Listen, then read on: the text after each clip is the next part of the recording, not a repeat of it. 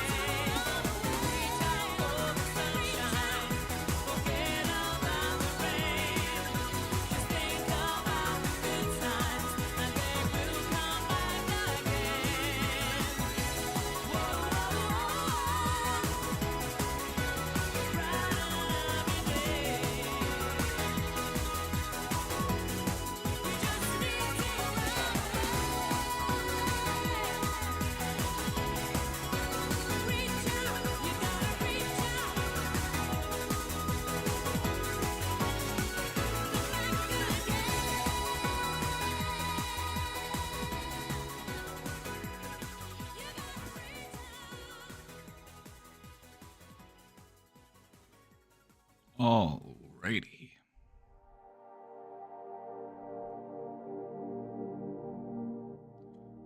Alrighty, we're back.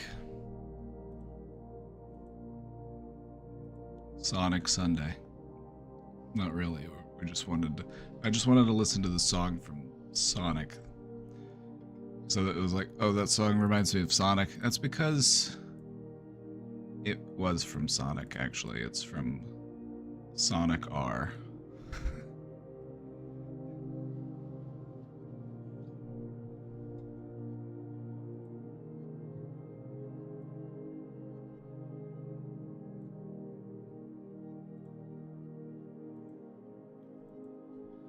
Welcome back, everybody. How's it going? How's it going? How you doing today? Black coffee? An apple? Who am I?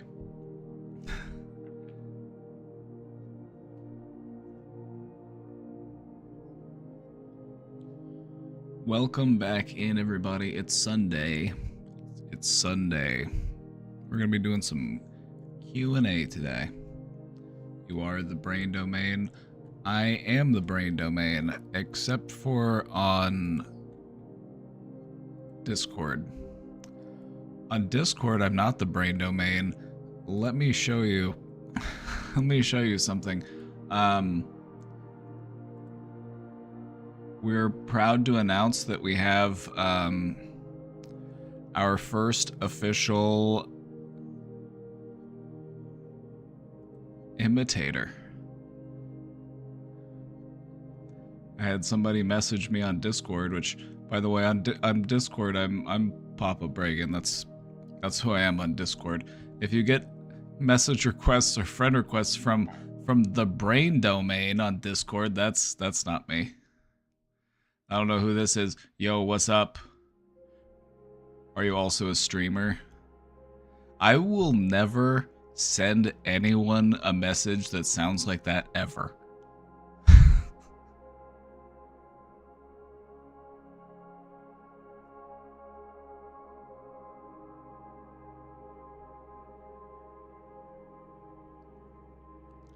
No idea who that could be.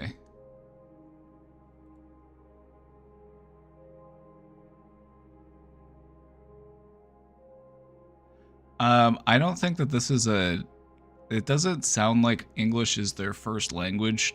I'm just basing that based of stuff like this, like, your channel looks good. How have you been promoting the channel to the audiences? And then, am a partner streamer. I'm like,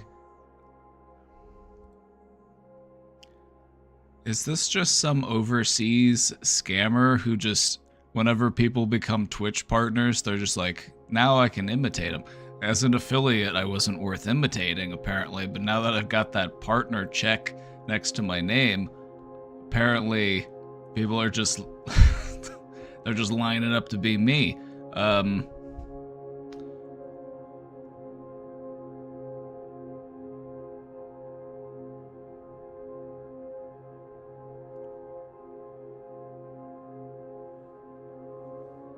Now, here's the thing.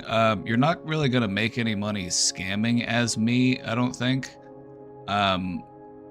If you want to promote my channel for free, just don't give me a bad reputation. Also, I'm not using these emojis.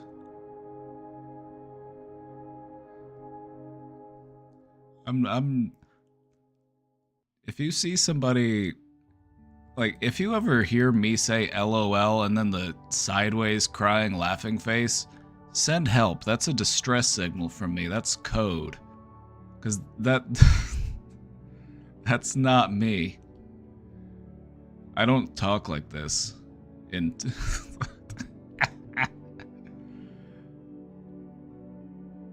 So yeah, just a heads up. If you get any messages from somebody on Discord claiming to be me,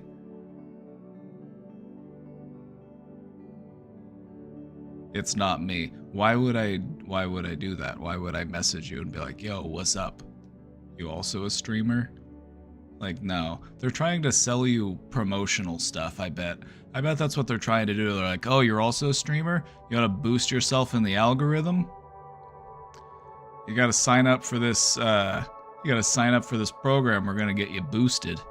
That's probably what it is. It's probably just trying to take advantage of up-and-coming streamers to try to sell them shit that they don't need. That's capitalism for you.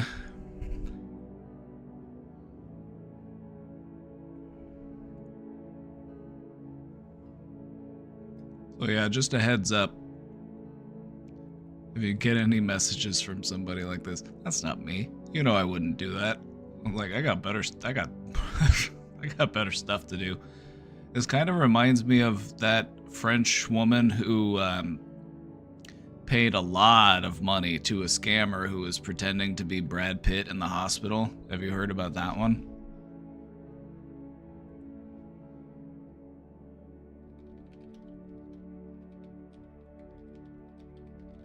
Hold on, let me... French woman catfished. She was conned out of around $850,000 or about 830,000 euros. She was catfished by AI Brad Pitt.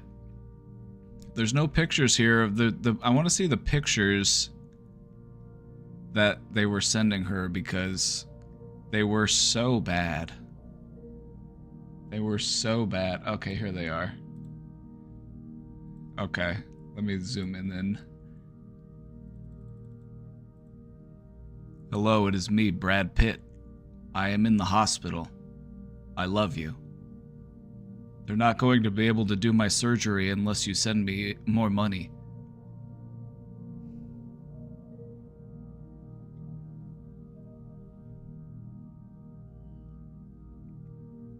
This is why we need to teach, like, internet literacy in school. Like, kids should be learning this from the get-go.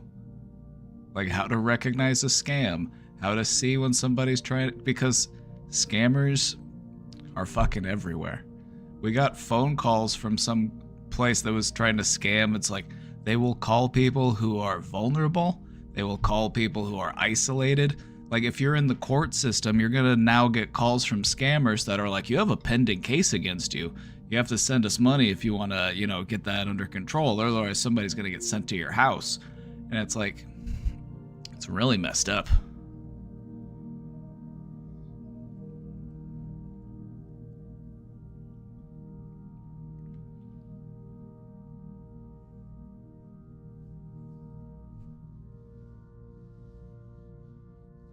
Someone used my pictures on Grindr to try to trick people into a sex party. How did that make you feel? Like, partially it would be like, I feel violated, but partially it'd be like, well, I guess I'm flattered. It's a weird feeling, I would think. Like, I feel like my boundaries have been violated. But I'm also like, well, they thought I was hot.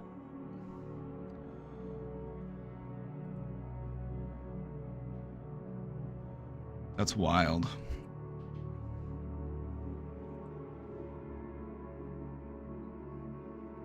Something real me would do. Oh.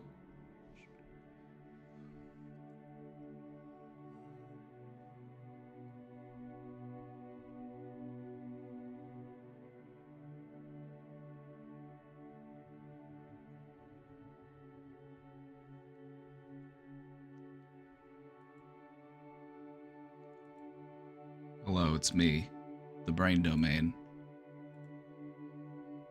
Also, you need to see this. This was their profile page, and their About Me section says, "Give your brain the gift of Christmas."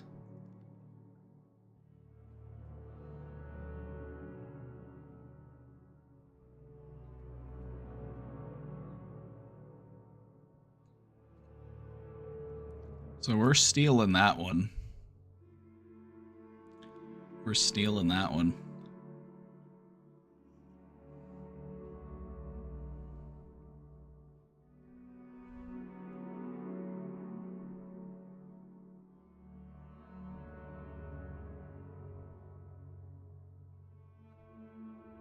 Give your brain the gift of Christmas. I get what they're trying to say, but I'm also just like, okay, but wait, hold on. I'm confused.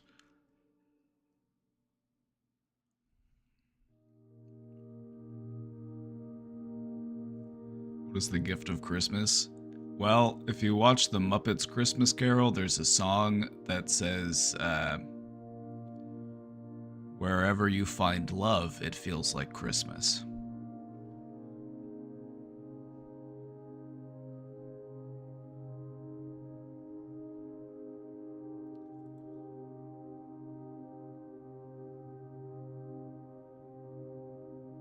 Right, so that was interesting to wake up to.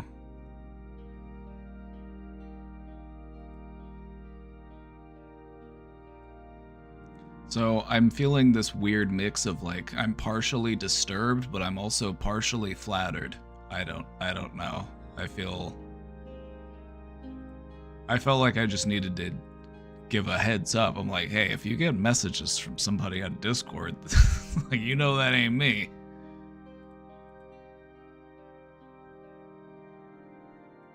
Like, I got time to message people? I wish I had more time to message people. You know what, actually, I do have time to message people more. I'm just in my isolating phase.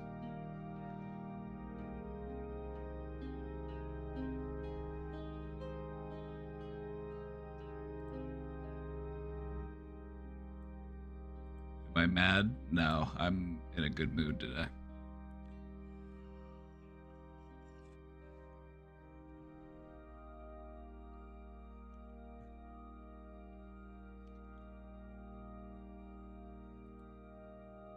Are hummingbirds actually insects? No. But I'm glad you asked this question. Hummingbirds are a really good example of how life fills every niche that it can. You know, if there's an opportunity to survive, if it's possible, life will fill that gap. There's life all around us. Hummingbirds fill a spot that's just like on the cutting edge of what is possible.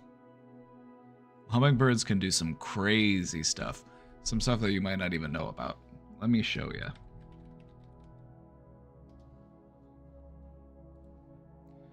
Many of you probably know what a hummingbird is.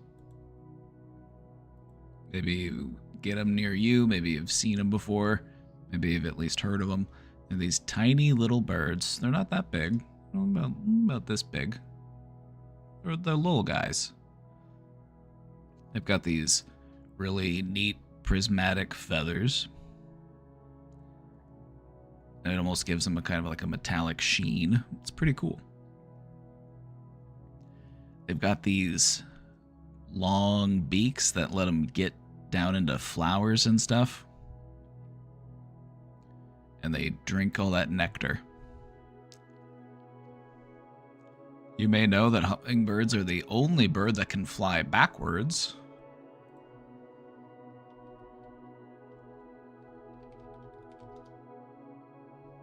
The hummingbird is the only bird that can fly backwards, and that's because it has a double hinged wing.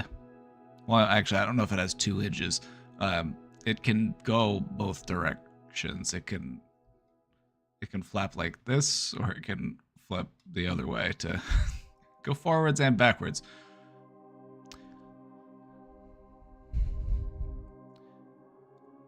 What you might not know is that hummingbirds have to eat every 15 minutes. They need a constant supply of food. They're also very territorial. So hummingbirds really do live in a very extreme way. It's very cutthroat. It's like they're territorial. You gotta eat all the time. Your heart's beating way fast.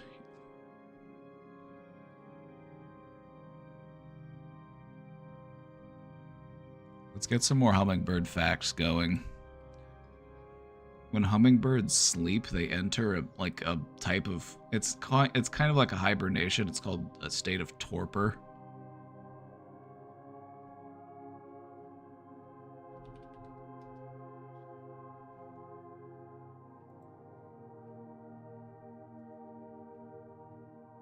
There's tons of different species of hummingbirds. They are the most insect-like bird, I would say. As far as birds go, these are the most insect-like bird.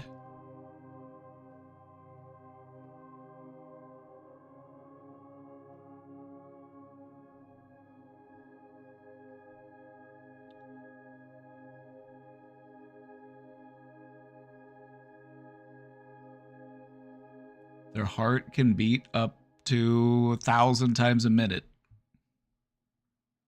They beat their wings 60 to 80 times a second. They cannot walk, they can only perch and scoot.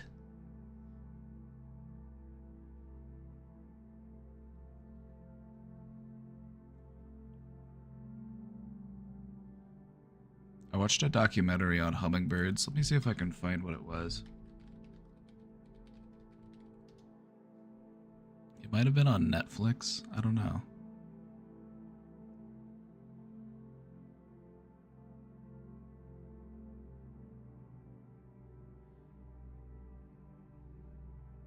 It's a David Attenborough one.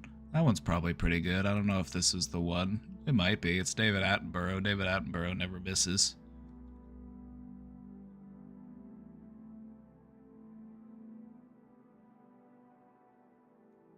Anyway, they're really remarkable creatures because they live life on the edge. And they fill a very extreme niche in the ecosystem.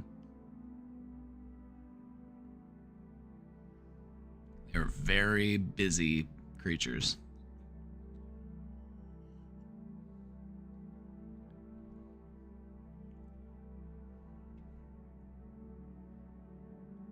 There's a hummingbird type moth. Now this I need to see. The hummingbird moth. Oh my god, it does look like a hummingbird. It's a big moth. See, this is where you kind of get the overlap. Instead of looking at it as bird and insect, look at it as this is the niche in the ecosystem that it fills. It's this very mobile creature, so it can get the nectar out of all of these tiny little flowers that other creatures might have a harder time getting to, or it can fly forwards and backwards and up and down, so it can get down up underneath it, and it can go all, and it can access this food source that might not be accessible by many other creatures, and so it fills that gap.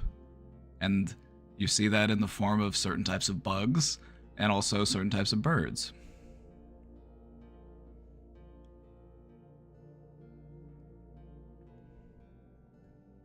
Isn't life fantastic? Oh, we get them here too, apparently. We get them in Missouri, apparently. I've never seen one before. Their wings beat so fast they sound like little drones. It's true. Let's hear it real quick.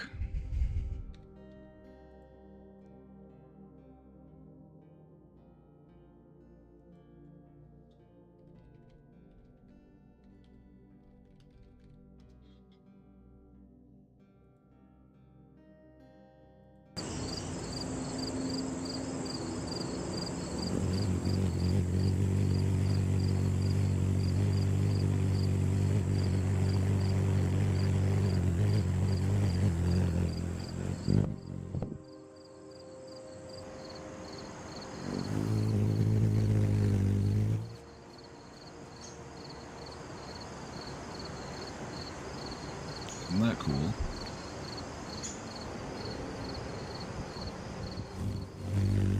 Can you point to your state on the map? It's the one right in the middle. We're dead center in the middle.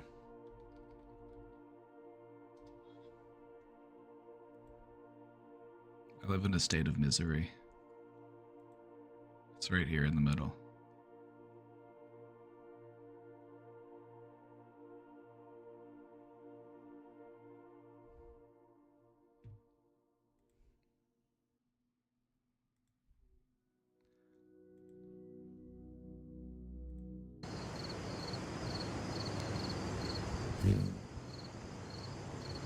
I think it's neat. I think it's neat, honestly.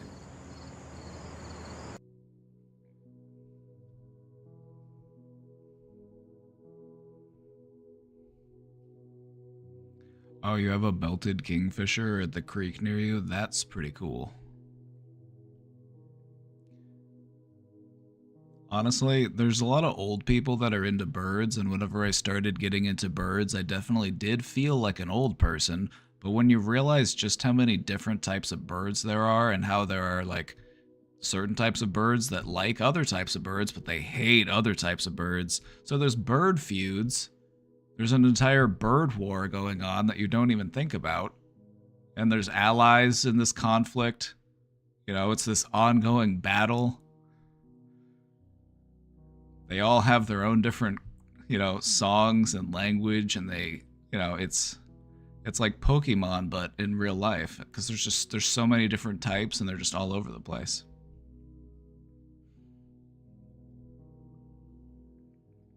Blue jays are monsters. Oh, I like corvids, but I don't really respect the blue jays. The blue jays are fucking assholes. They're annoying. They make an annoying screech.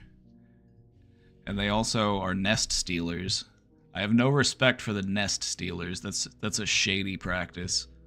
I like most birds, but the birds that I'm not really a fan of are the nest stealers. I think that's dirty business.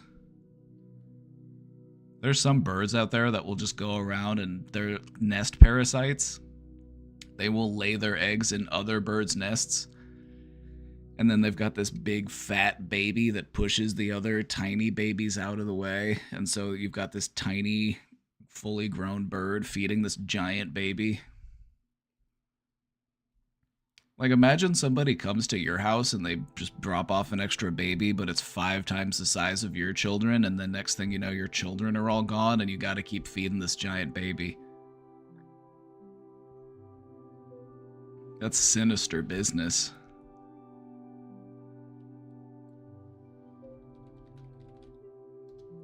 Let me show you what a blue jay sounds like, because they sound like fucking shit.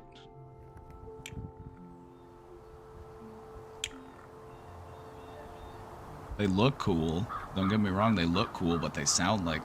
Hold on. Wait for it. It's coming. It's... Come on, buddy.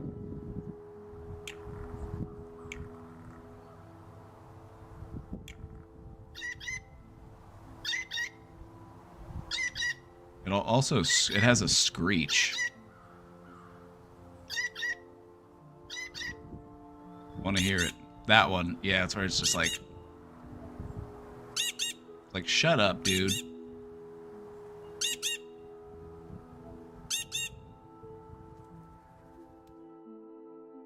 Can we watch TikTok compilations?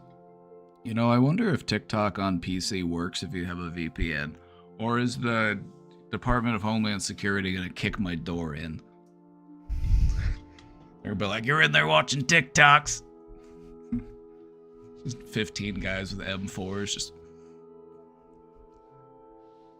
It got unbanned again. It's back up for me. They need to make up their fucking mind. That's what they need to do.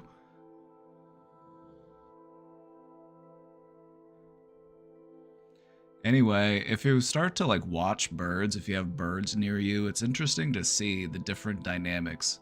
Like cardinals and robins, like they don't mind each other. They'll still sit next to each other at the feeder. You know, they have like an alliance. But they fucking hate the Blue Jays. Everybody hates the Blue Jays.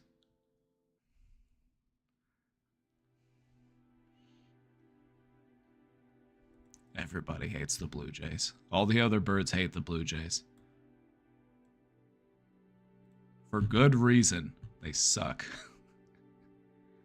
They look cool. They look cool, but they're actually tremendous assholes.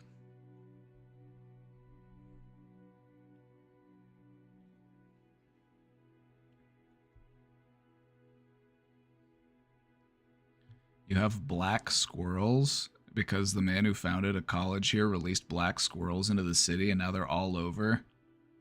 Just like Pablo Escobar's hippos.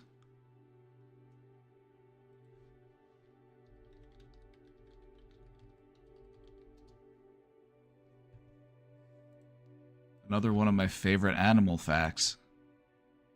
Why are there hippopotamuses in Colombia? Well, because Pablo Escobar brought them there for his private zoo.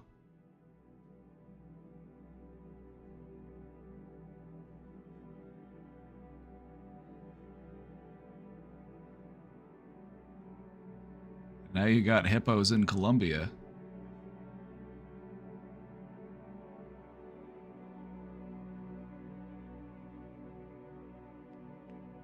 You're probably just like, well, why don't they hunt the hippos? Because have you imagine trying to hunt a hippo? You know what a hippo looks like underneath all that skin? It looks rotund. It looks like it's just a big flabby creature, but oh no. Oh no.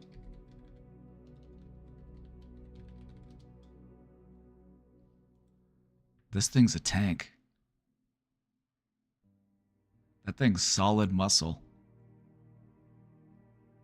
That thing will snap you in half, and they can hold their breath for a really long time. They'll just hang out under the water. They'll hear the boats coming, and they'll just go hide out. You won't even see them. There could be 20 hippos near you. You wouldn't have an idea. Maybe you could see some bubbles. You know, that could be a turtle. Who knows? Hippos are. I could not imagine trying to get rid of hippos from the jungles of Colombia. There's no way.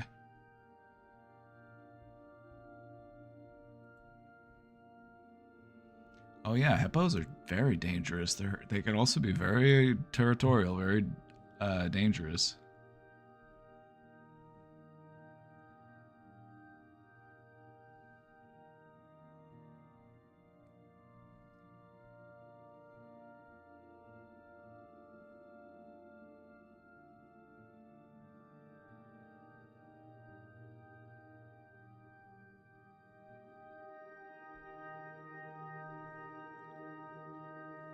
Hippo beats a grizzly bear, right? You know?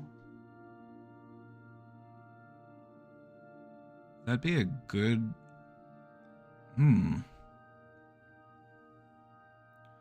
You know, I would probably give it to the hippo, but it probably wouldn't be like 100% of the time. I feel like there would be some times where the bear might take it, but it's like, what does the bear have that could really like get through the hippo's armor? Because the hippo is just so... The thing about a hippo is like, that's like trying to take down it's almost like trying to take down a rhino.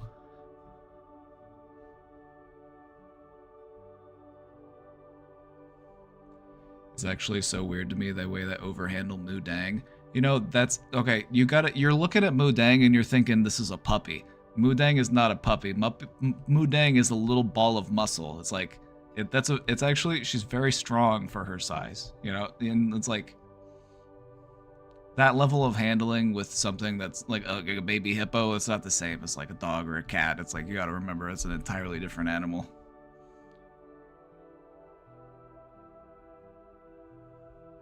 Also, it makes it so that she's less dangerous as an adult.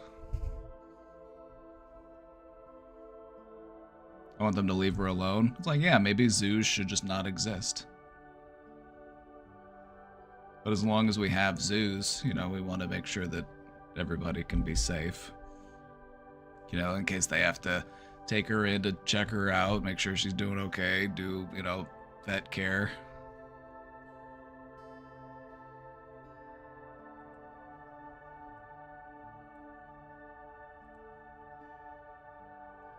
This was a fun question. Are hummingbirds actually insects? No, but they do exist at kind of like a junction point where insect and bird start to meet. And you'll see like hummingbird moths and you'll see hummingbirds, and they meet up at this niche form of life. It's like creatures that drink the nectar of flowers that might not otherwise be, you know, consumed by other forms of life. It's an available resource. It's energy available within the environment, and life will step up to find a way to, you know, access and use that energy source.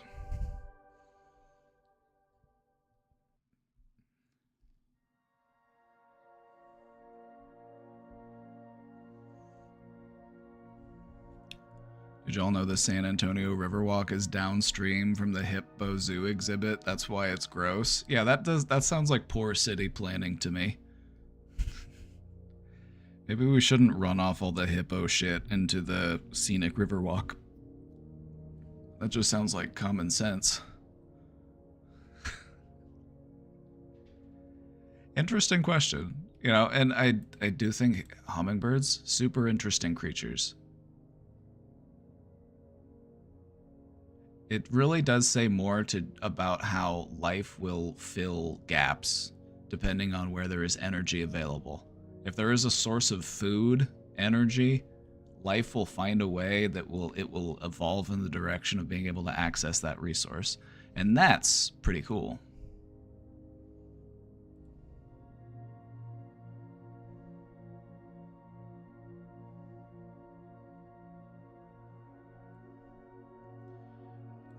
I'm trying my best to be positive, but I keep having suicidal thoughts almost daily.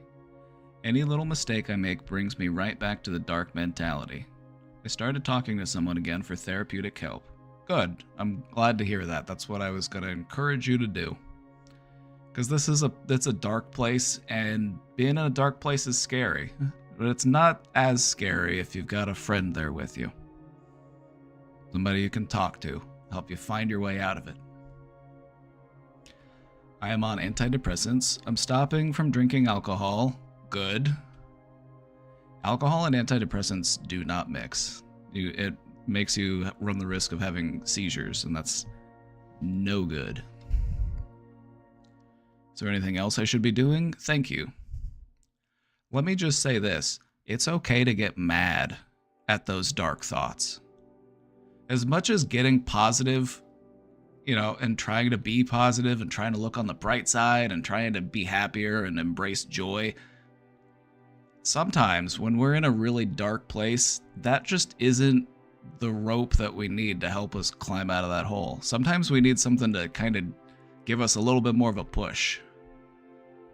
It's okay to get frustrated and angry with those dark thoughts. Allow that to motivate you to make the changes you need to change.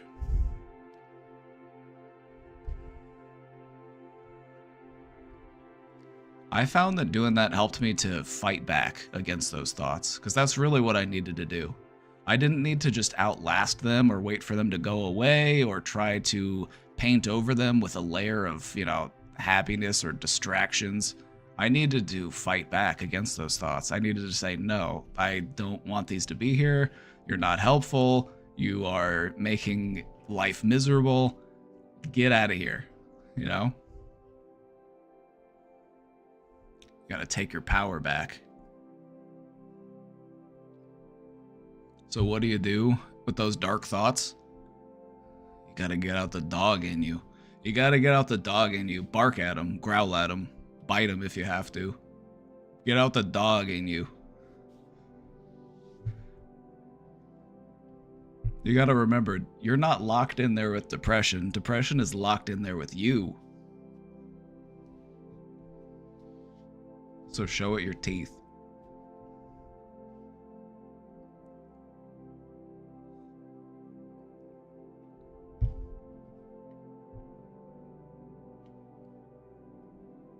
You're not angry at yourself, you're angry at the depression. Because you aren't the depression. The depression is just it's the situation. It's the mindset. Those can be changed. Those can be worked through. It's not a fundamental feature of who you are. It's not a core component of your personality. It is a phase. It is a stage of life. It is something that you can learn from and grow by overcoming. It is something that can help you to become stronger than you even thought possible. Keep up the good fight. We'll be here cheering you on. Keep putting people in your corner, You get into the ring, you trade punches, you come back to your corner and they say, all right, you're doing good. Towel you off, give you some water.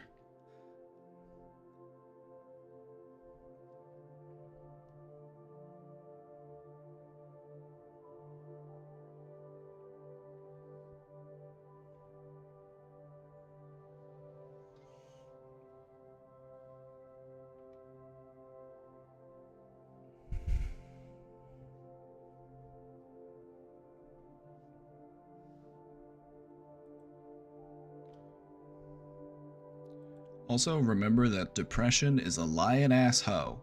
Depression is a lion-ass hoe, and you should do the opposite of what depression tells you to do. We can't trust that bitch.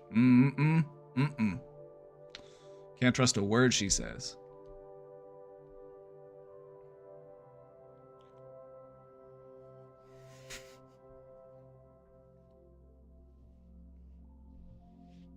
Depression, she's one fake-ass bitch. I don't know why I keep womanizing depression. I don't know. I was committed to the bit. Anyway, we're moving on.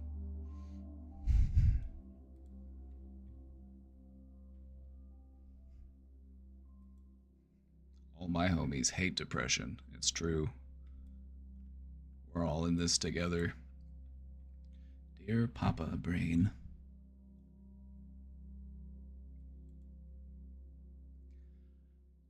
I've been doing weird stuff for a long time. Relatable. You know, that's how I feel like I could start my autobiography, actually. I've been doing weird stuff for a long time. Now I'm finally gonna write it down. Title of my book.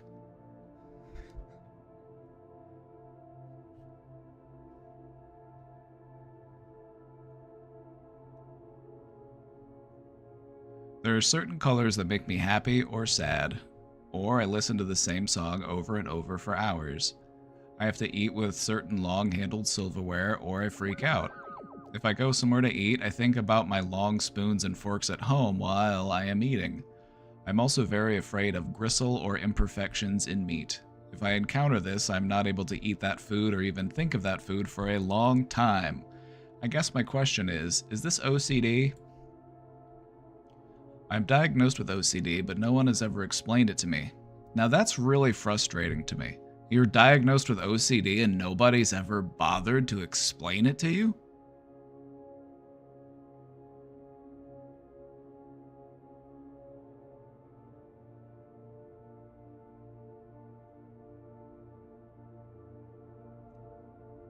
This makes me want to go break things. Give me something to break.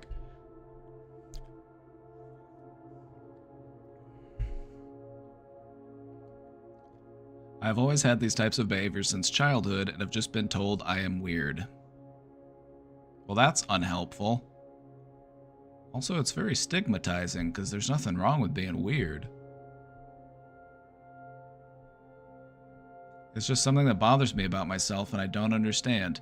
Alright. Let's talk about it.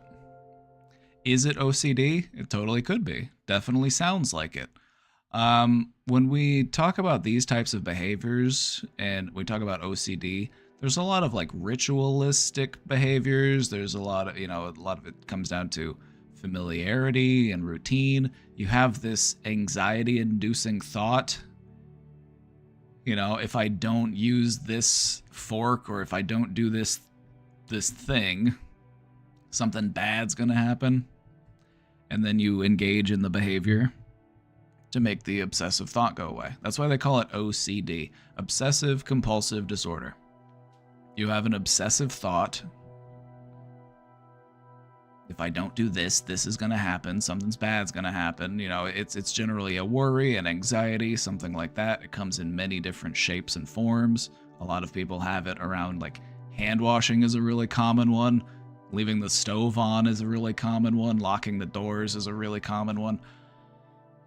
And then, as a way of coping or reducing the stress from that obsessive thought, you engage in the compulsion, hence the C in the OCD, the compulsive behavior.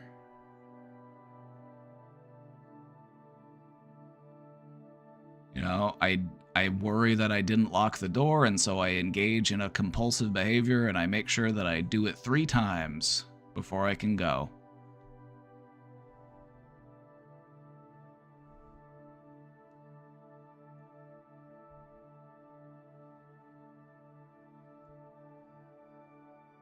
I was diagnosed with things at a crisis unit, and then they just sent me home. I have never been given any help since then besides medication. Welcome to the American mental health care system. There's also something called Pure. Oh yeah, Pure O. I didn't want to get like I'll tell you about it briefly. I just didn't want to get any confusion. Pure O would just be just the obsessive thinking. It's like having a really intense struggle with just the intrusive thoughts. Like for a lot of people, it's just like it might be violent imagery, it might be like hateful or like just really awful. You know, it's basically just really nasty, intrusive thoughts that cause you stress.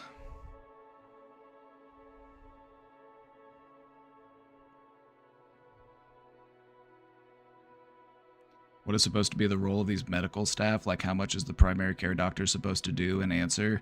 I'm like, they could at least give you out a handout. I'm like, if you're for the amount of money that you're paying to go to the doctor, they could at least afford to give you a 2-page printout on what OCD is. Like, okay, I think this sounds like OCD. Have you heard of that before? Do you know what that means? But they don't do that. They're just like, yep, sounds like OCD. Let's put that diagnosis on your record. All right, see you later. Here's some medication. Call us in 2 weeks and see how you feel.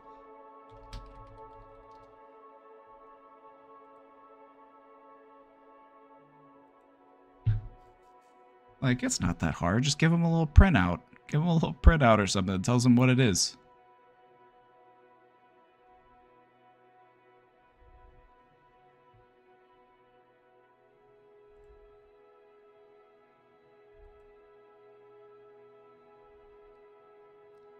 It's a thought loop.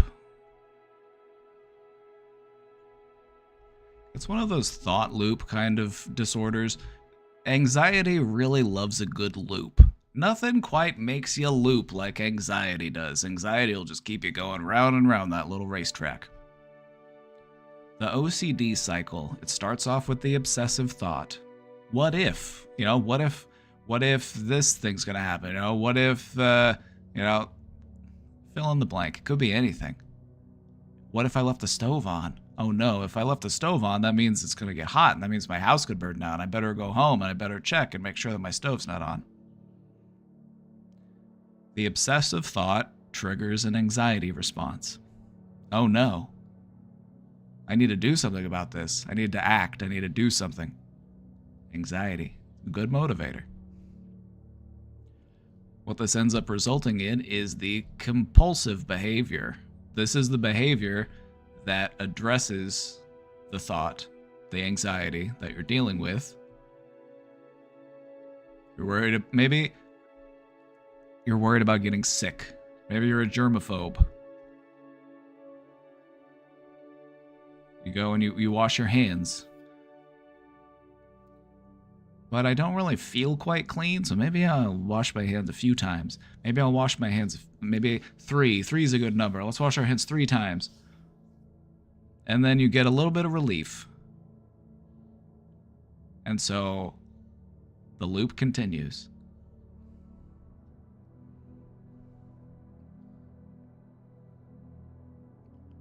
How do you manage something like this? By recognizing your cycle, being aware of what you're going through, the thought, the anxiety, the compulsion, the relief.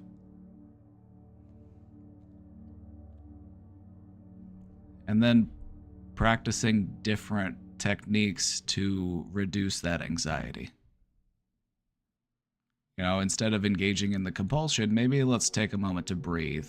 Maybe let's do a grounding exercise. Maybe we need to go for a walk. Maybe we need to find something else to do. Maybe we need a distraction.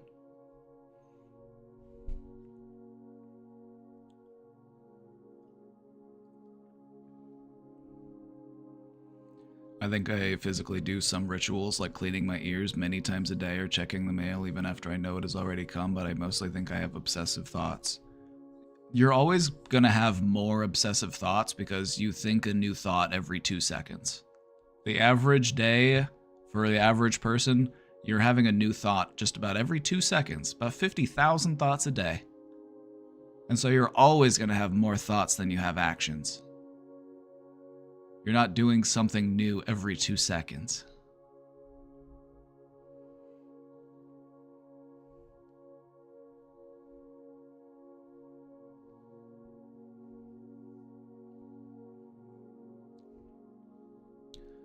Mindfulness is going to be your biggest tool in changing this. Just learning to recognize it, take a step back from it. Like, okay, so this is the feeling that I'm feeling, and this is what I want to do to make me feel better about it. But I know that only is going to last for so long, so what can I do instead? All right, maybe we need to change our thinking. Maybe we need to reframe our thinking a little bit. Maybe we need to give ourselves some more positive affirmations. You know, I only need to check the mail once a day because the mail only arrives once a day, and the mail tends to arrive at this time every day.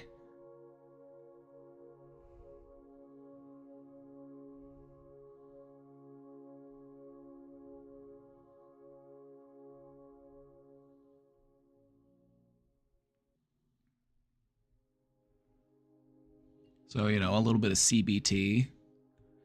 You know, the thing about OCD is it is super treatable. Anxiety disorders in general are very receptive to treatment, especially like CBT, cognitive behavioral therapy, because you're learning how to recognize the thought that's causing the anxiety, and then you practice a new response to that thought, and so you're able to change that cycle from something very self-reinforcing and very stressful into something that's much more manageable.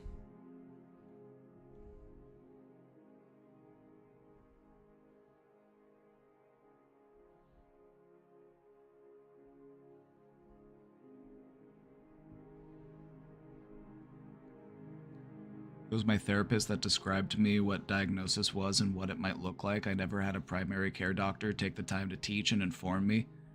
And that makes sense. Like a lot of primary care doctors, that just might not be their realm of, because they're general practitioners for the most part. They've got a wide array of knowledge. They might not be that knowledgeable on mental health. They might just have more of a general understanding of what it is.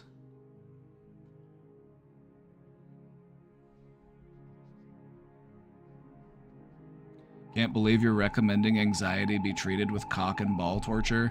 You know, for many people it works. You know? If you want to overcome your fears, you gotta face your fears. That's what CBT is all about. Wait, what? I'm sorry, what were we saying? Robin, thank you for the 4 months. Thank you for subscribing. Hope you're having a good day.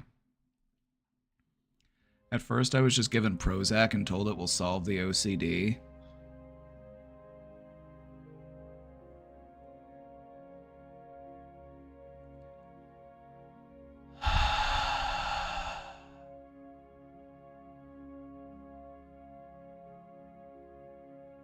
No.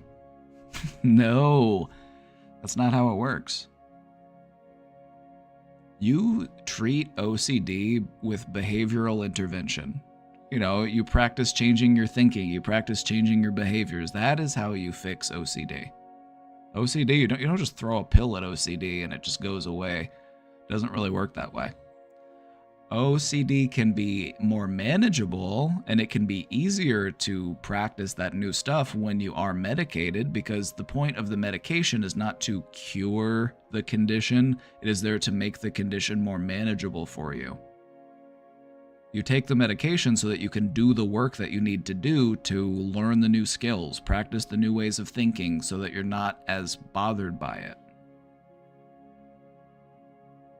That's the point. It's not meant to just be like, here, take this, it'll go away. It doesn't really work that way.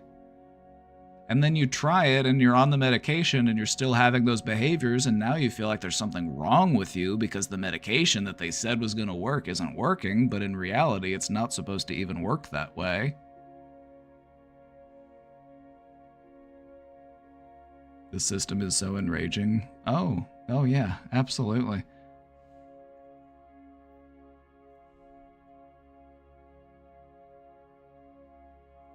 I wish I was rich so I could get better care. Well, let me just tell you this. Some of the best care that you can get is absolutely fucking free.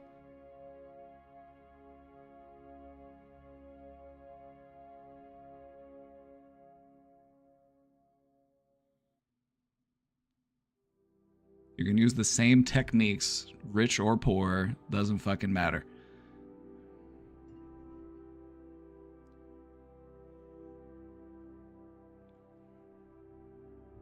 Rich people just do it in a fancier way, but in reality, it's like stuff like reframing, mindfulness, grounding techniques, learning how to regulate your emotions rather than being overwhelmed by your emotions. As it turns out, that is helpful for like a vast majority of people who are struggling.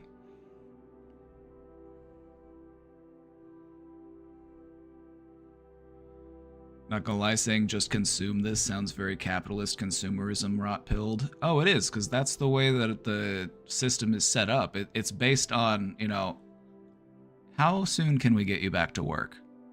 You're feeling all this existential dread? You're feeling suicidal? You're feeling depressed? That's no good. But somebody's gotta be sending those emails. Somebody's gotta be filling out those reports. Are you and you can't do it? Well, let's get you on a medication so that you can get back to it. Your ability to work is one of the metrics that they use in determining your mental wellness. But what if the system that you work in is part of the cause for that depression? What if you have realized that I will work every day of my life and I'll never get to retire because I saw it happen to my parents. They weren't able to retire. They're still having to work because the rug got pulled out from everybody.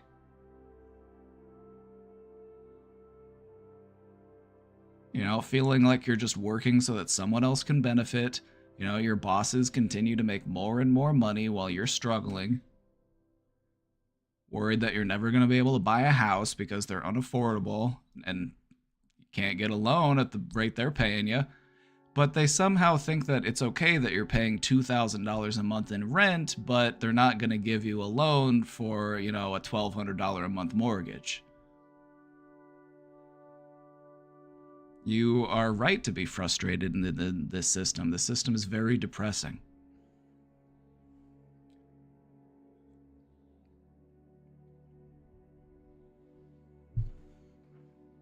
The psychiatrists give that vibe. They just switch your meds until something changes.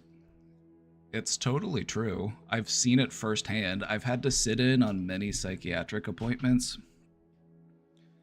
Taking people there. And part of what I did was I served as kind of like an advocate or a liaison for the client in the psychiatric appointment. Because the psychiatrist, they only get 15 minutes with you, like once a month. And they have to determine your mental status in that small amount of time. And that's just not really doable. It's not really accurate. What if they catch you on a bad day? What if they catch you on a good day? That could change the entire trajectory of your treatment. And so I sat in a lot of those appointments just to kind of like reiterate information and, make sure that we're talking about the same stuff that you're telling them the same stuff you told me about, how you've been feeling that day, how you've been taking care of yourself, have you, stuff like that. And the amount of times that I've seen doctors just like, all right, well, that's not working. Let's go ahead and just up it a little bit and see what that does. Or let's take you off that one and put you on this one. It's just the amount of guesswork in psychiatric medication is observably frustrating. There's not that level of guesswork in most other paths of like medical prescription, Like if you have high blood pressure, it's pretty well known what you do to treat high blood pressure. But when you got, depression or mania or psychosis, it's like there's tons of different stuff they could give you.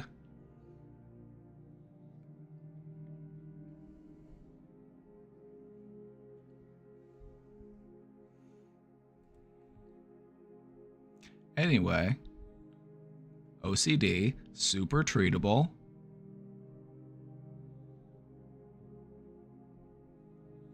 What I would encourage you to do is, if you have those things that are like bothersome to you, or they're taking up too much of your time, or you feel like you're caught in these rituals, just practice challenging those rituals.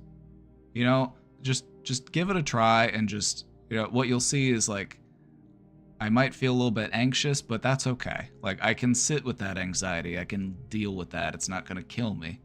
That's part of what you do is you have to be more comfortable with just allowing the anxiety in, sitting with it, saying, hey, it's okay. It's okay. You don't got nothing to worry about. And then just letting it fade away naturally.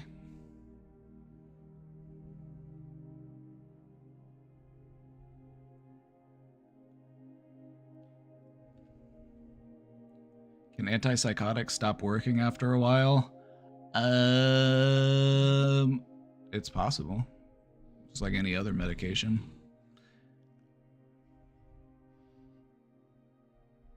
The thing about antipsychotics is that there's a lot of different modes and methods of antipsychotics.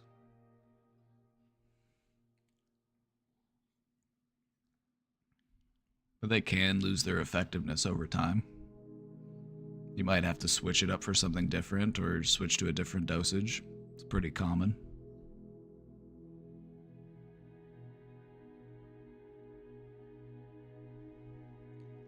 It also bothers me because I am a logical person and I cannot understand my own brain and why I need to eat with a certain fork or spoon. I think what you need to do is recognize the logical side of yourself and recognize the anxious part of yourself and realize that they are the same person. They don't need to be at ends with one another. It's not a conflict. We don't need to be fighting and blaming each other. We need to come together. We need to support each other more.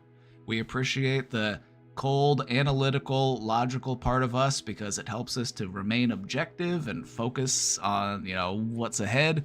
And then we want to appreciate the soft, emotional, sentimental side of us because that's what brings light into our life. It's okay to have both. Bring them together. Show empathy for yourself. Compassion.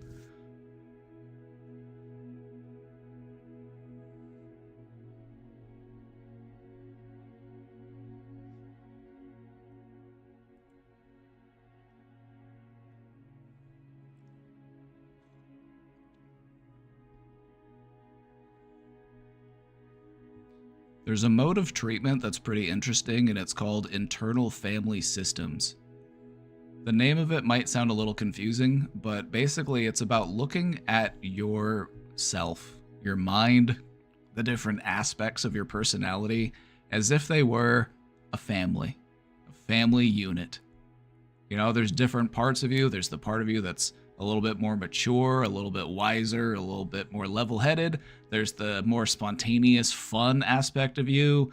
There's the, you got the wild child. Bringing them together and finding peace within that unit.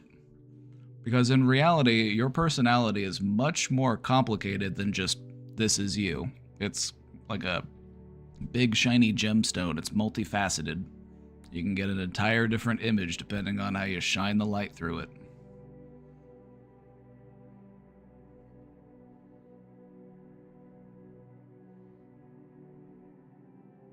I guess I didn't see it that way. I was just seeing it as a weakness that needs to go away. But it can't go away because it's you. So you gotta welcome it in and embrace it. If it needs to change, it can change, but we can't get rid of it. It's part of who we are.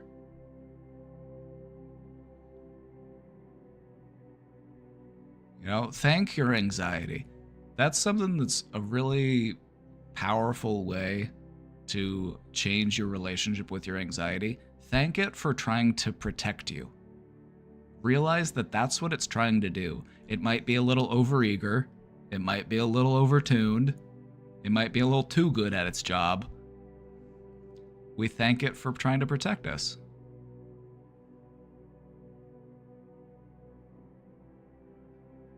End that internal conflict that you're having with it. It's not your enemy. It's trying to help you. It's doing it in the best way it knows how.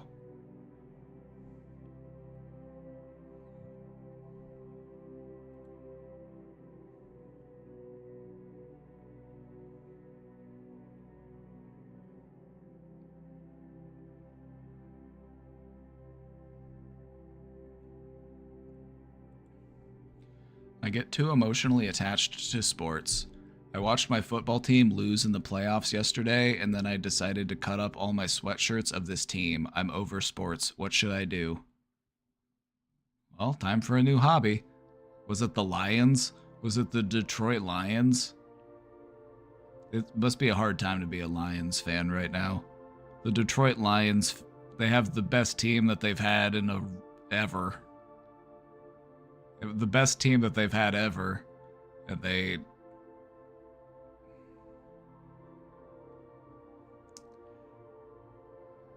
got knocked out of the playoffs. You hate to see it. A shocking upset for sure.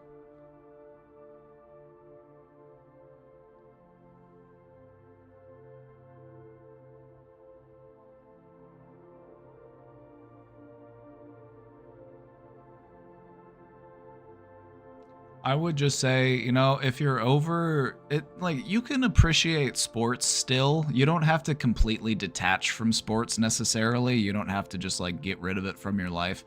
But you can still just, like, maybe do it more at a distance. You know, maybe we don't need to be that emotionally invested in it. And so what I would say is you need to find something else to invest that energy into. If you're not going to be investing it into sports team, what do we want to put it into? Because that energy is freed up now. Let's try to pick something good.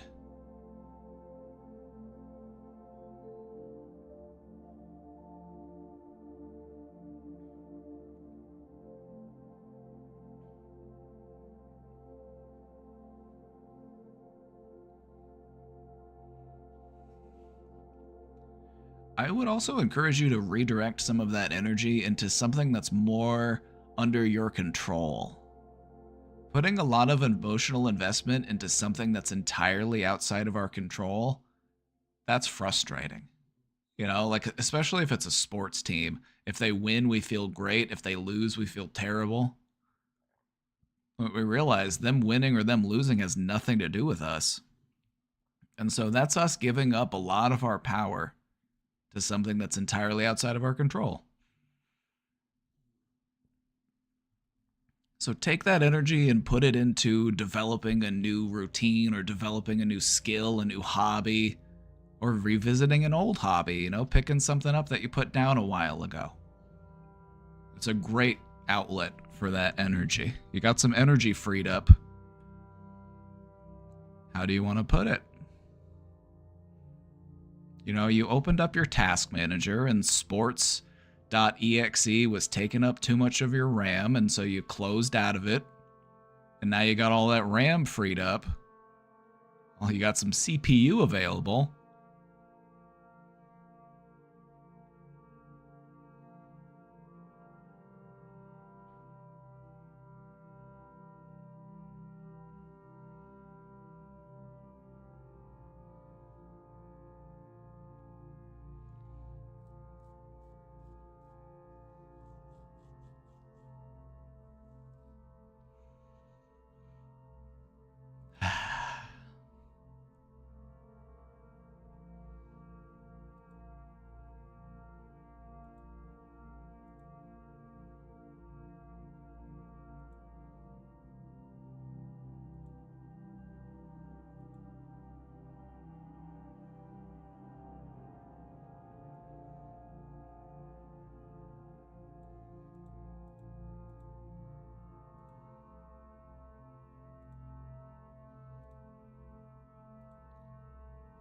Another update.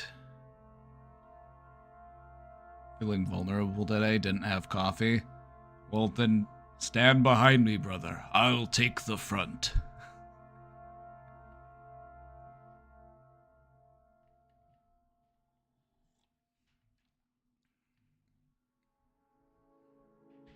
Go rest in the back line, brother. I'll take your place in the pike wall. I'll hold the line.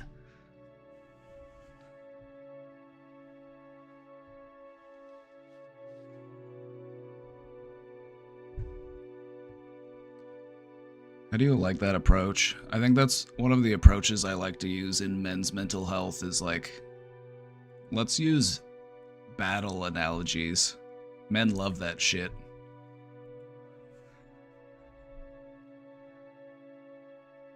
It's true. We love it. We love being warriors, don't we?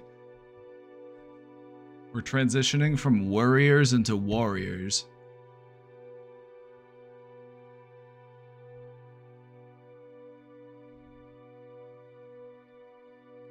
You love epic battles in movies? Everybody likes a good epic battle, I think. You know, I think that's... Everybody loves a good epic battle.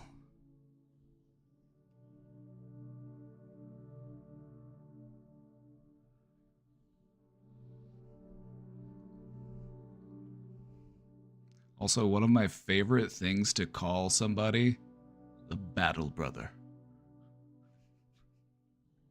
That's just so cold. I love it.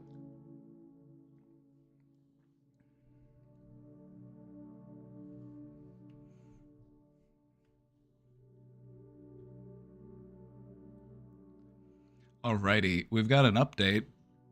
I'm the guy who had the girlfriend who wouldn't let the animals out while I was at work. Things haven't gone all that well in the time since. I was late one too many times after coming home to let the animals out on my lunch break, and I got fired. It sucks, but it is what it is. That job sucked anyway.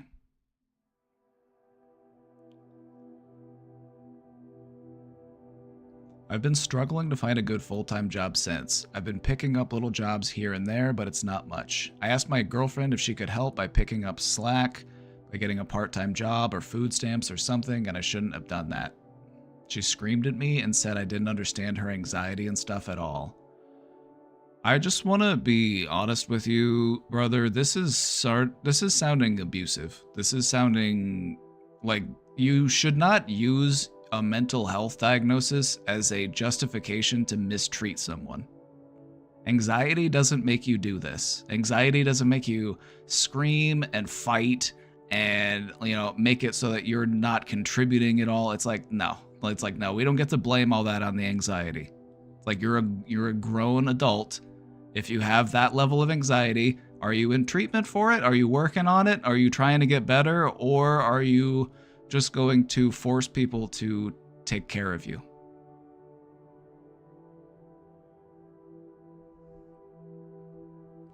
This is a really stressful situation to be in when somebody leverages a diagnosis against you in a relationship. They're saying, oh, I can't do this, and you don't understand me, and now it's your fault. This is abuse. This is an abuse tactic. It's called Darvo. They're turning it back onto you. They're switching it around, so now they are the victim and you are the offender. When in reality, you're the one doing all the work. You're the one paying all the bills. You're the one picking up after all the animals. What do? They can't even get on assistance. Like, if you are unable to work, I have empathy for you, but you should be applying for benefits. You should be on disability benefits if you're unable to work. You should be accessing food stamps. Those are there so that people who are unable to provide for themselves can have support and resources. Access those resources.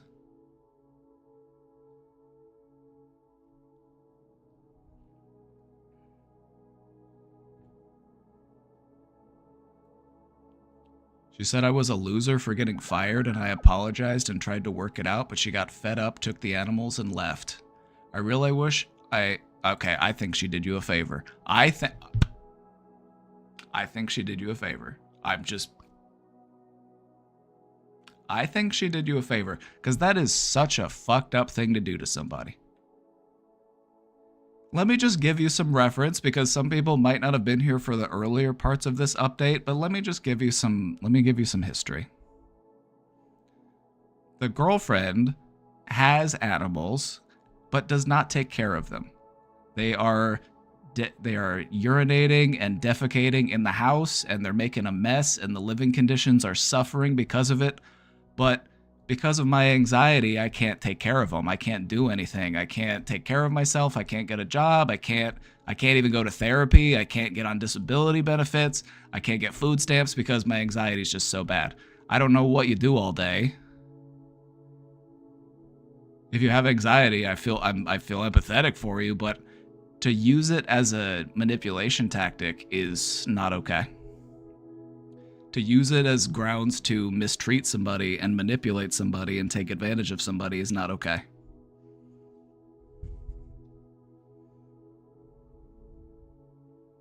And so what ended up happening was the questioner was having to come back to the house from work so that they could take care of the dogs. They were having to leave work on their lunch break, go take care of the dogs, and then go back to work. And then as a result, they ended up being late returning to work too many times, and they ended up losing their job. And now it's your fault? They call you a loser for losing your job? The only reason your job was at jeopardy at all is because she can't take care of her dogs. There's no accountability there.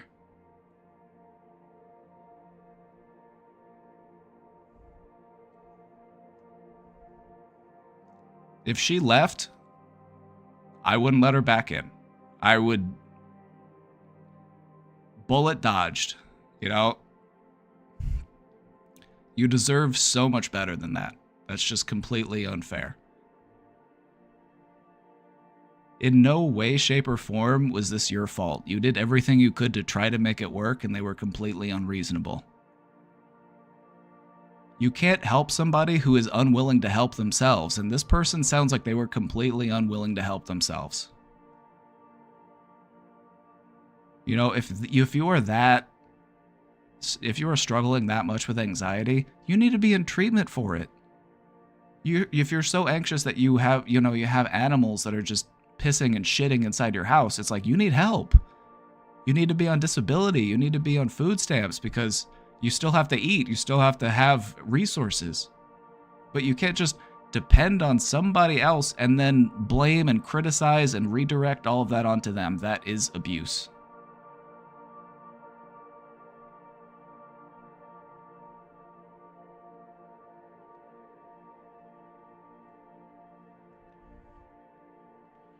I do not work and am disabled and sick a lot, but you still have... Yeah, and you take care of your house.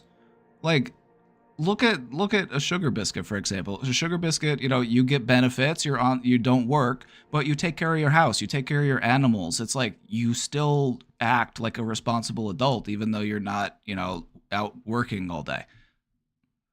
That's the way it should be.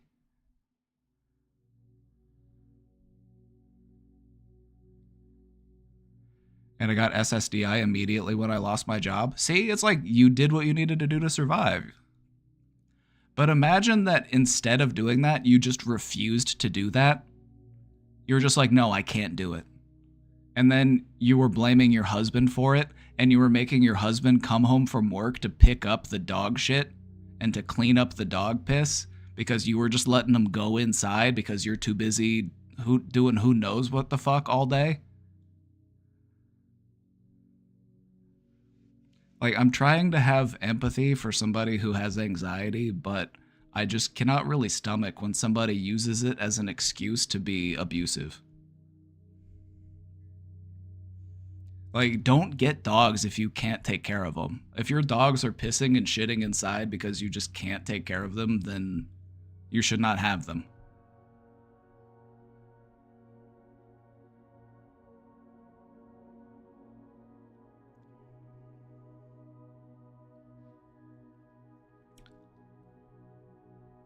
I really wish I hadn't said anything, and I just want to fix this. How can I fix this and get her back? I can't live without her. Yeah, you can. You absolutely can. You are going to realize that this was chipping away at you. This was slowly just eating at you. You don't deserve that abuse. I think the way to fix this is to fix your self-esteem and your self-confidence. You don't need this person. That person, she needs you far more than you need her.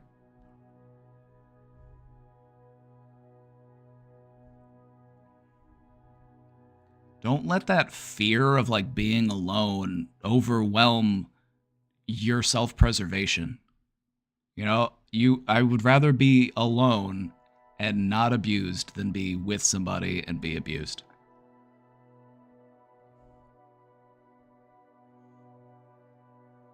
I honestly think she did you a favor by taking those animals and getting out of there. I wish you the best of luck in finding a new job and finding somebody who actually values you. Because this person does not see you as a person. They see you as a resource.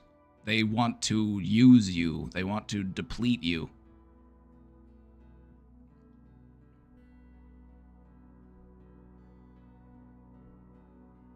And the second you asked for the slightest bit of help, she was out the door. It's like, this person is not interested in a healthy relationship with you. And I really hope that you see that.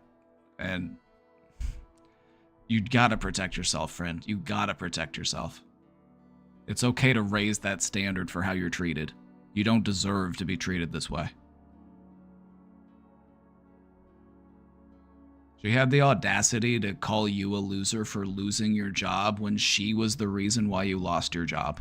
Where was her accountability? Where was the apology there? I'm so sorry that you had to come home from work on your lunch break to clean up the dog piss and the dog shit because I can't be bothered to do it. And you don't understand my anxiety and now I'm mad at you. It's like, if your anxiety is that fucking bad, get help.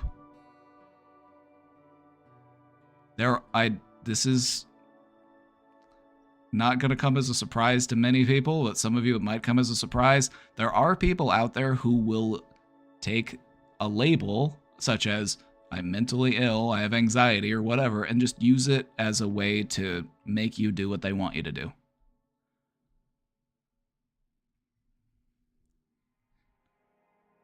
Give those people a wide berth.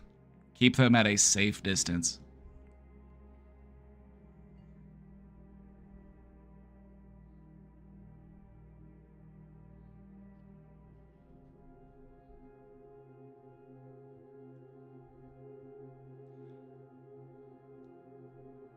When you've had some distance and some time to be out of this situation and you're actually able to like clear your head and see what it was you were going through, you'll realize that her leaving was a blessing.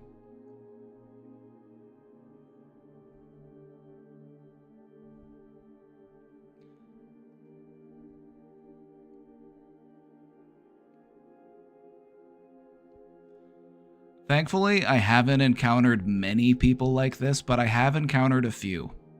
Because it's something that you see when you work in mental health. People who will take a diagnosis and use it as leverage to manipulate. Because manipulative people, that's how they survive. They survive by manipulating others to do what they want them to do. And having a mental health diagnosis gives you great leverage for manipulating people. Like, you can't treat me that way. I have anxiety. I can't do that. You have to do it. I have anxiety. Why'd you bring that up? Why are you talking to me about that? I have anxiety. You see what I mean? Now you can't have a conversation. You can't ask for a meaningful request. You can't have a healthy discussion about things. And you have to do all the work because I have anxiety. And you don't understand it, so now I'm mad at you for even asking.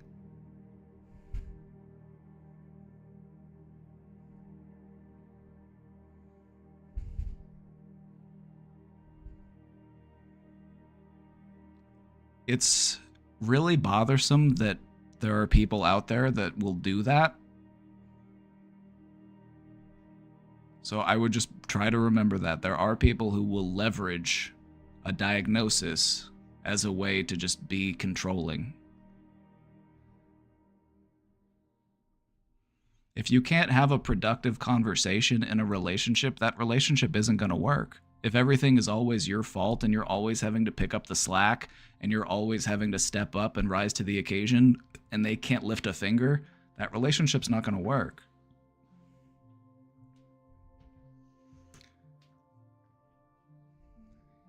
In time, you will be so thankful that you got out of this intact. Honestly, like you'll be like, what the hell was I thinking?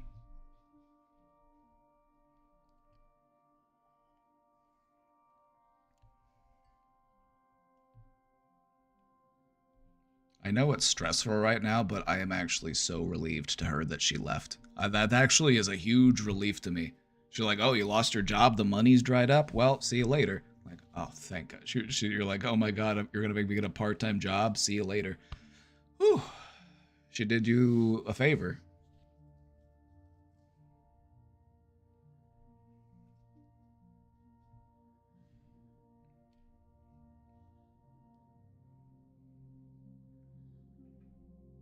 Partnerships should be partnerships. You should both be willing to do things.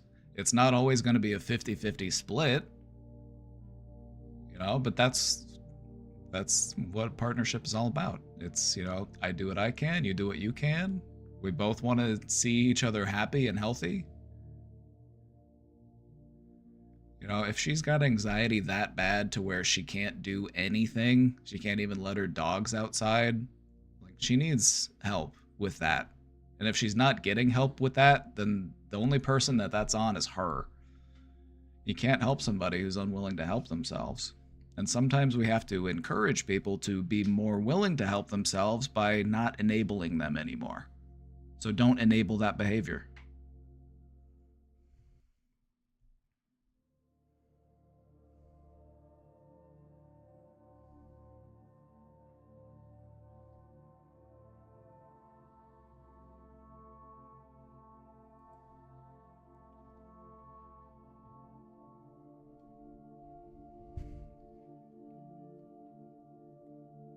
Hello, everyone.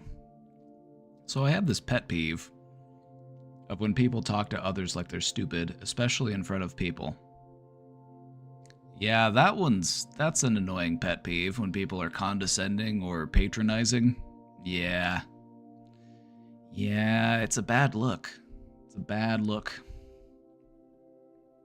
I feel it is unnecessary and is only used to degrade the person being talked to. It is. That's the whole point. And there are people out there who do it without even realizing that they are doing it. They do it subconsciously.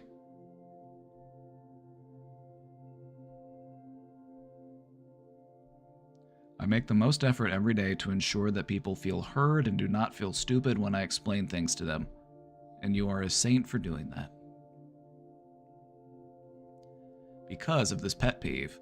So in a way, this pet peeve has actually inspired you to do better. So even though this pet peeve is annoying, it is what helped you be more motivated to do differently.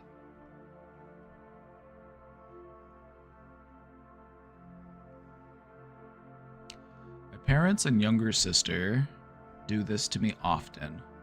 I'm sure that's what brought out this peeve of mine. Oh, absolutely. I guarantee it.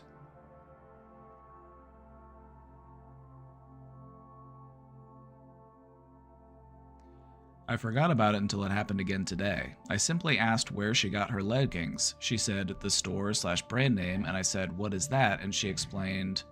I said, "Oh, well, why didn't you just say it was blank, insert store name?" And she said in the worst mocking tone I've ever heard since middle school, because it's not, it's their other brand and most all their stores are separate except the one here.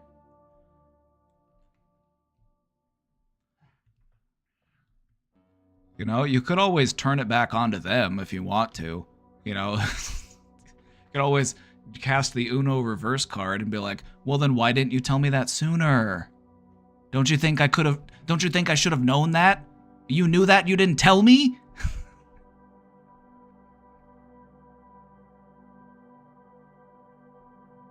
How could you know that and not tell me? You made me look like an idiot. That's so inconsiderate of you.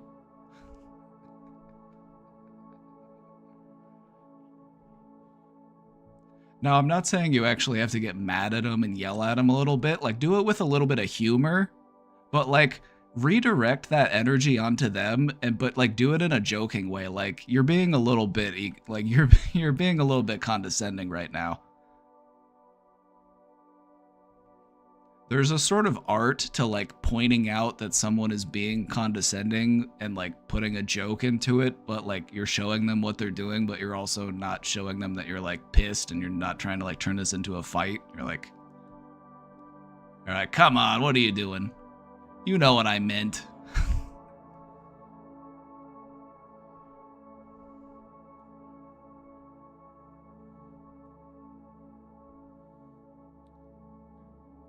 She's 20, by the way, not 10, Lamau, and I'm 27. And my mom was looking bewildered as F and said, well, I didn't know that either. I guess to kind of make me feel better, and I just walked away and went upstairs. I used to respond with some really low comments, but I don't know, at some point I said, well, I'll let my future speak for itself, instead of hitting back at these kind of situations. Anyways, I do keep my mouth shut, but my head is upset for a while. Okay. The whole, like, throw it back at him technique, I was mostly joking when I said that. Like, okay, it can work, but it's like, use that at your own caution.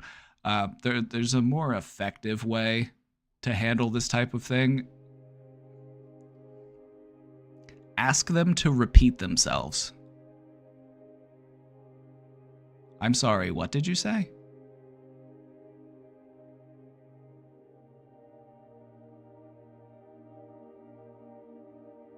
This is the ultimate technique when somebody throws shade your way. Ask them to repeat themselves. I'm sorry, what did you just say? See if they're condescending now. See if they want to double down on it. And then if they say it again, we're like, okay, well, why the attitude?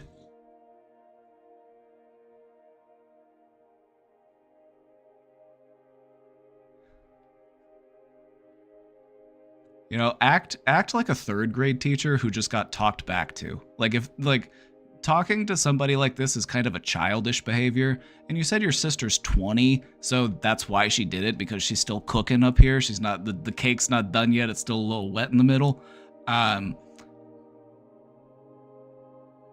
You gotta act like a stern third grade teacher and be like, excuse me? What did you just say to me?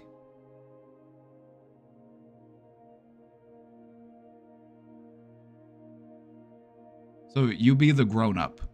You be the adult. If they want to act childish and you're going to talk to me in a childish way, then I'm going to handle you like I would handle a child if a child said that to me. I'm going to say, excuse me, what did you just say?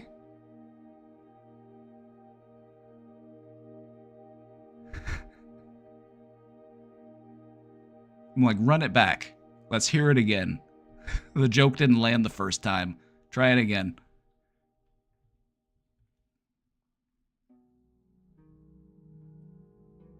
Anyway, that's how I handle it, but you also have to remember that in the choice between fight and flight, my fight instinct is stuck on fight.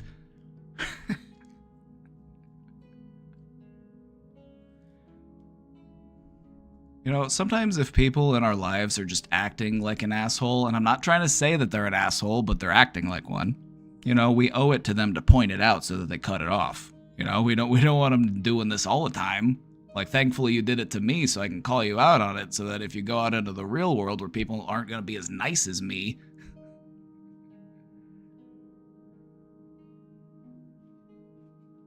Another really good response is this one. Are you ready? And how are you trying to make me feel right now?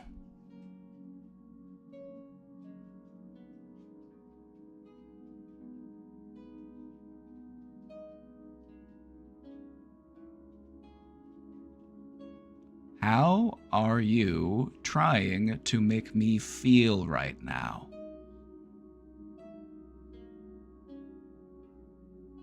Because if they're saying something and you can tell that they're trying to put you down with what they're saying, make them own up to that. Ask for clarification. How are you trying to make me feel right now?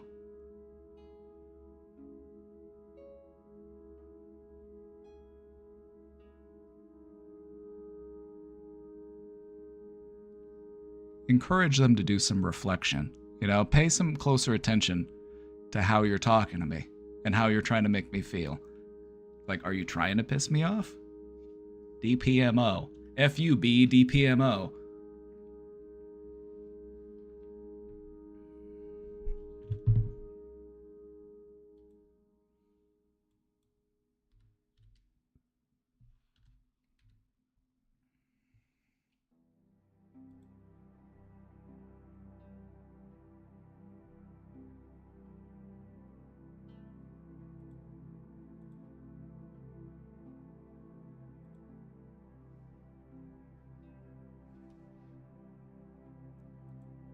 It can actually be a really helpful technique when somebody is being like aggressive or shady or, confrontational, just as a way to get them to pause and reflect on their delivery because they might not be consciously aware that they're coming at you so hot. If they're trying to make you feel some type of way, just ask for clarification. How are you trying to make me feel right now?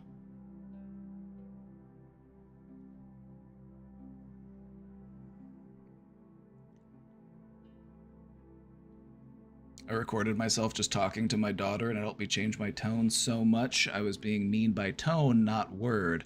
Now that is a keen observation. You gotta remember that sometimes it's not the words we use, it's the way that we deliver those words that really makes them spicy.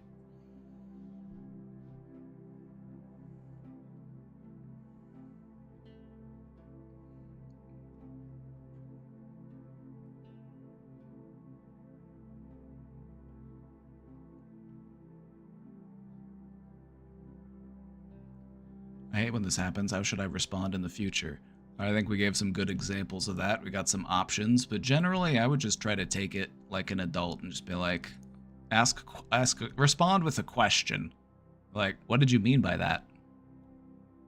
Like, if a person is going to treat you in that type of way, like, have them own up to it. Like, encourage them to reflect on it.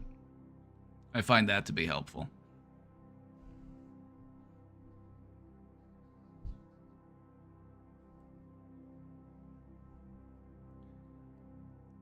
Also, I have a bad habit of feeling the need to explain that I am not dumb, and I don't know why my parents and sister treat me as such. I've learned to just shut up, but I feel it's wrong to be portrayed as the dumber sibling. I literally finished my BS in health sciences after having a son my junior year at 20. I didn't stop school at all. I also cheered competitively at 20 after having my son, worked a job, and graduated on the dean's list. So I feel like I'm at least not a freaking idiot, but it's like I have to always tell myself I am not dumb. You aren't dumb. Maybe they're jealous. See, here's the thing. I don't care if other people think that I'm dumb. It doesn't matter what they think about me. I know that I'm not dumb. Sometimes I feel really fucking dumb. We've all been there. It's all about your willingness to learn. It's all about your willingness to keep trying, I feel like most people are smarter than we give them credit for. Like maybe people just aren't getting taught things in the right way. Who knows? Do you really feel like they think that you're dumb, or is it just something that they like to try to ruffle your feathers with? Because sometimes it's... maybe it's just meant to be more playful, maybe, but it doesn't mean that it's not still hurting your feelings.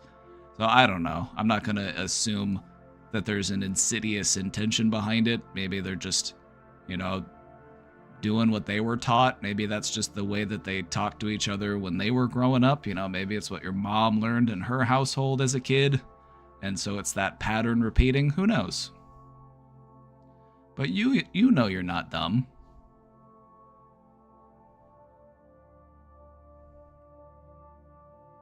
That's what matters.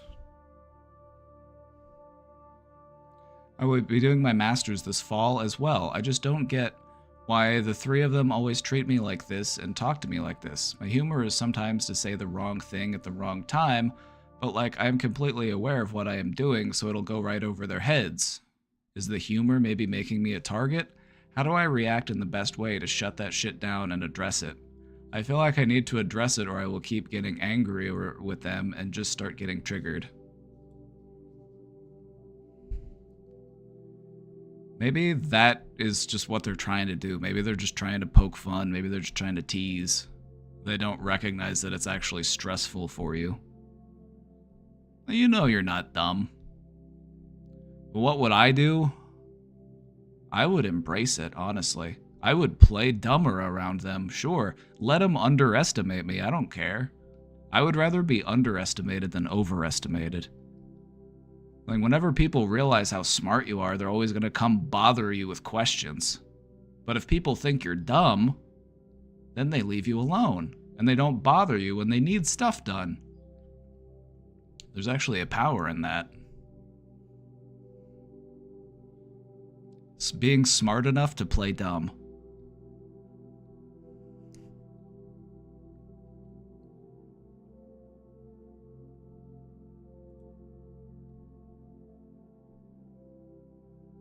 I found life much more enjoyable in that way. Cause like, even like, as like, I feel like I'm not dumb. I know that I'm not dumb. But there are still people who will like make accusations as if I were dumb. And so what I've found to be a better response is to not respond like, I'm not dumb, I'm actually smart. That makes me feel a little insecure, or that makes me project a little bit of insecurity. It's just like, I don't care if this person thinks I'm dumb. If they think I'm dumb, I'll show them how fucking dumb I am. Like, oh, it's my mom making me feel dumb? Well, guess where I got it from, Mom. Must have got it from you. Must run in the family. You know, just throw it back at them.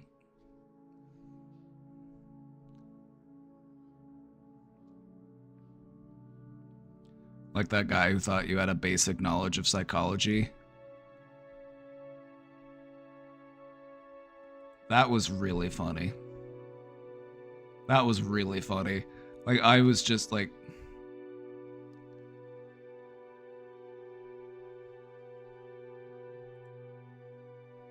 I agree with them. I do too.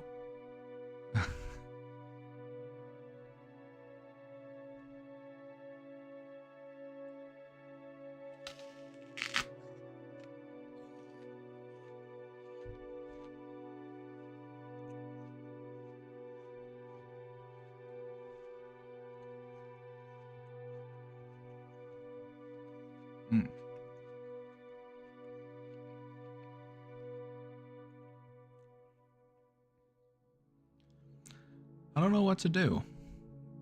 My dad's been in a drinking spree again.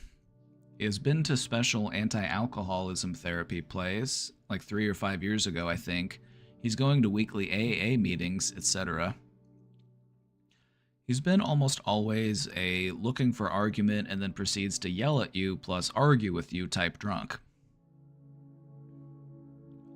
The thing is, since about a month ago, my grandpa from my mom's side has been at my parents' place because he's caught Lyme's disease, and for months nobody knew it was happening. Since he never got the red ring, and while he's been to a hospital and been getting treatment for polyneuropathy, the antibiotics for Lyme's disease have only started being given to him around a month ago, and he's still very, very weak. And my dad's been doing a drinking spree for about 2.5 weeks out of 4 that the grandpa's been here. So it's kind of sounded like that stressful event was the trigger for the relapse. That's something that you see very commonly in addiction, is a stressful life event happens, and to cope with that additional stress, we return to our old habits. Thankfully, it hasn't been going on that long. It's only been a couple weeks, but the sooner we can nip this in the bud, the better. When I was at their place earlier today, my dad was seemingly in the state of being very exhausted from alcohol in his body and therefore asleep except for when asked to come eat dinner. About 2 hours after I've left, he started arguing with Grandpa and then with Mom, and has started talking how I've told him about a secret conspiracy between Grandpa and Mom, and also how Mom's lying about him drinking except for Thursday when she found alcohol in his pockets. Yeah, lying about your drinking is also another thing that alcoholics may do, you know, because it's kind of shameful, you know. They feel like they have to hide it, they have to keep it to themselves, they don't want people to know, because in reality it's like they're struggling with an addiction, and an addiction is a disease. You know, you need help and support to treat that, and if you keep it to yourself and you're still in that denial phase, it's a tough place to be. My brother has texted me with the info about what happened after I've left, and also a recording of part of their yelling. I think that coming together as a family and having it You call it what you will, you call it an intervention, whatever. Getting the family together, you, the brother, mom, grandpa could come too, sure. But we all need to come together from a place of concern and compassion. We're not coming together to have a fight. We're coming here to have a conversation about how your drinking is affecting everybody.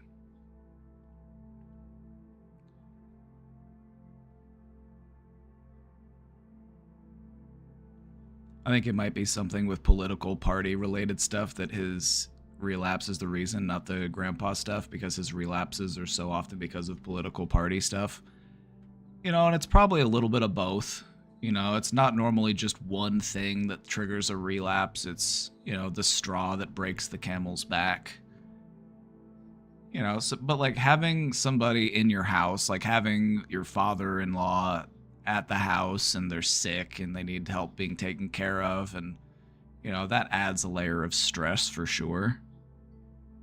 And then maybe as a way to cope with that stress, we spend more time on Facebook, and now we're diving deep into political conspiracy theories, and we're being exposed to all of this,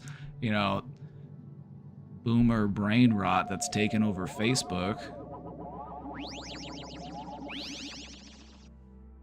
This is something you actually see pretty commonly with adults in this age bracket, is like, they get drunk and they get on Facebook and then they just start doing deep dives into all of these conspiracy theories, and, it just drives them deeper and deeper into their illness.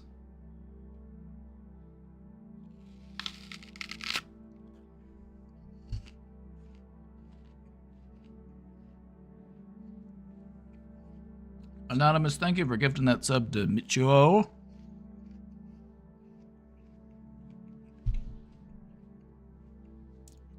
I also hate how he will start doing the he's got an illness about the alcohol.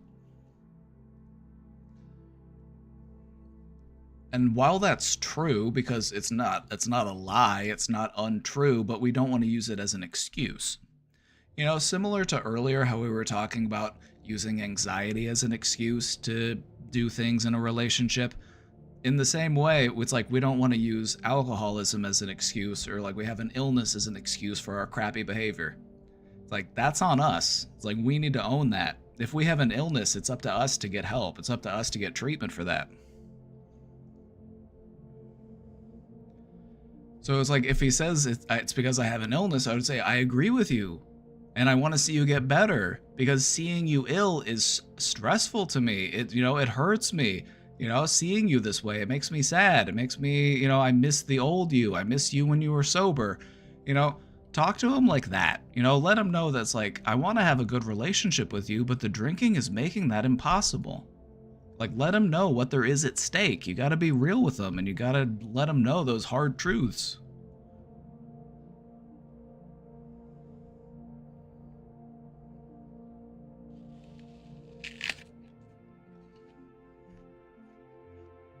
Let them know that it makes you uncomfortable to be around them, and it makes you not want to spend time with them when they drink. Just let them know exactly how it makes you feel.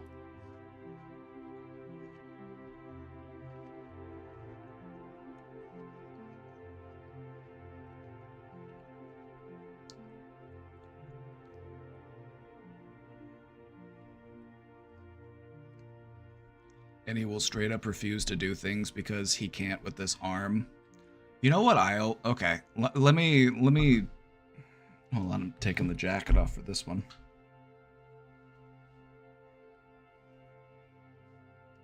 Let me share a trick with you. Let me share a technique with you, okay? All right, hear me out.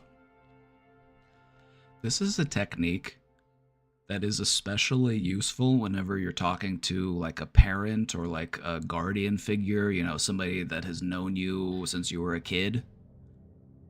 And they say stuff like that, like, oh, I can't do that. This is the technique. Dad, you always taught me to not make excuses.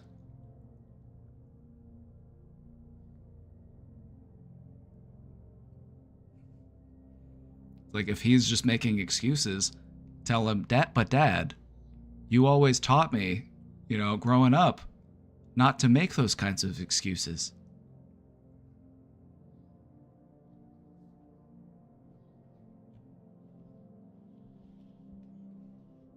It's like sometimes to get the point across, you gotta say the right thing in the right way. It's like a precision strike.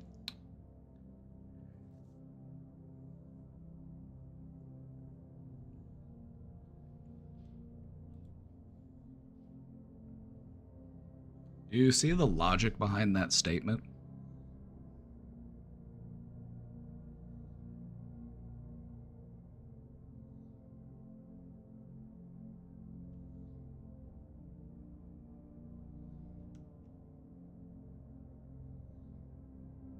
There's a lot to unravel with that one. It's like, first off, you're showing them that you admire them, that you learn from them, you look up to them. You learned from them, they have instilled life lessons in you, and now it saddens you to be, to see that they have a hard time following their own advice. And sometimes these types of statements can really help to give somebody that push that they need to step up, to take that accountability.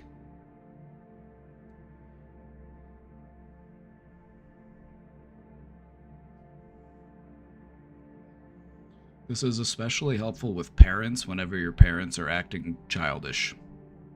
Like, but mom, dad, you always taught me to never do that. I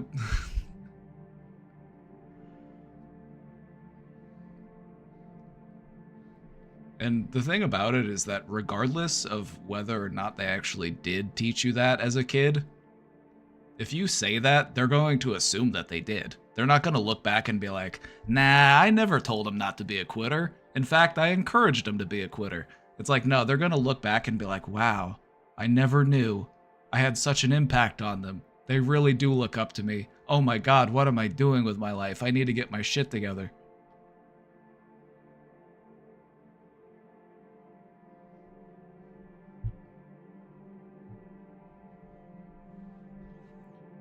So, like, when you see your parents or your elders and it's like they're doing something that, like, they're kind of acting childish, they're making excuses, they're avoiding accountability, they're deflecting or projecting, just let them know, like, hey, you always said to not do that. You always, you always taught me, that was wrong to do.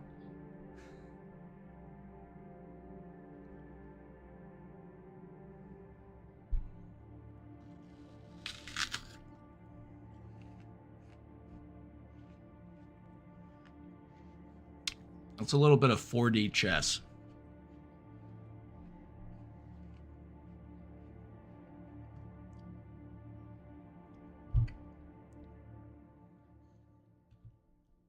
Like, is the statement 100% accurate? Maybe not. Maybe you're embellishing a little bit. Maybe they didn't actually instill that virtue into you. But maybe they did because they always did the opposite thing. Maybe you learned to do the right thing by watching them do the wrong thing. And so in a way, they did teach you to do the right thing. And so it's not untrue.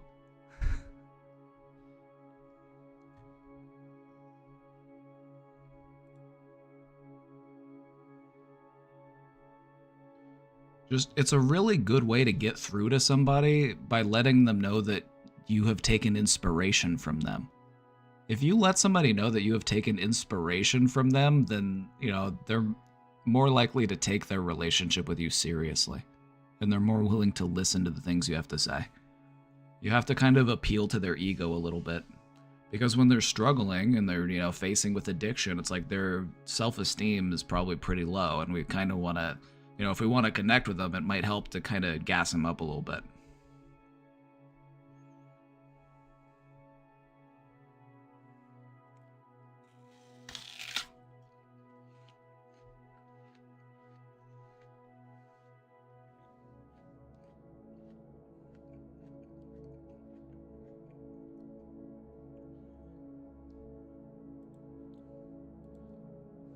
Also, if it comes down to it, don't be afraid to tell them how it really is, but come from a place of compassion and concern rather than from a place of like frustration and anger. Because as it turns out, when somebody comes at you from a place of like frustration and anger, you're like, well, what are they so mad about? Or you just assume that the things that they're saying are just exaggerated because they're so angry. It's like, they're just mad. They'll get over it. But if you come from a place of like genuine concern, like, hey, I miss how things used to be, you know?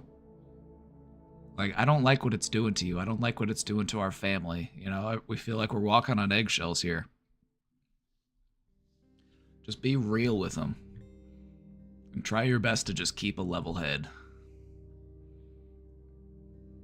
Whenever anger enters the mix, it just becomes a fight, and then we're too busy focused on winning the fight rather than actually having a productive conversation. My mom seems to like him when he's not drunk, and you and Mom are on the same team. But Dad is on the team too.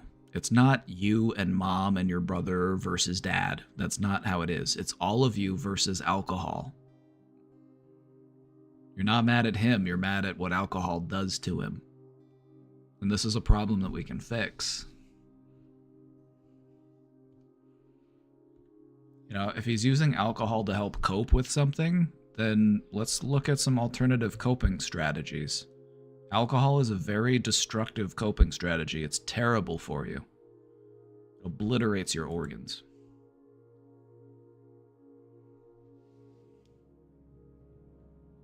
I'm often mad at him even when he's not drinking. Well, we can be mad at somebody without yelling at them. That's what I would say secondarily, is like, you can be mad at somebody but not yell at them. Like, being mad at somebody and having a discussion with them can still be productive. But if we're yelling at somebody, the productivity goes out the window. Yelling is one of the least productive ways to have a conversation. You know, you're valid in feeling upset. You're valid in being frustrated. But just try to remind everybody that we're all on the same team here. We're trying to help you. If the person that you're talking to that's having trouble with an addiction feels cornered, or they feel like everybody's against them, that's potentially harmful to them, and they might end up turning away from everybody. So you gotta try to come together from a place of support and care. It's all of us versus the addiction. It's not us versus you.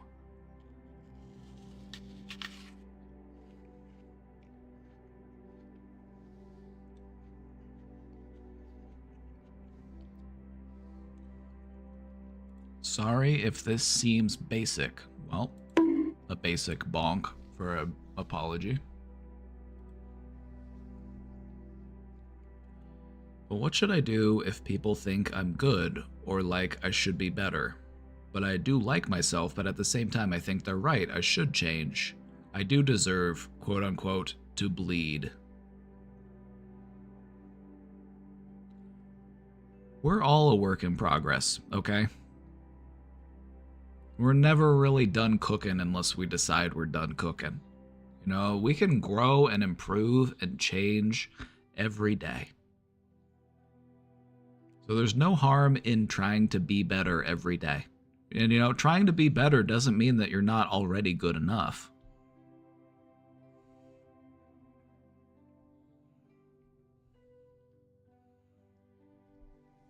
We celebrate growth here, all right?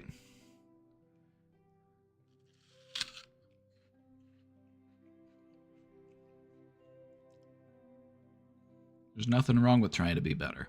Recognize that you're good the way you are, but there's always room for improvement.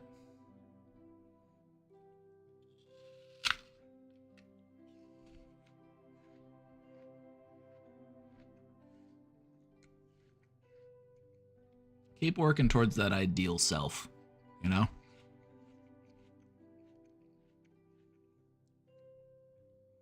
You know, you can love who you are right now, and you can still recognize areas for growth and improvement.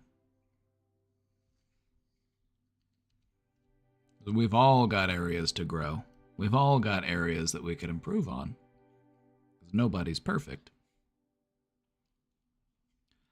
So you ask, what should I do? What I think you should do is be committed to being the best person you can be. Be willing to reflect on yourself, to think about how you affect other people, you know, your place in the world, your place in the lives of the people you care about. You know, what can you do to be a productive person? What can you do to be friendly? What can you do to show compassion and care? What can you do to make the world a better place, even if it's just in a small way?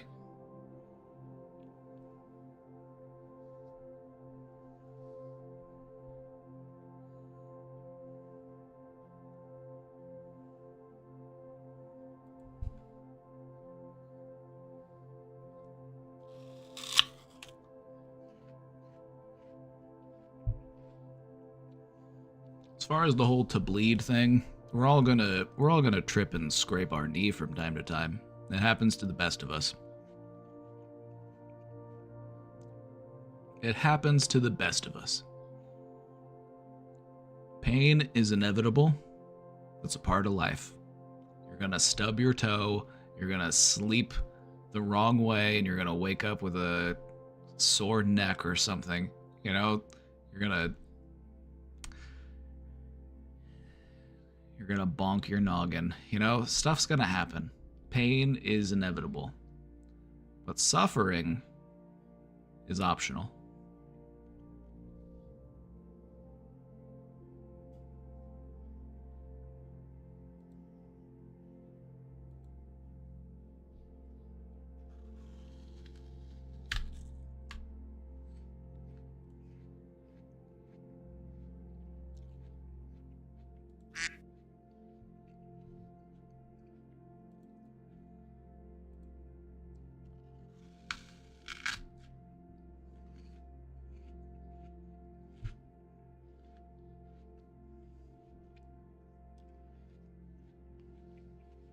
Mm-mm-mm. Mm-mm-mm. Well, we're all caught up with the questions.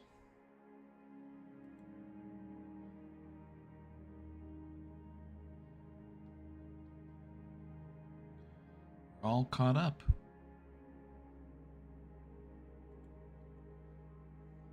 How are we feeling? Are we feeling healed? Do we feel nice and healed today?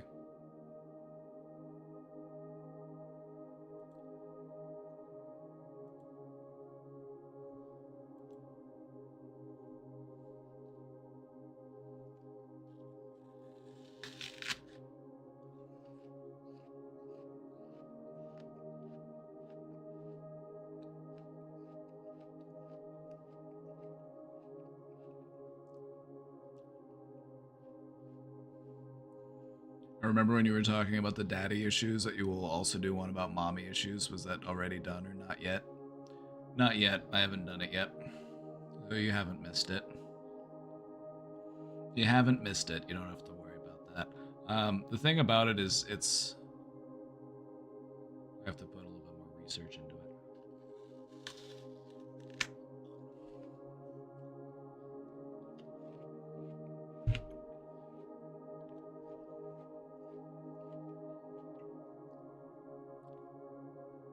What can I do to not be angry / frustrated or upset even over little things, or at least what others seem little? Do you want a really simple, straightforward tip?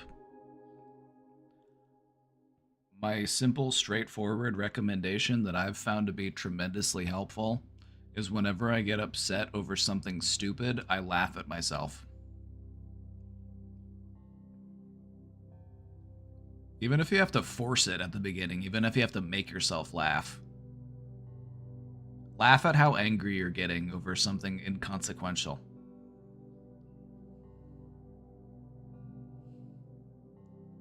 My favorite technique for managing frustration and anger is to laugh at myself.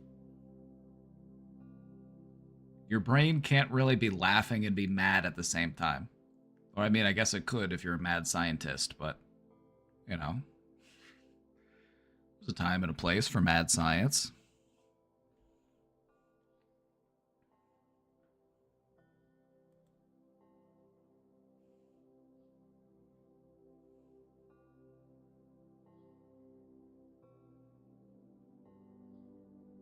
We'll try. Practice it right now. Give yourself a little bit of a laugh. Oh boy. Here we go again.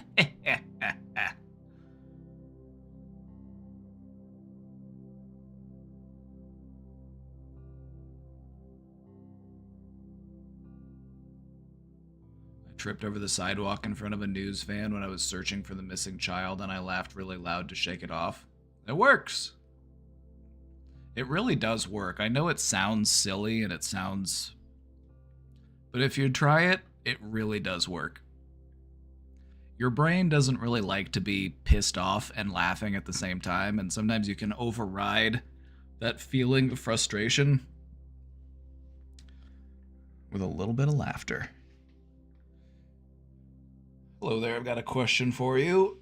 I met a girl and we are happy together. Her family is Adventist, and every time she talks or is with someone of her family, her personality changes completely. They want to divide us. Any tips?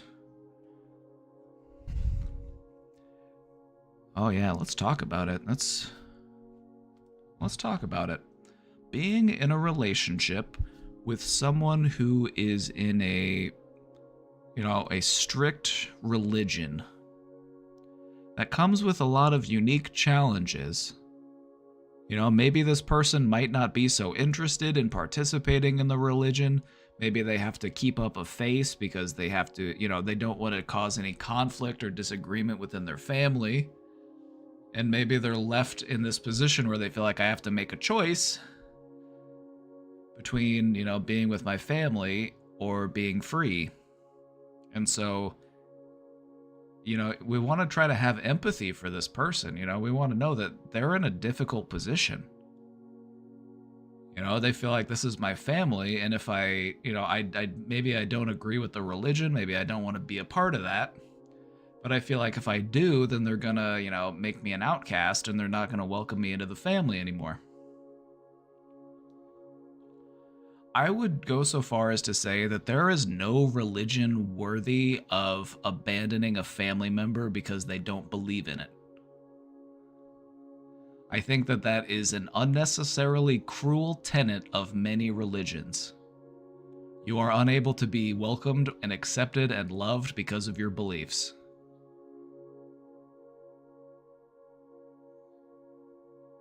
It's cult-like behavior is what it is. It's an in-group versus out-group mentality.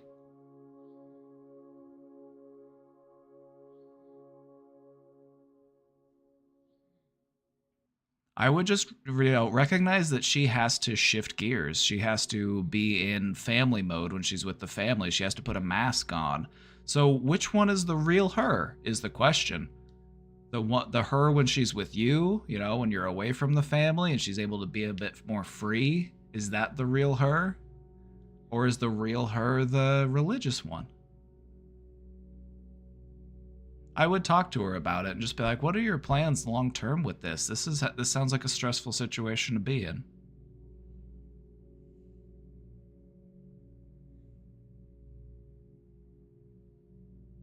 Because she might be aware that she has to make that shift, because we've all been there. It's like whenever we're young and we spend that time with our parents, it's like we go into parent mode. We act a certain way around them. Especially in these religious households. So, what I would say is, if you care about her and you want to, make things work, I would just have a conversation about it. It's like you don't want her to have to feel like she has to choose between her family and freedom, but it's not really her that put her in that position. It's the family that's putting her in that position. They're not giving her much of a choice. It's either you're with us or you're against us, and that's just not really something that I can empathize with in a religion.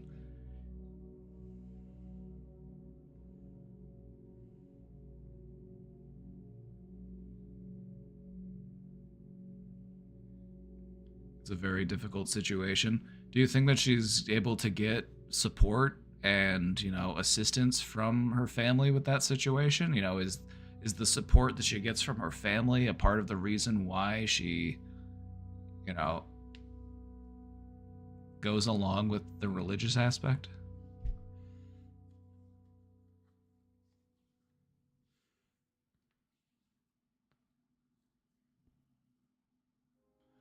I just feel like the whole mentality of like you belong to a religion and you're only able to marry somebody from the religion, I feel like that's just a very outdated belief, and that's something that we're moving away from as a species. You know, it's something we're leaving behind. So it is kind of outdated.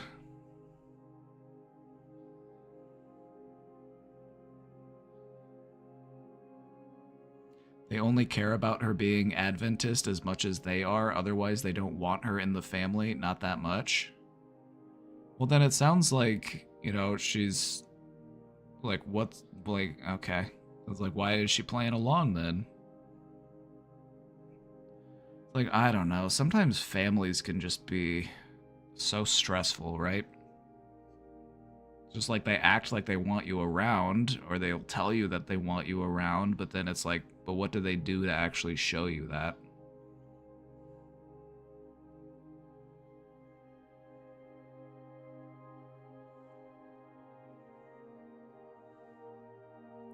So I guess if this is something that you want to talk to her about, I would talk to her about like what would make you happier.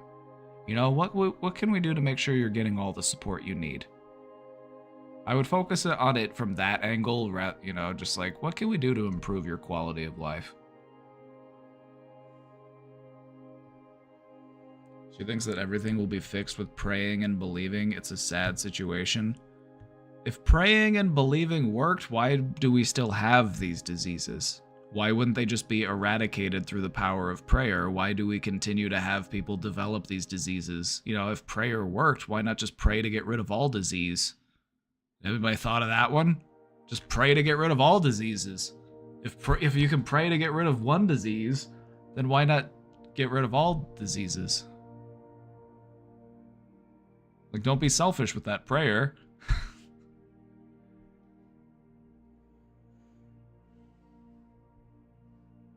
I think that, you know, if she has these diagnoses, you know, she's dealing with epilepsy, then it's really important that she stays on top of that and is getting appropriate mental care. Like, medical care. So I would just try my best to just be encouraging and supportive and, you know, try to encourage getting the proper support and assistance that you need. You know, because you really care about her. You want to see her doing well.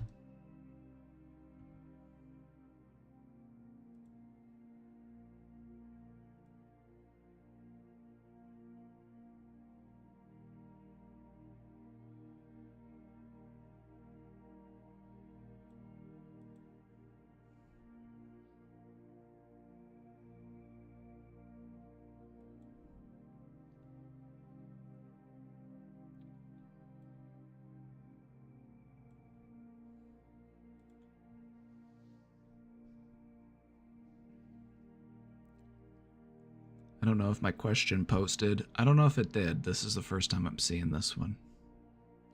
Anyway, let's take a look. How can I learn to either stand up for myself or not let it bother me when my family talks over me? Every time I start speaking, they immediately shift their attention and begin talking to someone else. It happens most often with my parents, and the frustrating part is that if someone interrupted them, they'd be upset.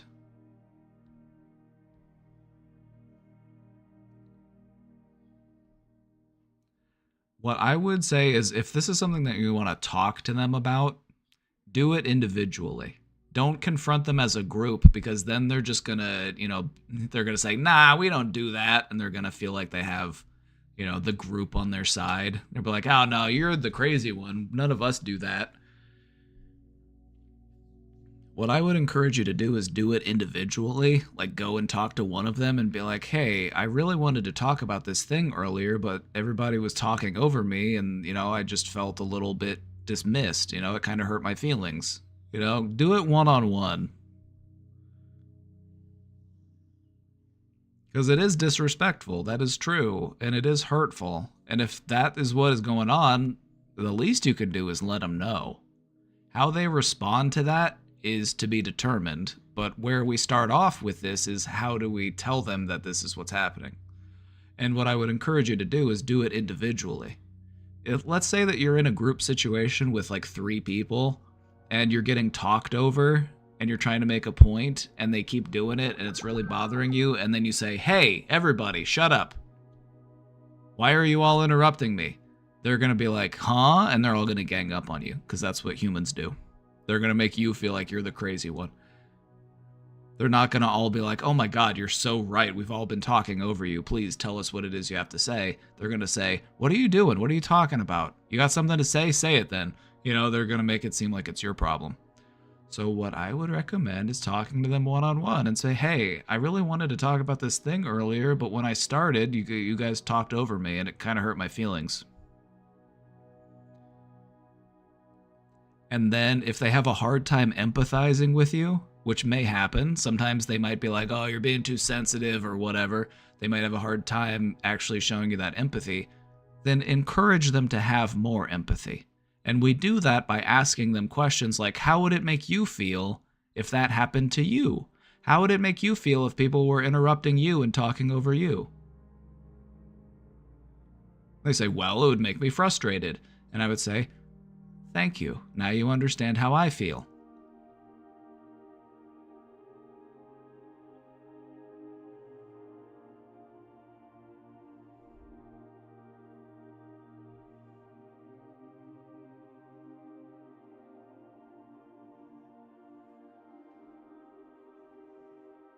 There are cultural practices where there will be like an item that is passed around and it is the signifier that it's your turn to talk. Those can be helpful. Like, "Hey, I've got the rock. I get to talk." Also, maybe it would be helpful, because this is what I've had to do before, because I've had people who just had a habitual issue with talking over and interrupting, and it was, very difficult to have a conversation with them. And I had to let them know, when you do that, I lose all interest in listening to you.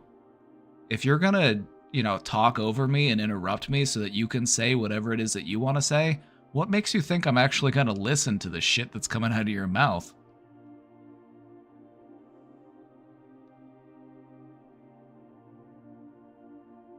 Like, do you think interrupting me is going to make me want to listen to you? No way. It's going to make me want to listen to you even less.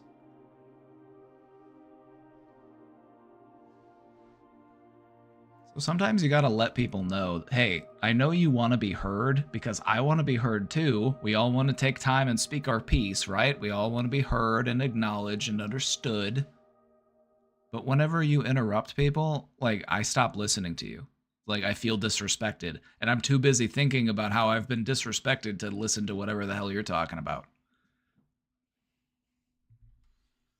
When people are struggling in communication, and that's kind of what they're doing, like talking over people and interrupting people, it's like, you're not a very good communicator if that's what you're doing. And if people have issues with their communication, point that out to them. Let them know what they could do to be a better communicator. Let them know that you're not really hearing what they're trying to say.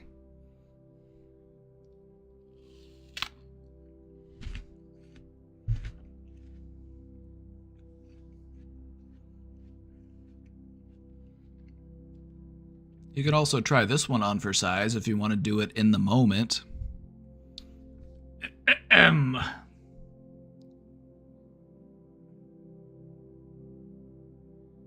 You know that one? The ahem, the people start talking over you and you were saying something and excuse me, as I was saying,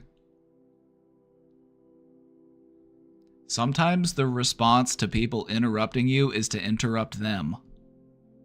If that's the game they want to play, then that's the game you play. Some people treat conversation as a free-for-all, and it's just like whoever can just get it out first or whoever can talk over the other one is the one that gets to talk. So sometimes you gotta beat them at their own game.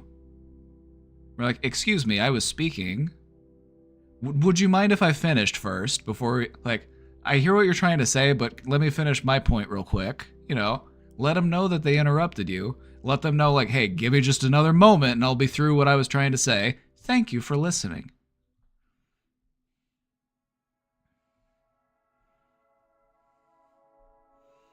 I know it's uncomfortable to do that, but I would recommend doing that. Like, if you're getting interrupted and talked over, like, let them know. Call them out on it. You don't have to, like, you can do it in a polite and respectful way. Just be like, excuse me, I was trying to make a point here. A moment of your time, please. Allow me to finish. Anyway, as I was saying, you know, or you let them say their thing and then you say, so anyway, going back to what I was saying earlier, you know, sometimes you gotta bookmark it and you come back to it. Sometimes you let them know, like, hey, you're interrupting me, so I'm going to interrupt you right now.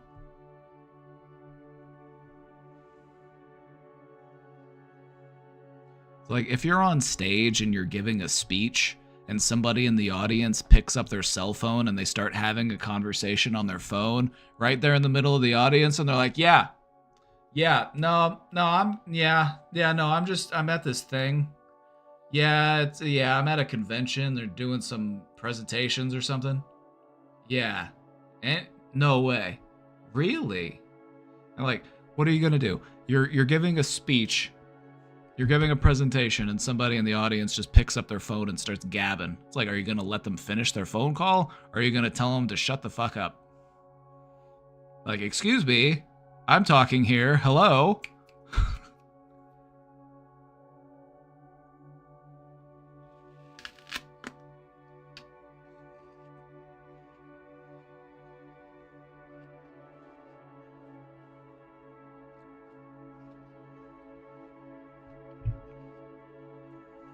You could also get a whistle or an air horn. You know, if you want to approach it from a more cartoonish perspective.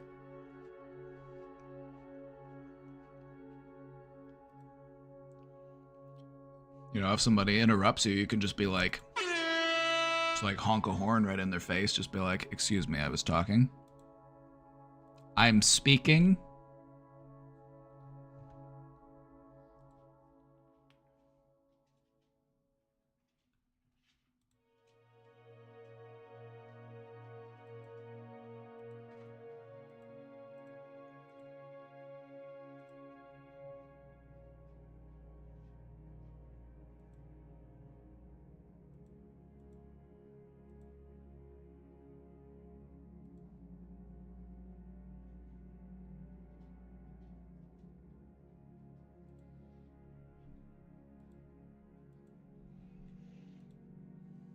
It's not like if somebody interrupts you, it's okay to point it out to them, you know? Like, it's okay to say, like, hey, you're like, excuse me, I was speaking, you know? Like, you don't have to just let them be rude. You can let them know, like, hey, I'll finish, don't worry. We can get to whatever you're talking about.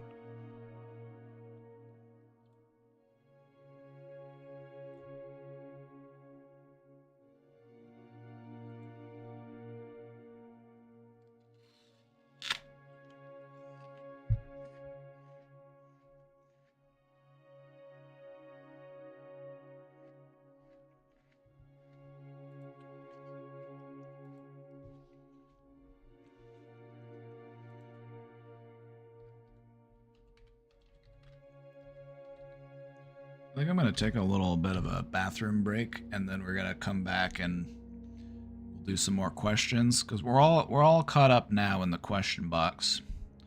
We're all caught up in the question box, so I'm going to take a quick bathroom break. What should we put on in the meantime?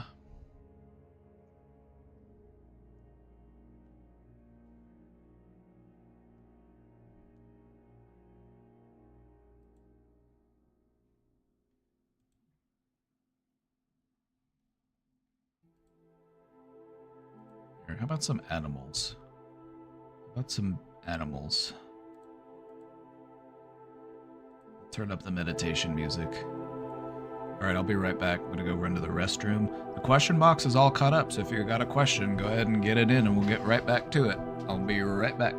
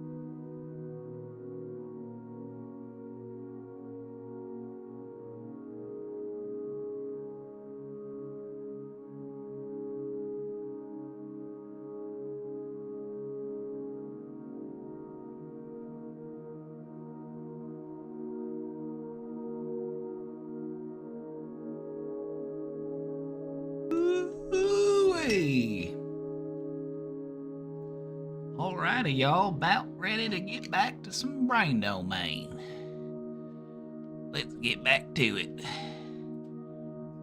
Alrighty, welcome back, everybody. Welcome back to the brain domain, everybody. I'm your host, Papa B. Welcome. Now, y'all make yourselves comfortable. Go ahead and have a seat. Make yourself at home.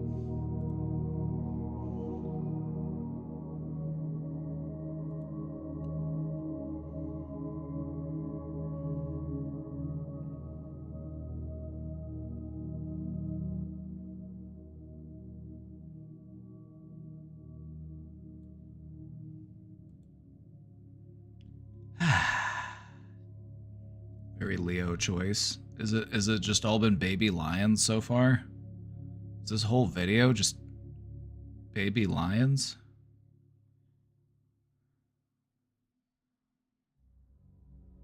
It says baby cute animals 4K. I didn't know. Is it just lions?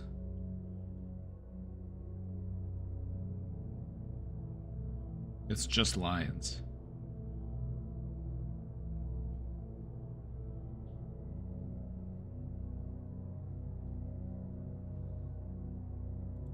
Well, no complaints from me.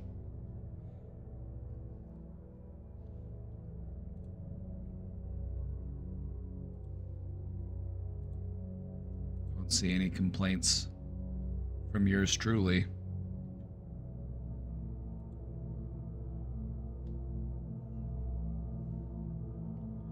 I'm trying to fix myself, but I'm not okay at the moment.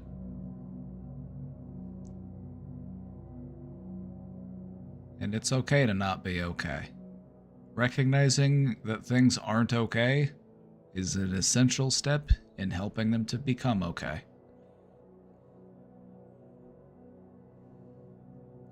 So what can we do to support you right now? What can we do to help you lift you up a little bit?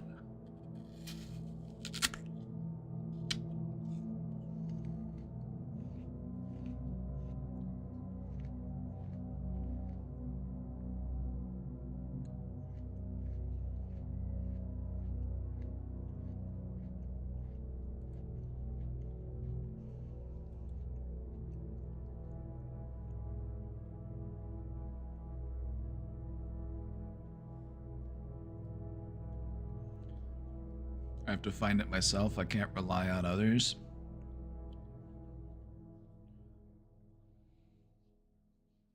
Sometimes people are going to offer you help and support. You know, and I wouldn't turn it away just because we feel like we have to be fiercely independent.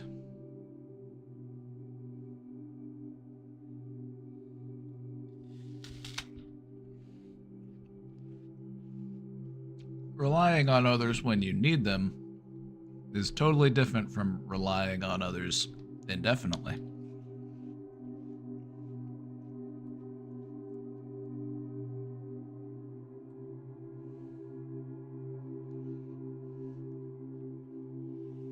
We're all gonna send good vibes your way.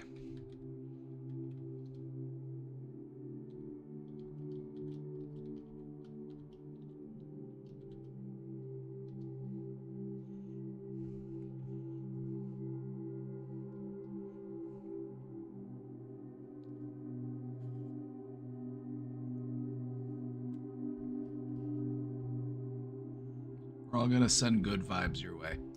Try to let them in.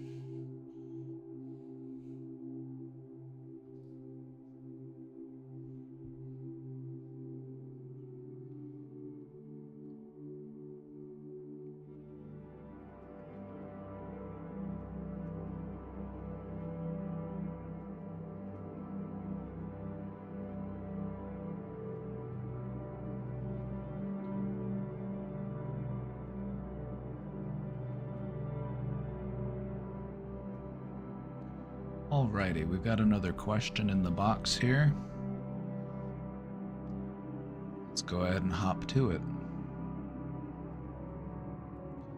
This is a rough time for me generally, and tomorrow specifically is a day that's hard for me to handle. It's the day my dad died. Tomorrow is the 20th anniversary of that event. It's a complex situation, On one hand, I miss him and the friendship we had. On another, I've become a little bitter toward him. I don't think he set me up very well for life. I needed help figuring out who I was and how I fit into the world. I've struggled with social anxiety since I was a child, and neither of my parents ever did much to intervene or try to get me help. Let me just say, maybe they didn't know how. Maybe you know how now. Like, maybe in overcoming your struggles and in working on that stuff and finding the help that you needed, you've learned what that looks like, but, maybe they wanted to, but maybe they just didn't know how, because you gotta remember that, it's been relatively recently that, our awareness of these types of things and how to appropriately address them has been more common knowledge. Even going back 20 years, mental health stuff was not really taken as seriously as it used to. We were pretty ill-equipped to handle stuff like anxiety.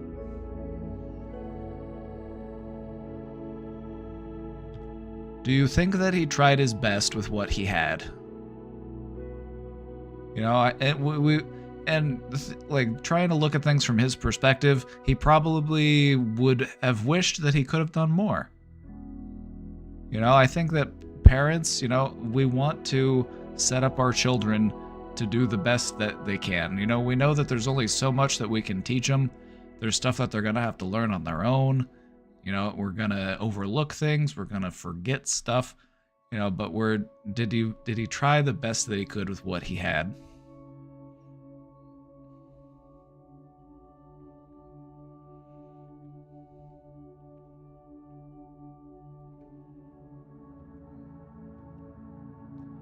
A friend is supposed to hang out with me for a bit tomorrow, which will hopefully take my mind off this. My therapist told me I should do something for myself, but I don't even really know what that would entail. I have almost no money, and driving around to places gives me anxiety. My car is uninsured and unregistered, and I'm constantly afraid of getting pulled over and it being towed. I think I might put some time into an autobiography. I'd like to maybe record something about my life. Maybe just a summary up until now and what I'd like to work toward in the future. He tried his best, I think. I think he struggled a lot with depression and his own neurodivergence. Wouldn't it be a great testament to his memory to face those same problems that he was facing, but to thrive, to overcome? To overcome the struggles that our parents faced. I think that's what they would really want for us.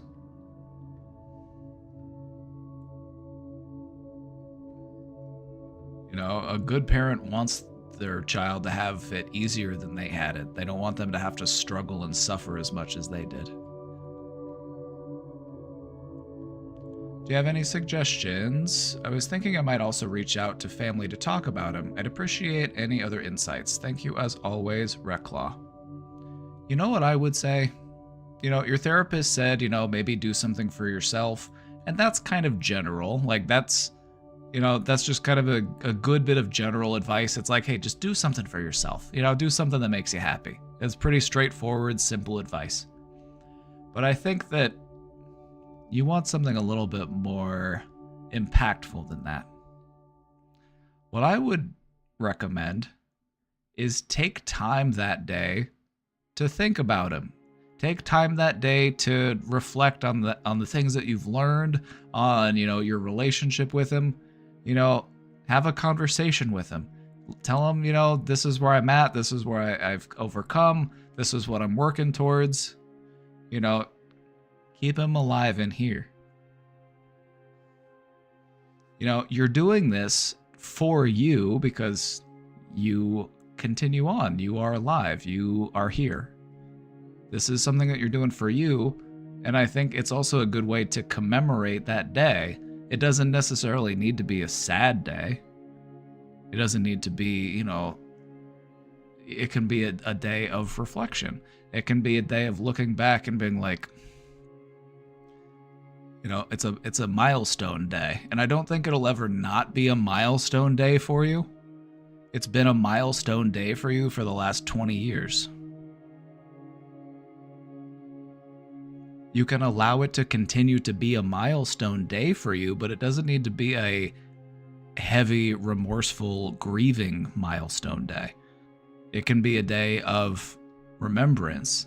It can be a day of, cherishing those memories. It can be a day of reflection. And that can be healthy for you. That can help you to heal.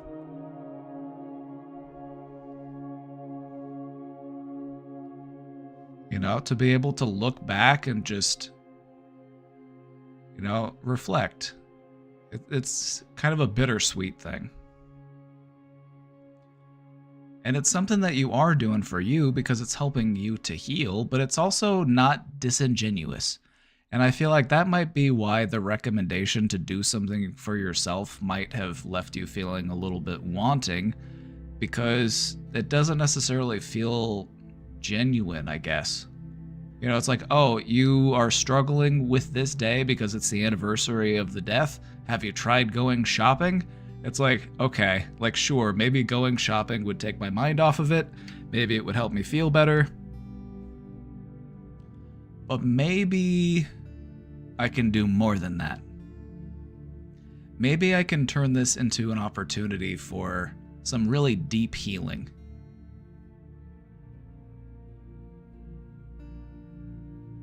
I've lit a candle in past years, don't have one this year, but maybe I'll try to find something similar. Even if it's just to go to a spot that you used to go to together, just feeling those memories, feeling that energy.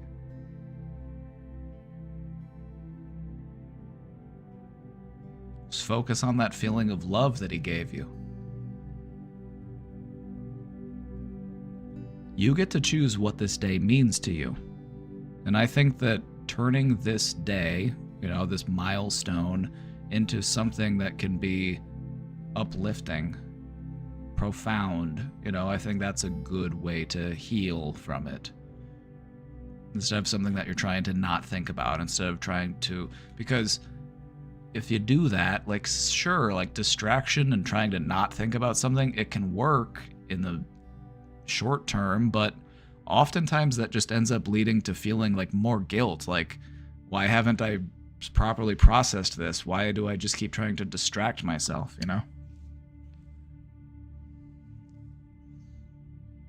So even if it's just a moment, even if it's just you taking a few minutes to just, have a moment of reflection, a moment of silence, maybe do a little bit of journaling, there's something that's meaningful to you.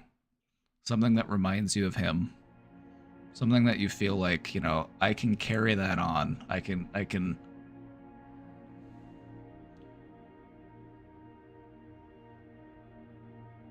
Another thing that I'm a big fan of is, meditating on those that you have lost. Try to feel what their love felt like. How did their love make you feel? Just invite it in. And what you recognize is that feeling that they gave you, that doesn't go away. That doesn't go anywhere. It's still within you. You remember what that love made you feel like. Invite it in. It still exists within you.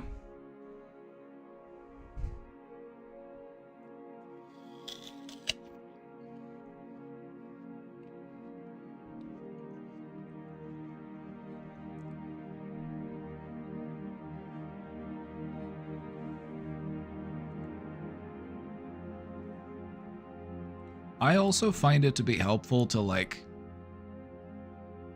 talk to them, even if it's just like a mental conversation. You don't necessarily have to say the words out loud, so you can if you want to, but I find that it can be helpful.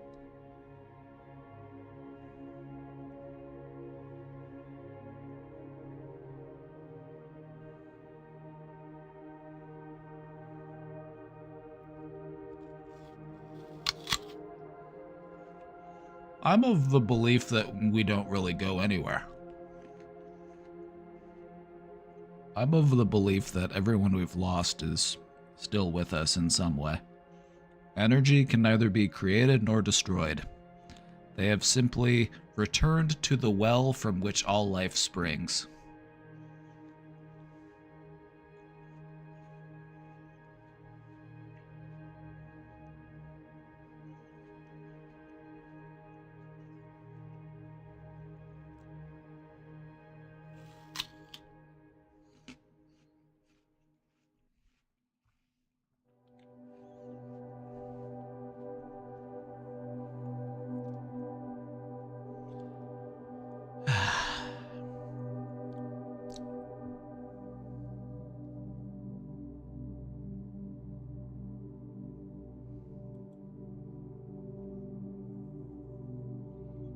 You know, I think one of the hardest parts of grieving is that feeling of like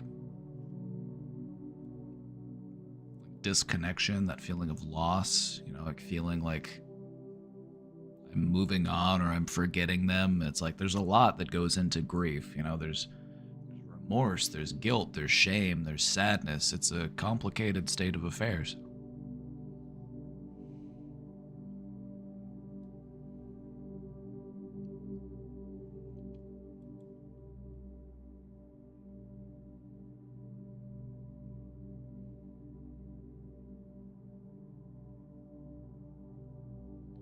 When I was at the bottom, I felt like I had nowhere to go but up. That's true. When you're at the bottom, you got nowhere to go but up.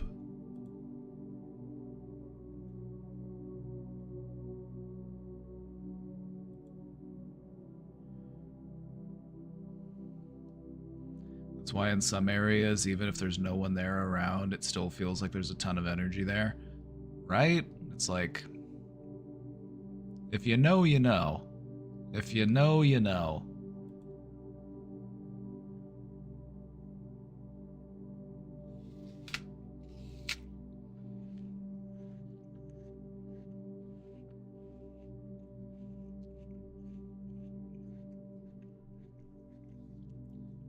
Feel like I have a better plan for tomorrow now? You're quite welcome. I do have one more thing to say. What would he want you to do?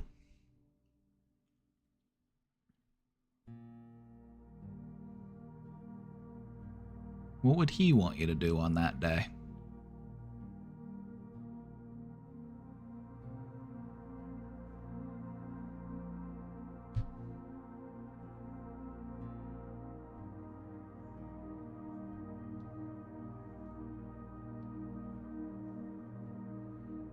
Find something you can enjoy that won't upset you like sports does? Start playing Stardew Valley.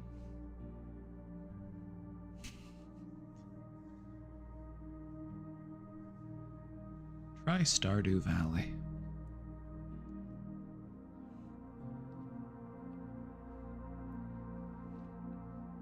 The people who take time to lovingly craft relaxing games, those are the real ones. Those love a good relaxing game. Honestly, I've found Stardew Valley to be a great aid in making it through the winter season.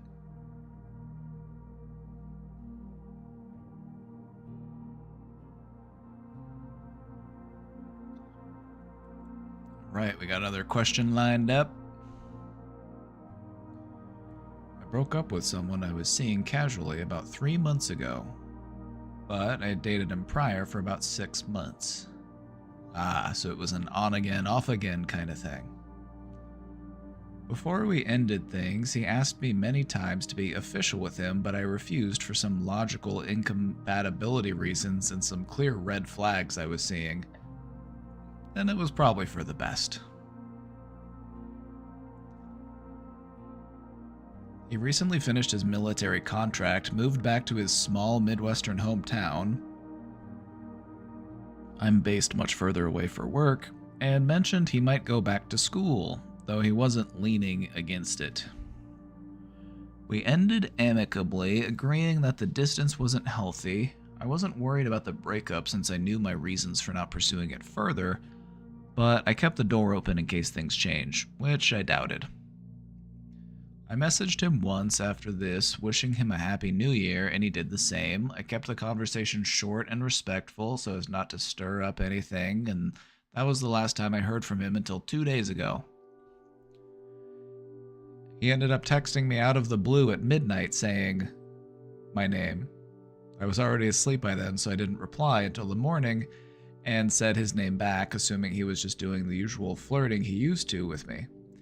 He asked me how I am, and I gave him updates on my new job, and he does the same. He tells me he's just accepted a seasonal job in wildland firefighting in a state he previously mentioned he may want to move to, which is even further away from me than he is now. I joke and say how far away it was and asked him to be careful, saying it would really break my heart if anything happened to him on the job.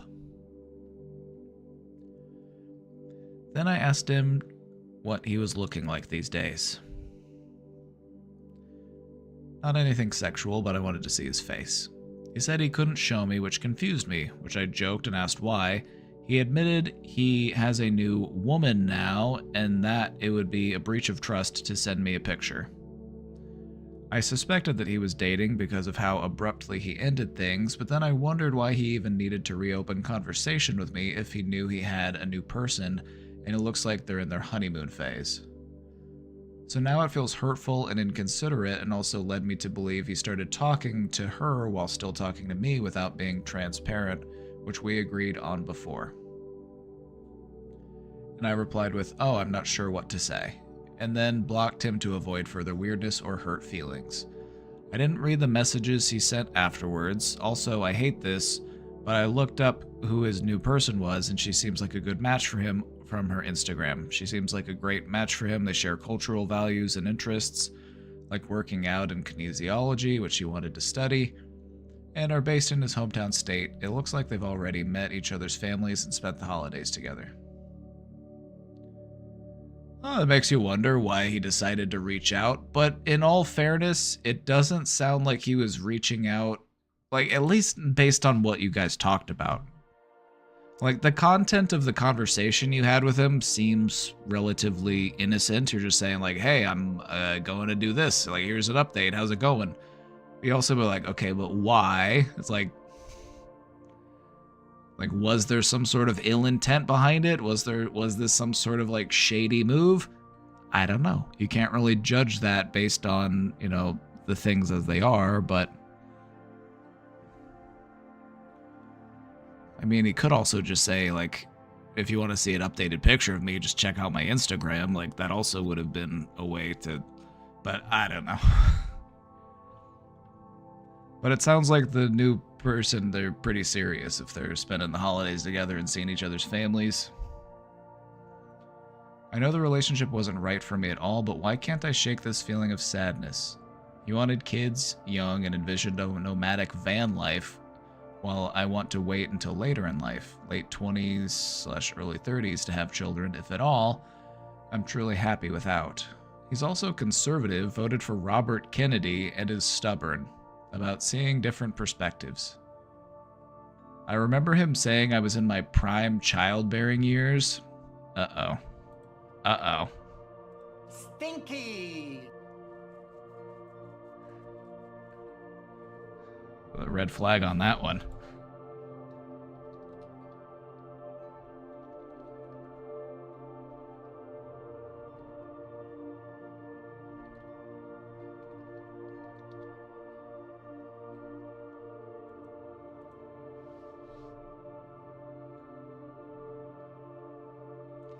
That's a little bit... Okay, that's a little bit of a red flag because it's a little bit dehumanizing. You're kind of just looked at... It's like, you're not just breeding stock, okay? Like, you're not just there to reproduce and to, like, populate the earth, all right? Like, you're much more than just, like, a potential parent. You know what I mean?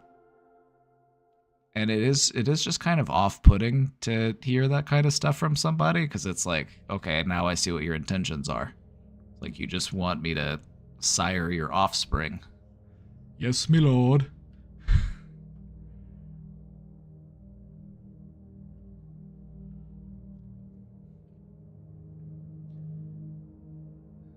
That's always a concern when you hear guys say stuff like that, like prime childbearing years. It's like, okay, gross. and would sometimes express his disinterest about using condoms and protection because it was not natural. Oh, okay. Great excuse. But we used them every time. I was also on birth control the whole time. This was the biggest reason why I didn't take him seriously, because to me it shows he inherently has a different view of who women are as people, and maybe resents that I'm choosing my own career over having kids for a guy who can barely even take care of himself already. Yeah, I think you kind of hit the nail on the head with that one.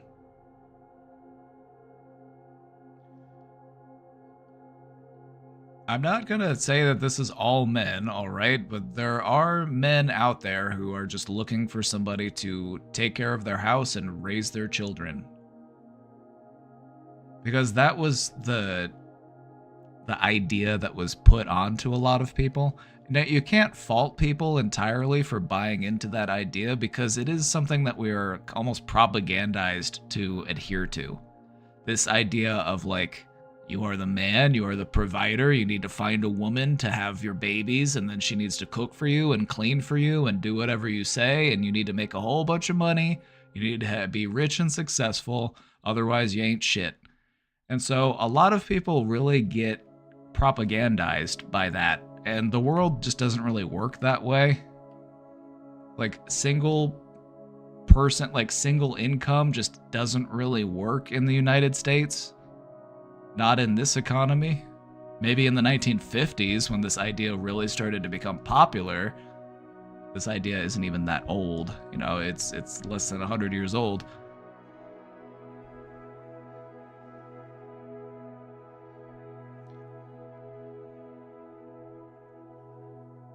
So yeah, I would be mindful of people who have these outdated belief systems of, you know, you just need to be barefoot, pregnant, in the kitchen. You know, it's like, no, I am a living, breathing human being. I have my own hopes and desires and dreams, and I wasn't put here to just sire your children and clean up your messes.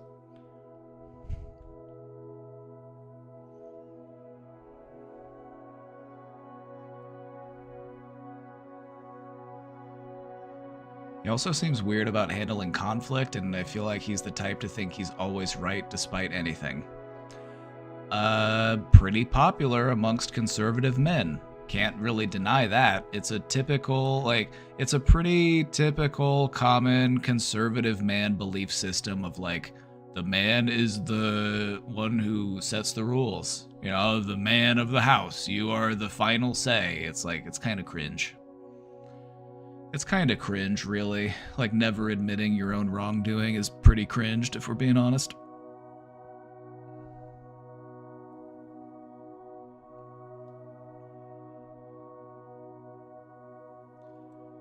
Despite knowing he wasn't right for me, I still feel sad and confused. I'm also tempted to look back and see what he could have possibly sent, but I think it may cost me more brain cells than it's worth. Yeah, you're probably for the best just moving on. Like, wish him all the best.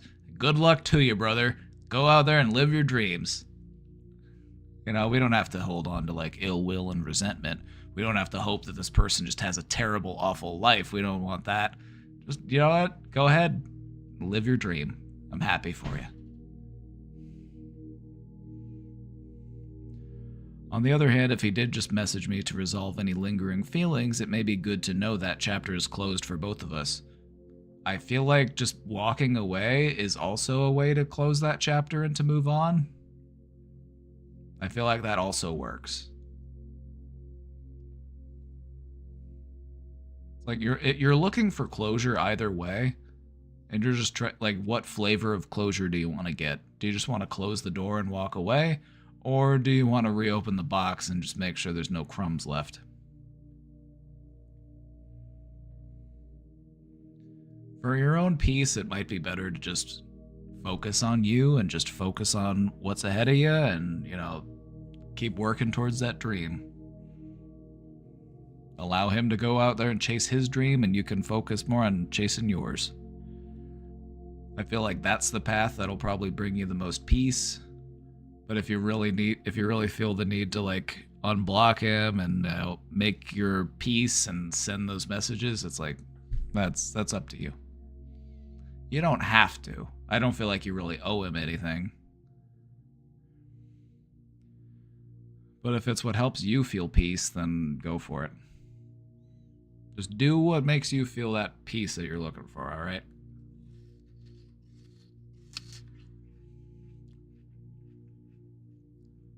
Also, you gotta remember that this guy's... he voted for RFK, you know? I'm not trying to throw too much shade here, but, like... I don't know if this guy is, like, the bastion of emotional maturity. I don't know. It's like...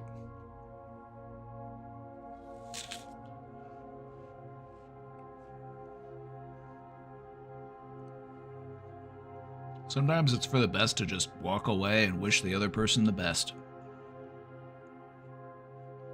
We don't have to slam the door shut. We can just let it quietly close on its own.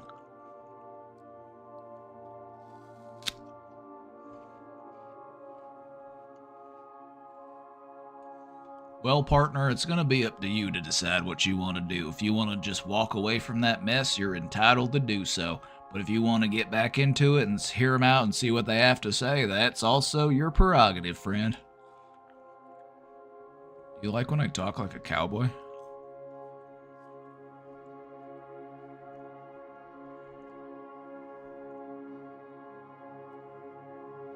You know, as far as feeling like the chapter is closed for both of us, it's closed right now. You know, you mentioned, you know, I want to feel like the chapter is closed for the both of us.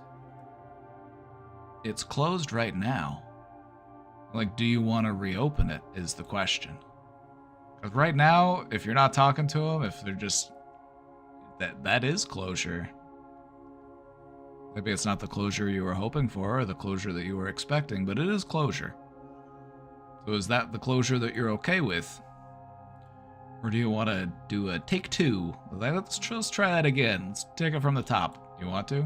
You don't have to. It's up to you.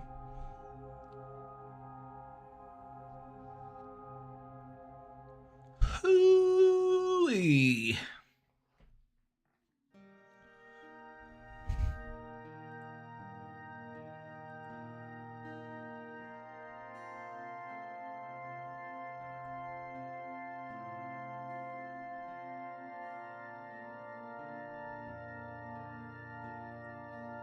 That church music. This is that track on the meditation track playlist that sounds like church music. And now we pray.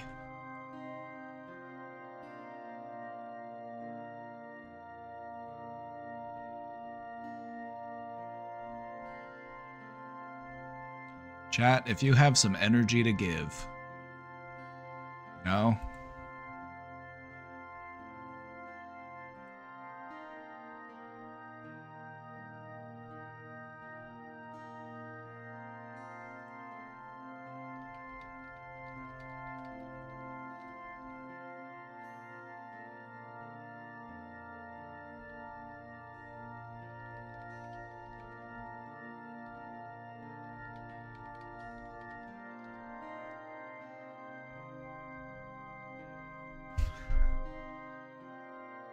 Let us take a moment in prayer.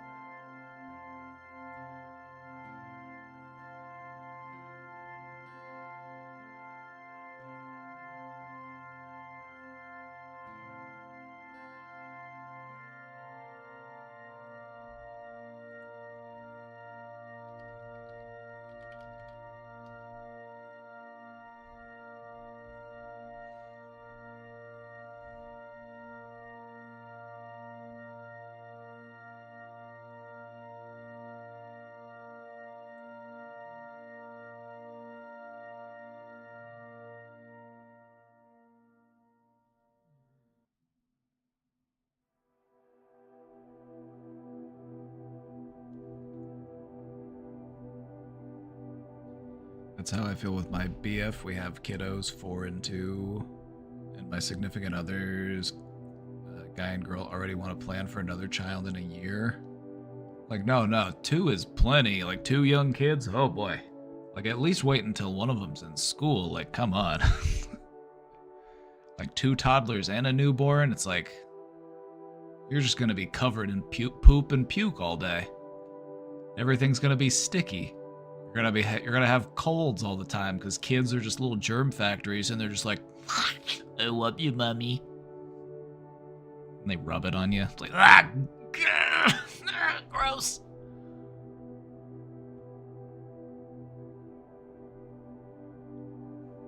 Papa, I wrote about trying to fix myself, but still having those dark thoughts. Oh, that was your question? I napped when you read the question. What did you say about it?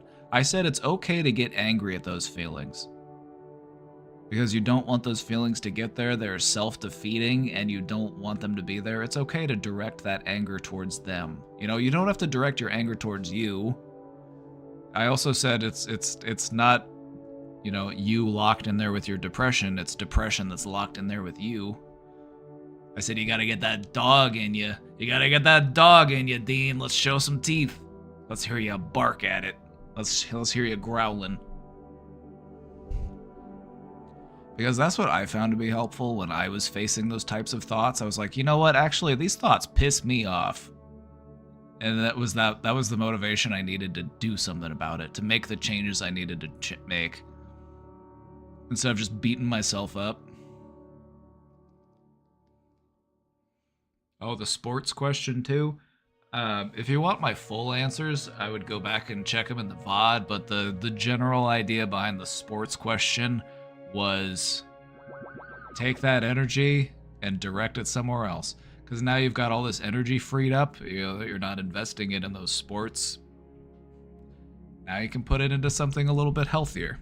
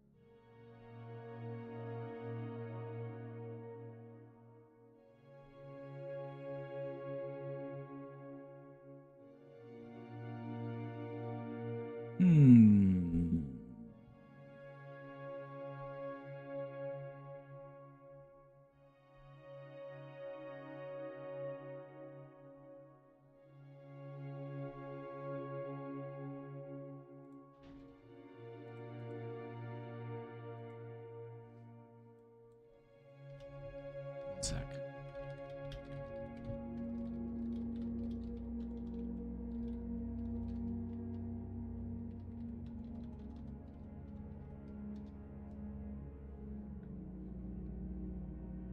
One moment.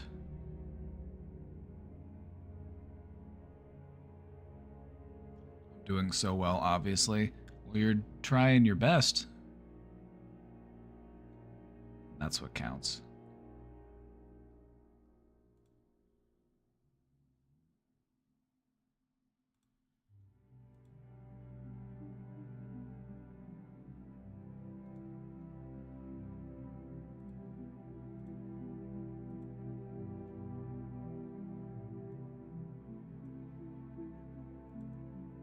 I'm gonna put this picture up. I want this to be a visual reference. I want you to try something. I want you to try something, and this should hopefully have you feeling a bit more uplifted, a bit more energized. I want you to take a moment, and I want everybody here who is up to participate, you know, whether you're doing it live or you're doing it with the VOD, you know, you can do it later, it doesn't matter. Think about your light. Think about your light. That part of you that is aware. That consciousness. That candle. The illumination within you. The light within you that shines itself onto all that you know. Focus on that light.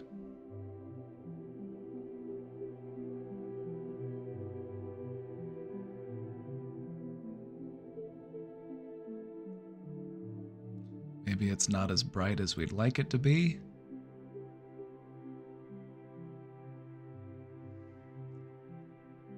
it's still there, and that's what we're there to celebrate.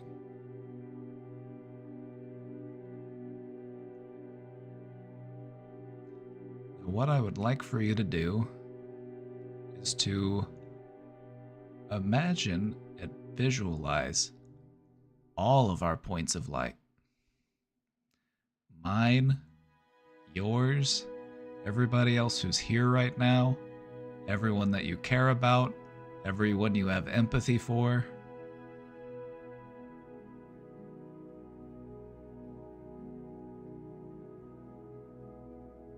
And recognize the interconnection between all of those points.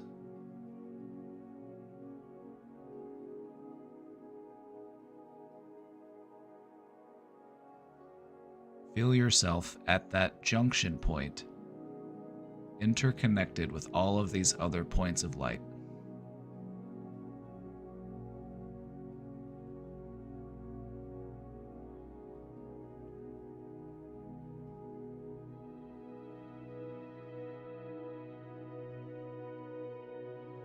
Allow yourself to receive that energy. Be a part of it. Allow it to flow through you.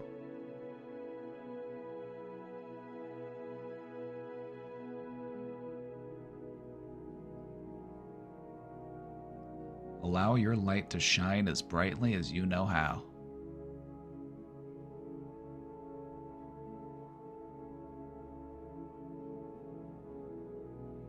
If your light is not shining as brightly as you'd like it to, then take some of mine.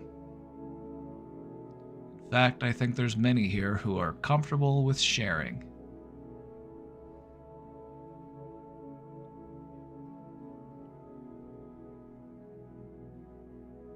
When we focus on the connection of all of these points of light, it allows all of us to shine brighter.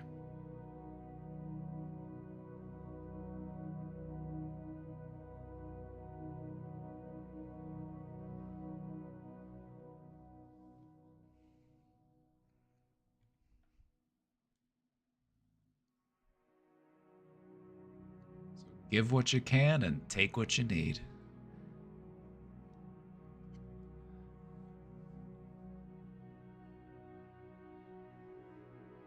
Good evening. Oh, good evening. Good evening.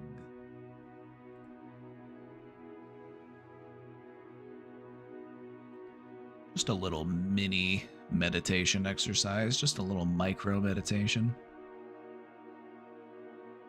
I feel like I don't have light at the moment. Somebody had to type that. Somebody's behind the wheel. Take some of mine, Dean. Here you go. There you go. There you go. I'm gonna put it in through the top of your head. There you go. Let it in. Don't fight it. Let that soak in. Sift through the ashes until you find that ember.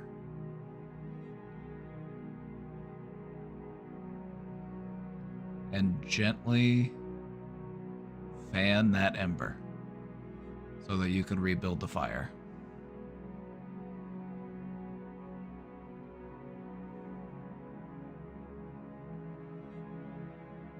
It made me fart, thank you. Well, now you know you're alive.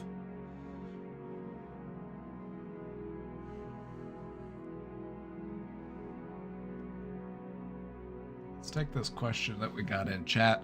I do have a special needs disability and have OCD. I used to do work at casinos and maybe will be offered my job back. I do good, then my brain snaps. Plus I gotta stay out of the work drama and I'm trying to change, just be quiet and do my job. You know, I think that if your job is just a way for you to survive, you know, you're just working to make money to pay the bills, then it's okay to just stay out of the drama. You know, like, a lot of people will find work as an opportunity to take out their emotional energy. You know, they're going to be stirring stuff up. They're going to be seeking out drama and conflict. And it's like, we don't really need to play that game. We're just there to get a paycheck and head home.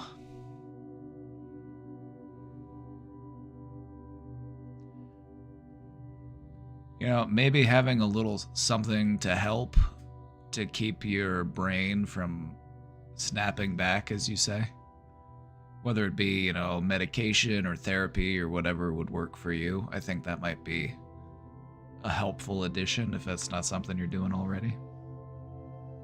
If you're open to talking to somebody about it, I would encourage you to do so. Doctor, counselor, whomever.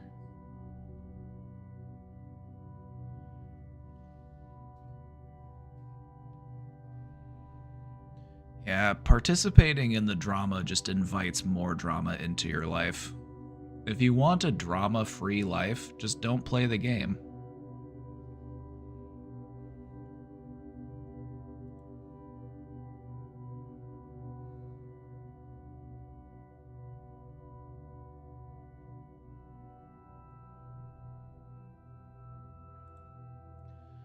Any ideas to get social again after isolating with COVID-19? Thanks. All right. What level of social are we looking for? Are we looking for, I want to just go out and be able to get a coffee on my own? Or am I trying to make friends? Am I trying to engage in my hobbies? Am I trying to go to a concert or a convention? You know, let's focus on what level of socialization am I looking for?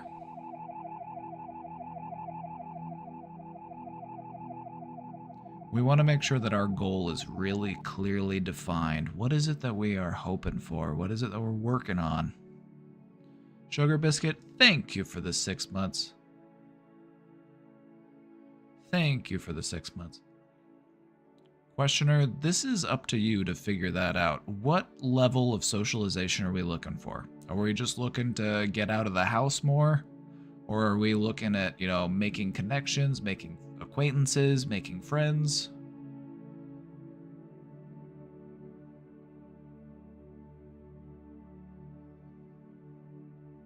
The better we understand what exactly it is that we're working towards, the easier it'll be to actually achieve it.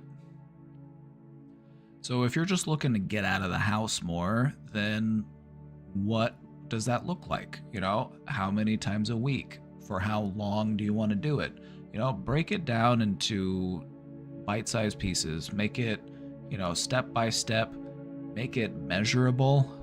That's also really important in setting a goal, is having it be measurable. Like if I want to feel more social, like how often? How many days out of the week? How many hours a day? You know, figure that out. And then it's just the more clearly the goal is defined, the more achievable it is. So, beyond that, ideas on what to do? Volunteering is a fantastic option. Volunteering is not only a great place to spend your time and feel like you're giving back and feeling like you're, you know, being a part of your community, but it's also a great place to make friends. You know, you're meeting people and you're both volunteering. It's like, you know that they're probably a pretty good person. They're volunteering in their free time. That's a good person to be friends with. Hobbies and interests are another great way to socialize and to make friends. You don't have to necessarily jump right into joining a group or participating in some sort of event or something like that. You can just go to places where people are also interested in the stuff that you're interested in. A hobby shop, a game store, a bookstore, you know. And just be friendly. Just be friendly, you know?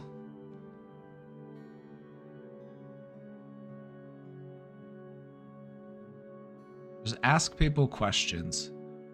What I've found to be one of the most helpful things in making connections with people is to show a curiosity and an interest in them as a person. Like, oh, how long have you been doing that for? What got you started on doing that? You know, whether it's a hobby or an interest or anything. How long have you been coming here? You have any recommendations?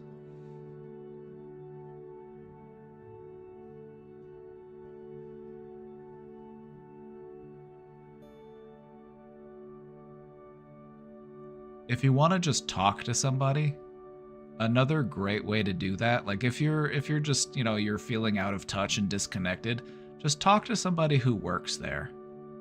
And at hobby shops and like interest shops, you're not really bothering them by asking them questions, especially if you go to them and you're like, hey, I'm looking for some recommendations.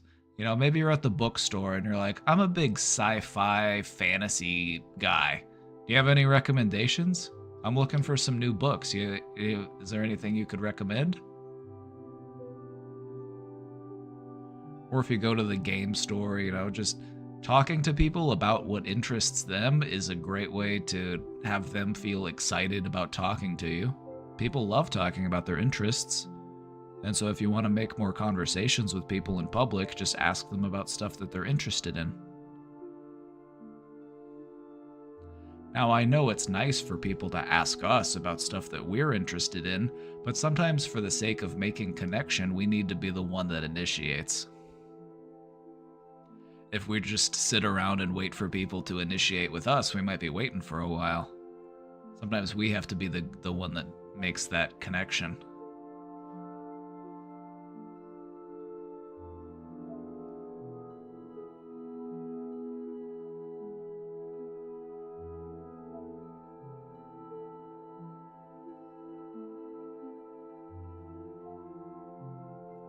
The local library.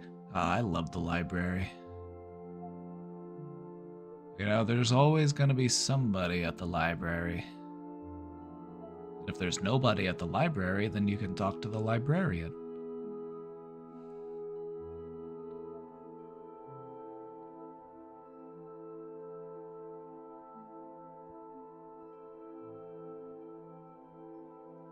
The library is also a great place to meet people because they host events. They have like theme events and activities and stuff. It's a great way to meet people. It's free. It's a great community space. I really love libraries.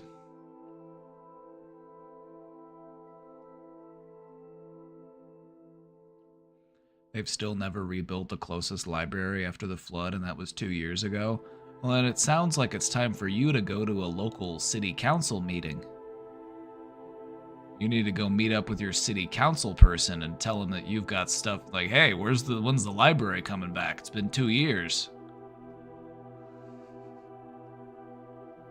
Becoming active in local politics is also a great way to get out there and get social. Because not only are you out there and you're meeting people, but it's for a purpose. You're helping to better the community.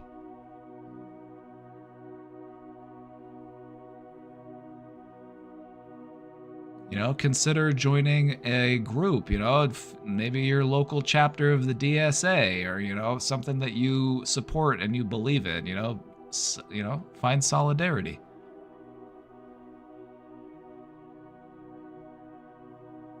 Thanks for the ideas. Have a great day. You're quite welcome. I hope you have a great day too.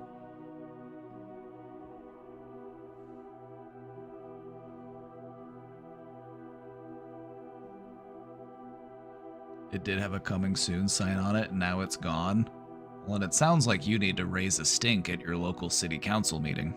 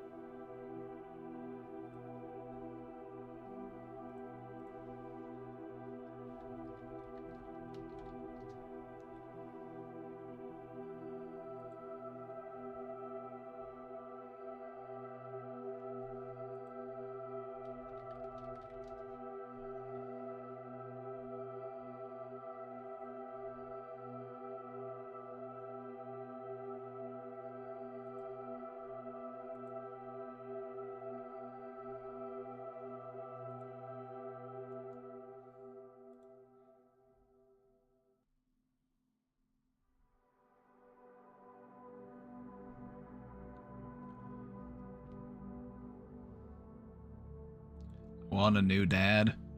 Dean, I'm right there with you. I would also love a new dad. And what I've realized is I gotta be my own dad, brother. And then I gotta find other dads out there, and we gotta support each other with our dadliness.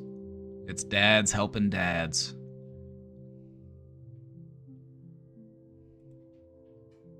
It's dads all the way down. What I do is I just watch YouTube videos and I get parasocial with people that I would like, that'd be cool if they were my dad. But then I remember that at the end of the day, they're human and nobody's perfect. And, you know, you take what you can get from everybody you meet. How do I be my own dad? Well,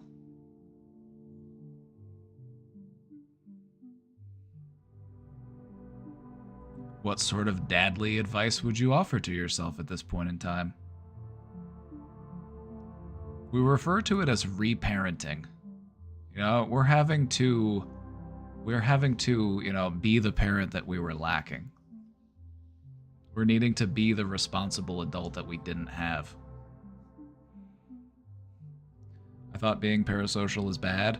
Not necessarily. Not necessarily. Like learning from people that you don't know, looking up to people that you don't know, and like using them as a way to improve yourself, I'd say that's actually a good thing. It's when parasocialism devolves into like baseless obsession. That's when it becomes problematic. There's nothing wrong from learning from people that you've never met. There's nothing wrong with looking up to somebody that you never met. As long as it's to your benefit. If it's helping you to be a better person, I'm all for it.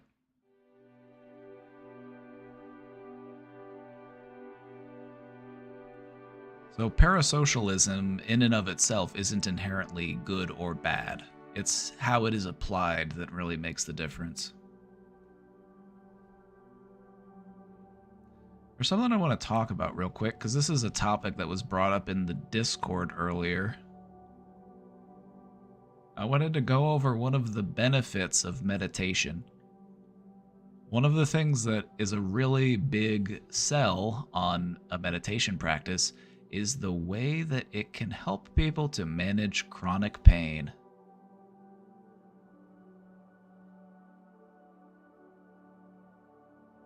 Even beginners can curb pain with meditation.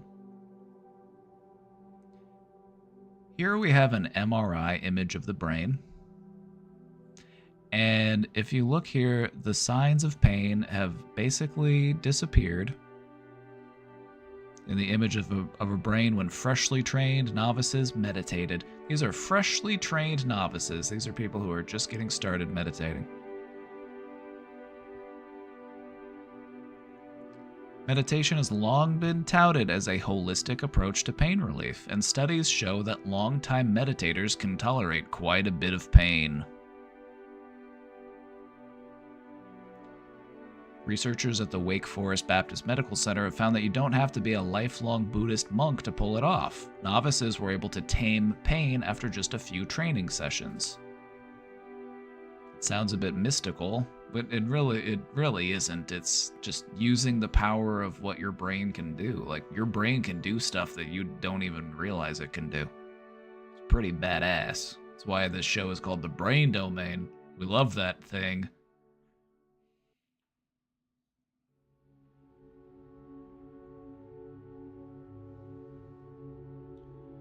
The library has given me a difficult hurdle to overcome. It makes me so mad when people talk in the quiet section. Have you given them a shh? Have you given them a shh? Have you tried the shh?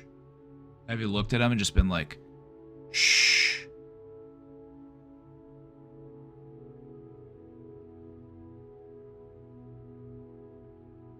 I've barely been able to contain my rage a couple times, but you were able to contain the rage. Doesn't matter if it was barely, you still did it. You know, that's a win. Barely contained is still contained. I've asked for help from the librarian once, but I don't want to become annoying to them. You're not the annoying one. You're the one who's helping to solve the problem. Because also, I can guarantee you're not the only person who's bothered by people being noisy in the quiet section. So, in asking for help, you have become part of the solution. In not asking for help, you're allowing that loudness to continue, and in a way, you're enabling the people who are being disrespectful. Nothing wrong with narking on the... Like, if somebody's being loud in the library, I'm okay with being a narc in that context. If somebody's being loud in the library and I need the librarian to come over and be like, I'm going to need you to keep it down, this is the quiet section, then I'm fine with that. I'm fine with narking in that context.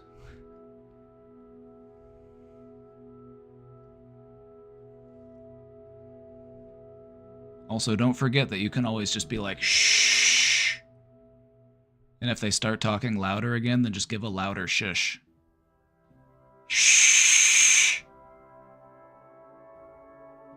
You give them 2 warning shushes, and then you go to the librarian. If they don't respond and they don't get quieter after being shushed 2 times, there's no choice left. You gotta go tell the librarian on them.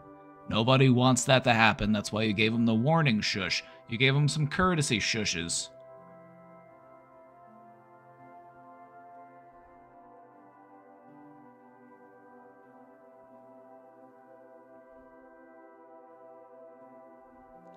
I want one of those training sessions.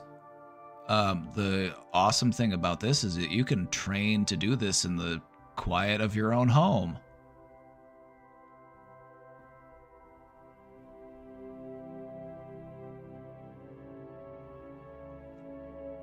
Let's talk about this method that they did. Let's talk about the methods that they did.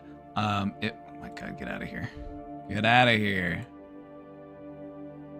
A technique adapted from a Tibetan Buddhist form of meditation called samatha.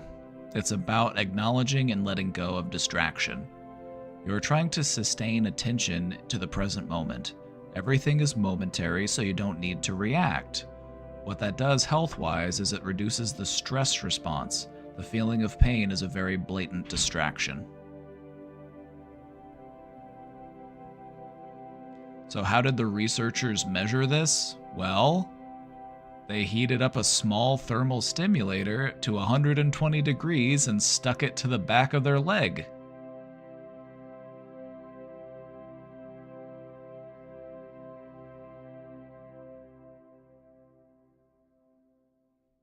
After meditation training, the subjects reported a 40% decrease in pain intensity and a 57% reduction in pain unpleasantness.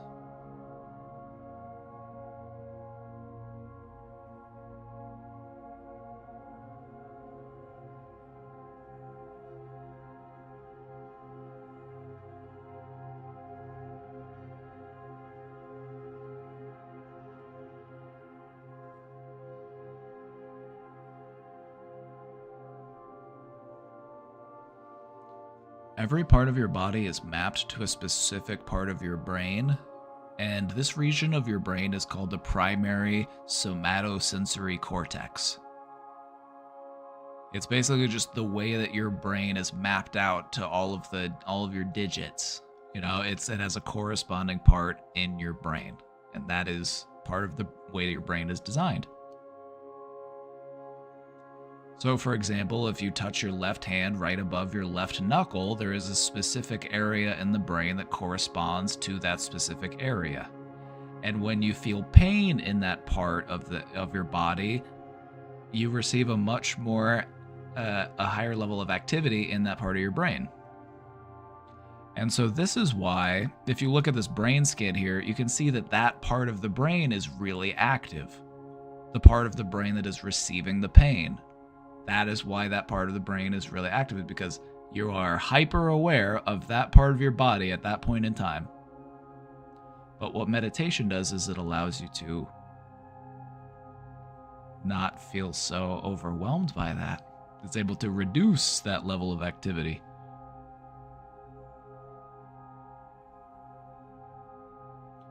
I thought it was so interesting in the article how meditation hits some of the same parts of the brain as opiates. Meditation is OP. I swear by it. Like meditation, like once you practice it for a little bit, you're like, ooh, wow, I wish I had started doing this sooner. I can't hype it up enough, and whenever I hear people say that meditation is BS or something, I'm just like, you're really missing out, actually. Like, I kind of feel bad for you if you don't believe that meditation is helpful, because it's honestly, it's OP.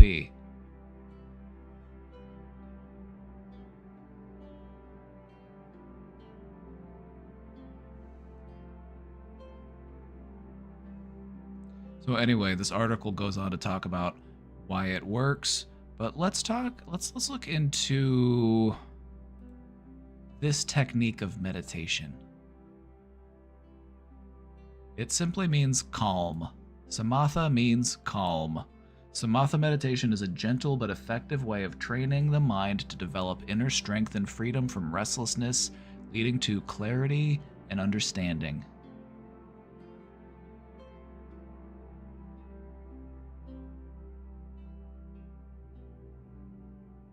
So this is the specific form of meditation that they used in this exercise. It's a type of mindfulness meditation, which, if you want to be honest, most meditation forms are technically a mindfulness form of meditation, but that's just...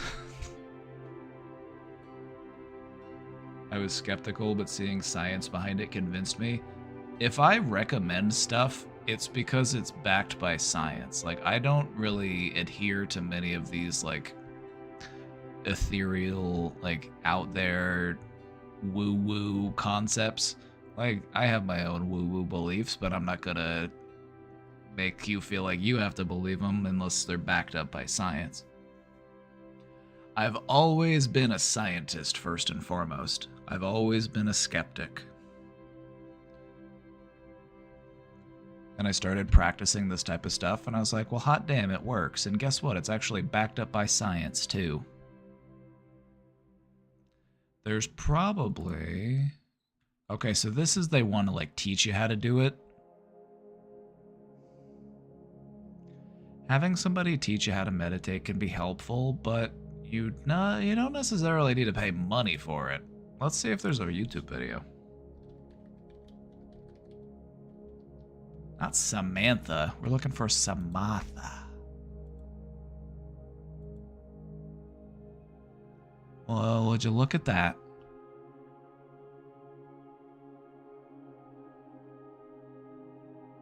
Would you look at that? 10 minutes, 12 minutes, 20 minutes, 15 minutes.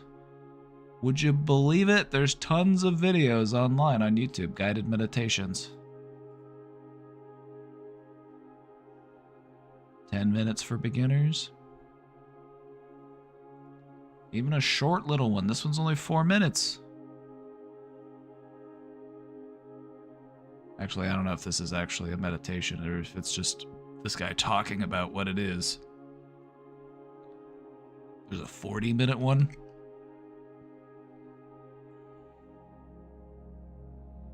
When you meditate, 20 minutes can feel like an hour. And so if you're just getting started in meditation, just go for 5 minutes, 10 minutes, and what you'll realize is that feels like a lot more time than I thought it was.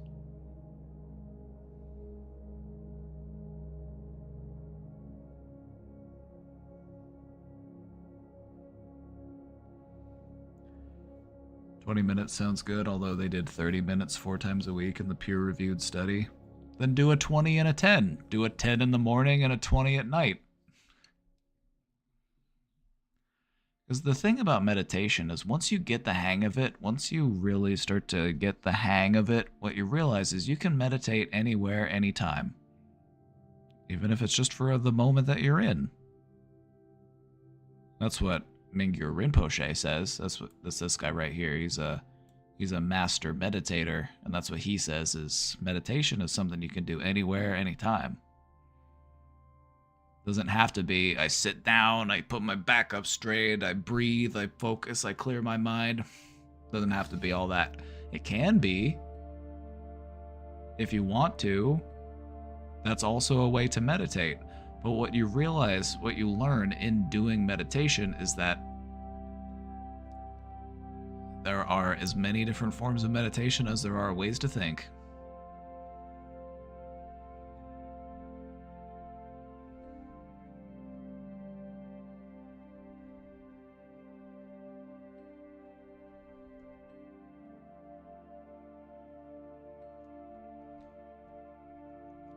If you want to break, like this talks about 2 main types of meditation.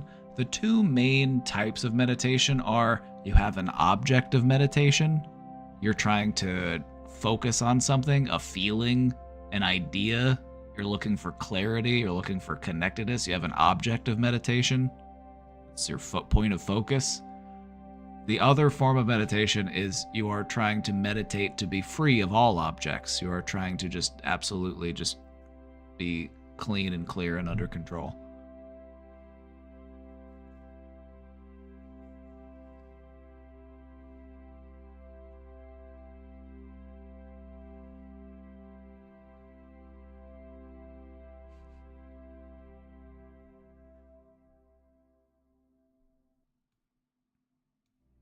You know, if you're interested in trying meditation, I highly recommend starting off with guided meditations. It's a great way to get into it. If you get distracted and you space out during it, that's not a problem. Just come back to it when you come back to it. You know, you might find your thoughts are wandering. Just come back to it. It's okay. You don't have to, you know, get mad at yourself because you weren't able to pay attention. It's totally normal to like kind of space out for a moment and then come back and be like, all right, where were we? Totally fine. Just come back to the breath.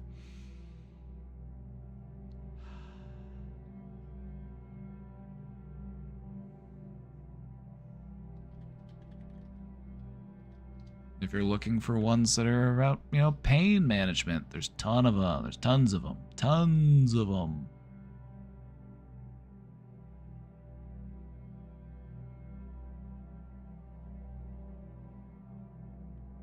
Meditation is what will help you to realize just how badass your brain is.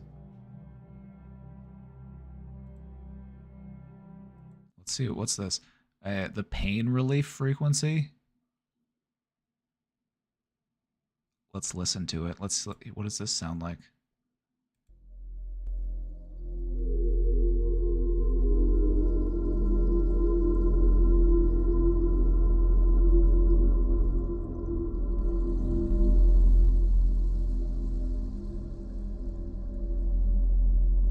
What I like to do in meditation is I put on tones or something like this. I listen to meditation music and then I just go for it. Sometimes I like to return to guided meditations. You know, even as a person who's put a lot of time into meditation, it's still nice to go back and do a guided meditation. You know what's really trippy is listening to a guided meditation that you recorded.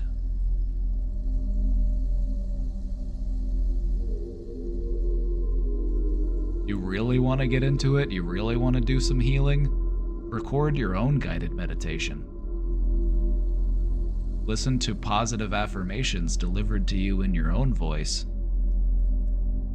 Now that might hit completely differently.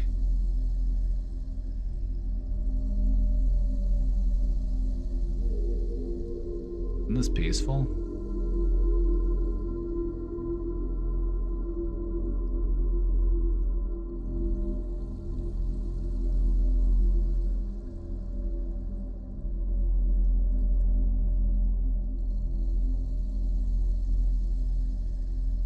Hate my voice, it might annoy me. Well, that sounds like something to meditate on. Got out of bed? That's a win. That's a W. That's why we call you W Dean, because you can't stop winning.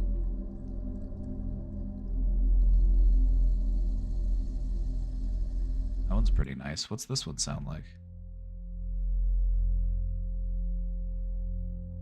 I gotta say, if you're looking to like just uplift your mood in a free and easy way, start putting stuff like this on in the background. You know, like put it on your TV. You got a smart TV, you got YouTube on that thing. Put one of these up. Have Alexa play some meditation tones for you. Put it on in the background. Turn it down real low so it's just kind of at the back of your mind. What you'll notice is it kind of gives you a little subtle lift, you know?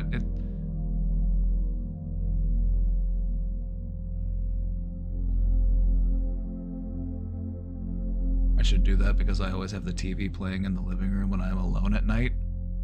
Might as well put it to good use. Have it playing something peaceful.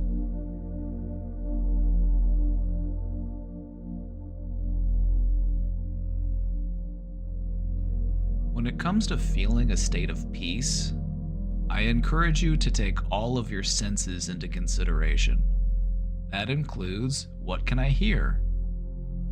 There are definitely sounds that sound more peaceful than other sounds. Listening to nails on a chalkboard, or breaking glass, or banging metal. It's like, that's kind of agitating. That's not really fun. But this kind of stuff is more peaceful, If you want to be peaceful, approach it from every angle you can. What can I do to feel more peaceful in what I'm hearing, and what I'm seeing, and what I'm smelling, I'm tasting, I'm touching, Consider your peacefulness in many different aspects.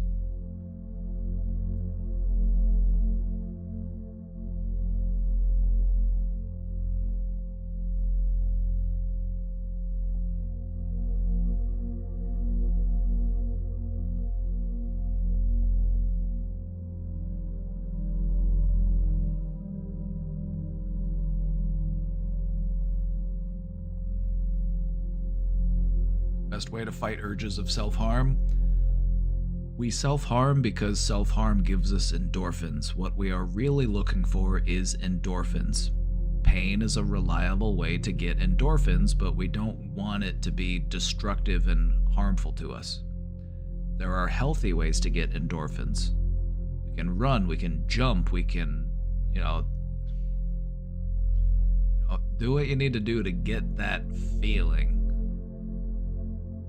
Do you have something you could squeeze? Do you have something you can...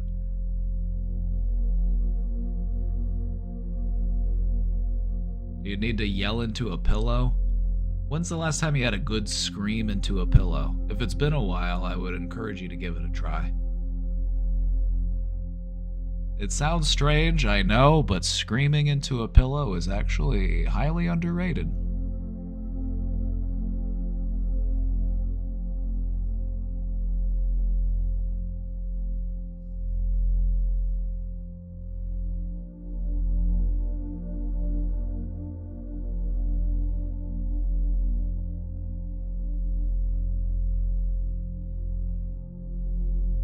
Shock of cold water. That's a good way to get some dopamine. It can be very refreshing too.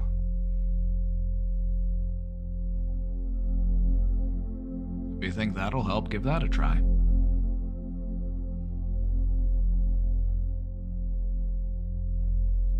The reason why people get stuck in self-harm routines is because we have a way of convincing ourselves that this is the only thing that's going to work. When in reality, it's not true. It's not the only thing that could help us. It's not the only thing that can help us to feel better or to cope. But when we get stuck in one routine, it's sometimes hard to remember that there are other alternatives. And what you've got to remember is that when you're practicing new coping skills, they might not be as immediately effective as you would like for them to be, because sometimes it takes time to build that up for it to be as rewarding or as enjoyable or as satisfying as the other ways that we used to cope.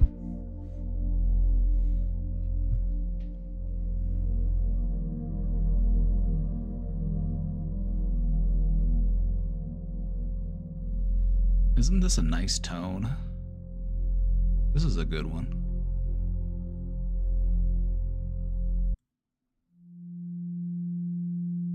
Oh, that's spicy.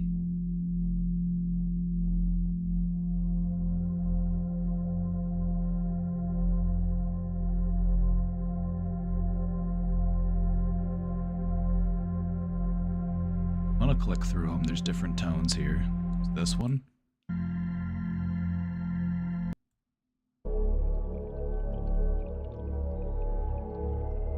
Oh yeah, now we're talking. I love a good tone.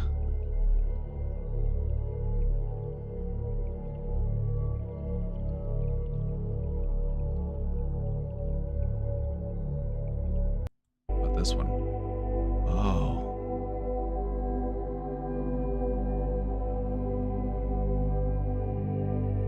Sometimes the right tone will just, it'll feel like something got switched on in your brain. I'm like, whoa. This one's doing something for me.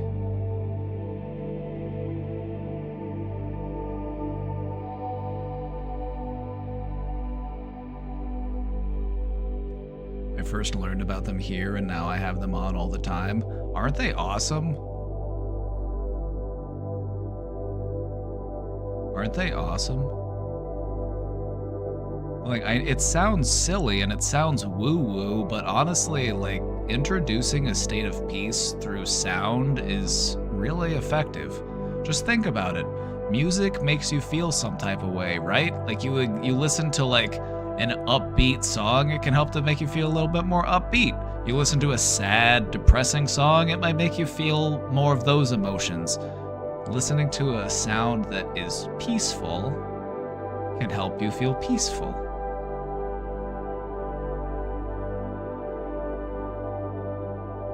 What I like about these kinds of tones is that it almost kind of snuffs out the negative emotions. You know what I mean? It kind of clears up some of the chaos. It kind of helps things to feel a little bit more orderly.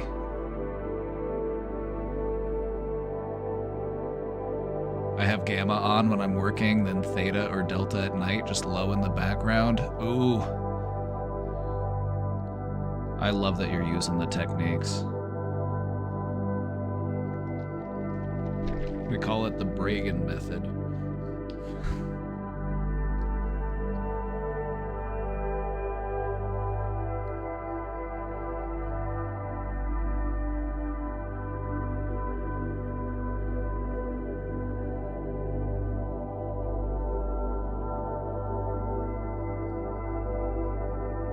If you're wondering why this kind of stuff works, because it does kind of seem a little mystical, a little silly. It's like, it's sound. How can sound make me feel better? All right, let's talk about it. When you listen to a sound, it is a wave of energy. It is a frequency. And when that vibration enters your ear, the bones in your ear vibrate at that same frequency and then produce the perception of sound in your mind. And in doing so, the wavelengths that are flowing around inside of your brain start to synchronize with the sounds that you are hearing, which is why if you're surrounded by chaotic noise, it results in a chaotic, unfocused mind. That's why we like to go study and focus in places that are calm and quiet. You know, we're not out on a loud, bustling street corner if we're trying to read a book. We go somewhere peaceful. Your brain will synchronize with whatever input is being received. Your eyes, your ears, your other senses.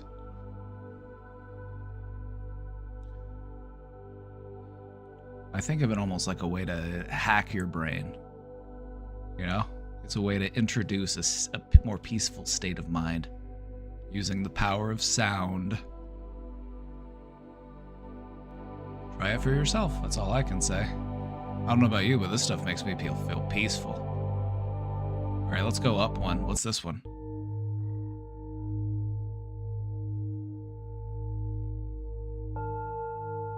Ooh.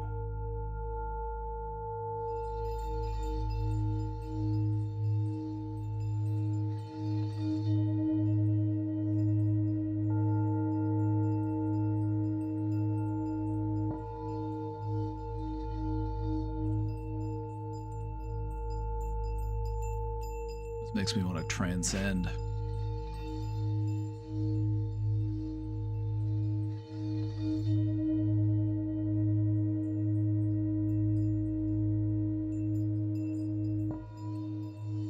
These are those theta waves. Zany, you know your tones. I like to see it. I love it when I find another tone head. It's a sleepy sound for you. Theta waves are associated with like restfulness. This is 528. Ooh, that's juicy.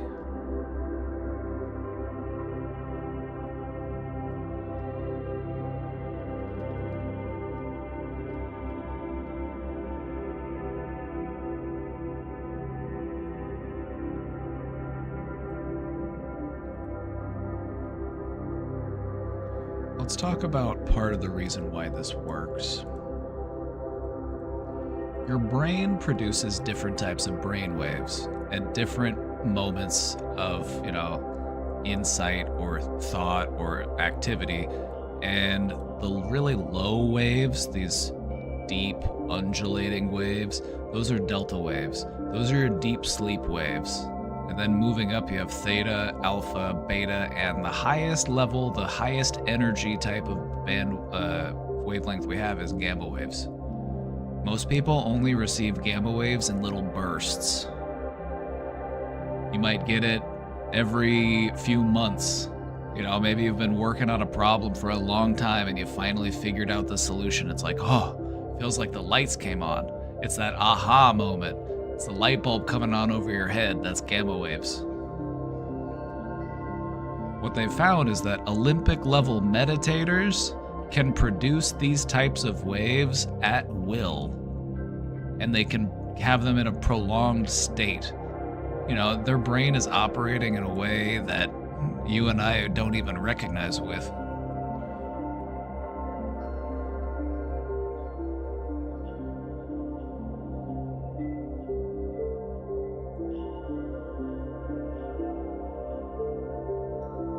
The way that they measure that is they hook up a person to an EEG and they see their brain's electrical activity, and they have the person meditate while connected to this machine, and they're able to measure the electrical activity in their brain, and the readings they got were just like, oh wow, that's actually really powerful.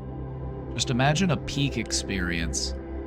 A peak experience in life. That's gamma waves.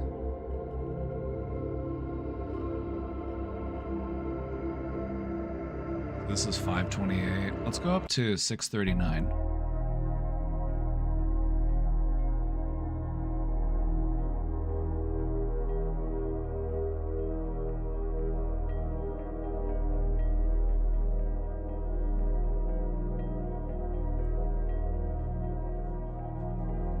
Loving this one. The cool thing about it is once you find a tone you like, you can find all sorts of videos or soundtracks that are just that tone.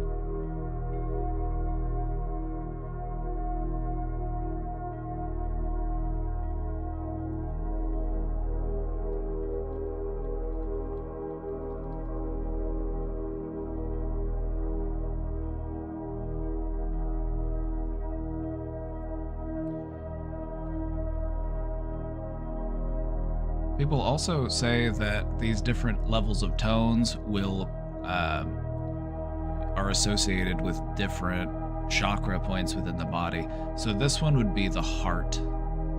This would be the heart chakra tone.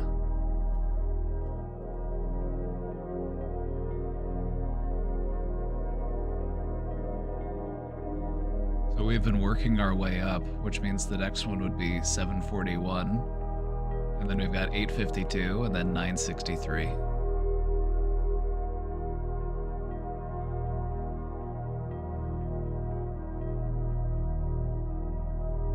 Let's go up one.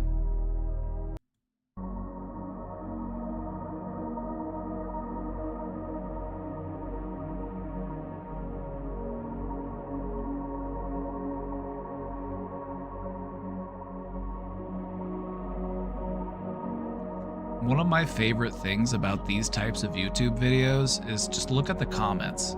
The comments are always going to be like just the most uplifting, kind-hearted things. It's just like, for anyone who's reading this now, you haven't been brought this far to be dropped on your head. You're doing it. Keep going. It's all just like positive affirmations. Positive affirmations from all sorts of different languages. You've got Russian, you've got Arabic.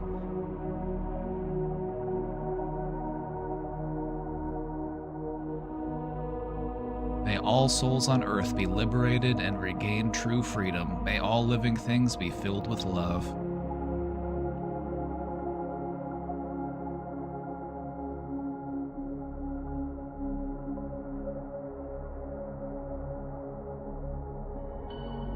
So this is associated with the throat chakra, and the throat chakra is associated with speaking your truth.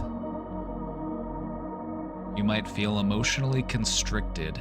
You know, you feel like I can't get my words out. I can't say what's actually on my mind.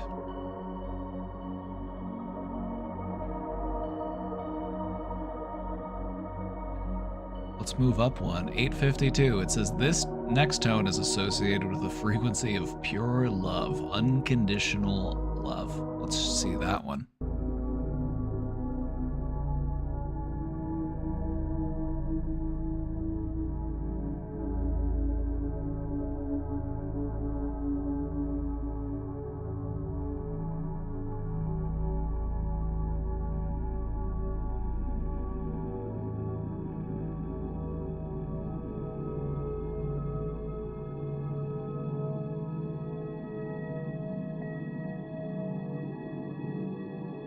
Like it. You know, at the end of the day, whether or not you believe any of the stuff about it, they're nice sounds and they make you feel good. You know, they make you feel peaceful. So even if that's the level of depth that you take away from this, I'm fine with that. If you want to look into it deeper and you want to, you know, align your chakras and you want to, you know, feel spiritually awakened, I'm like, good for you, go for it. But I'm like, take what you can get from it. Even if it's just nice, calm, peaceful sounds and nothing more.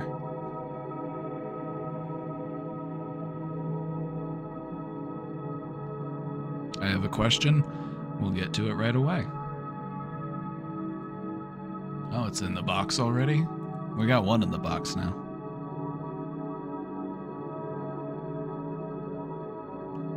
So that's 852. The last one is 963.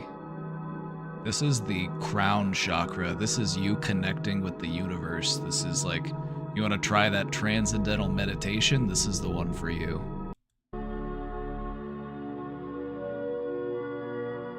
Try to feel this one on the top of your head. It kind of makes the top of my head feel tingly.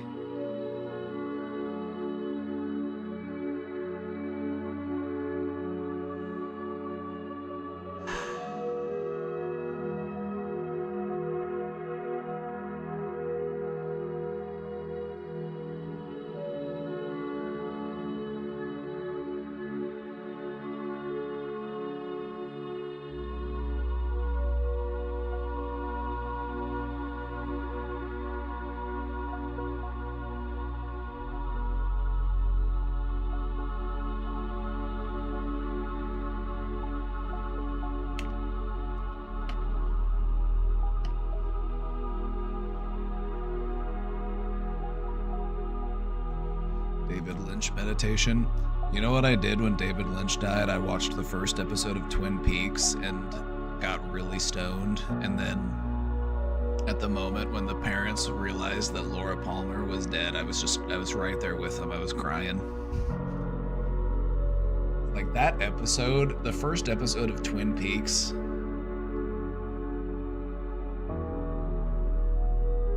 so real.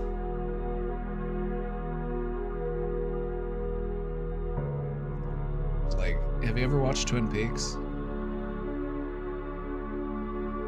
I've been meaning to watch that show. If you've never seen Twin Peaks before, I would say to give Twin Peaks a try. It's out there, it's entertaining, it's a little bit offbeat, it's gonna keep you guessing. And this isn't really a spoiler because it's just the first episode, but the first episode of Twin Peaks, it starts off with them finding the dead body of Laura Palmer. They find her and she's wrapped up in plastic. And the police are there and they're investigating the scene, and the deputy that's taking the crime scene pictures, he just starts crying. Because this is just so tragic. It's a small town. Everybody knows everybody. They know who this is. And then it's going from person to person in the town, and it's like, it goes to, you know, her house, and her mom's there, and she's like, Laura, come on, I'm not gonna call you again. And she's like trying to get her, and she's like, she realizes she's missing. And then it cuts to like another person, and it's just like, it's this slow unraveling of people finding out what happened to her. And it's like right there with them in those emotions, and it's Brilliant.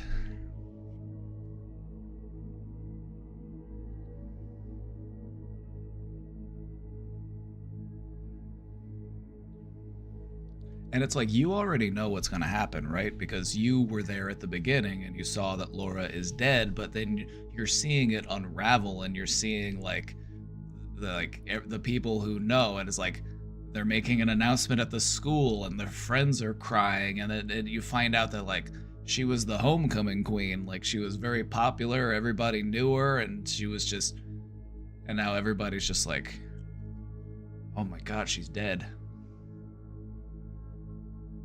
And then the rest of the series is just this unraveling of all of this like mysterious stuff that's going on in this strange little remote small town in the middle of like Montana or something. I forget where Twin Peaks is set, but it's set in one of those like rural like it's like a logging town. There's always scenes of like the lumber mill and stuff. It's right there in the opening credits.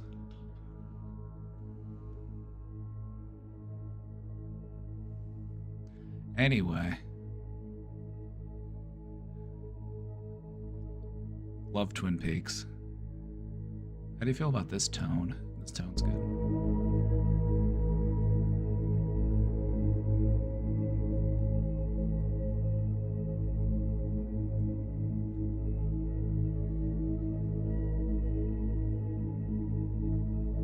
Washington State. Yeah, there you go. It's in Washington. Yeah, I knew it was one of those like Pacific Northwest type states, you know, a lot of like lumber workers and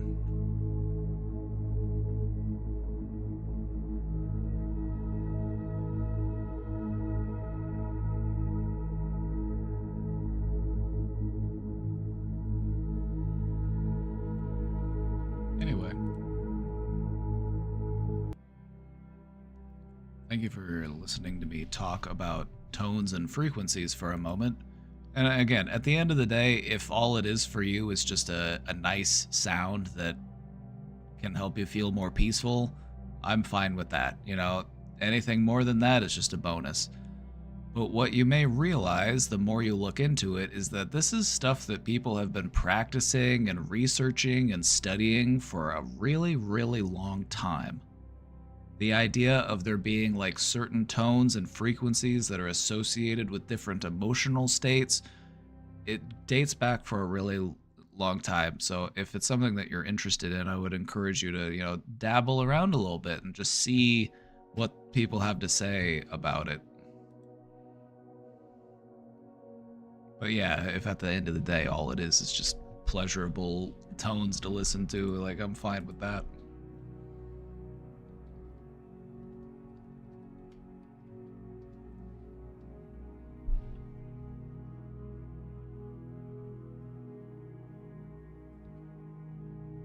I'm way into it now. Well, what they refer to it as solfeggio frequencies. And this is stuff that is ancient. This is stuff that we associate with like spiritual experiences. You see a lot of these tones used in like spiritual music, you know, like, oh, you know, like there's just certain tones that we kind of associate with like spiritual things. And it reflects in a lot of like the chants and the tones and the music and the instruments and, you know, the different like bells and chimes, and, you know, it's a fun little rabbit hole to go down, you know, if you're interested in the power of sound.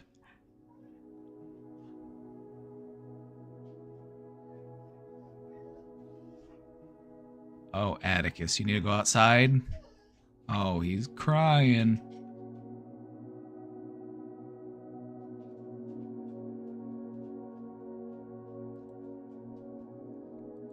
Atticus, we'll go out in just a moment. I've got a question.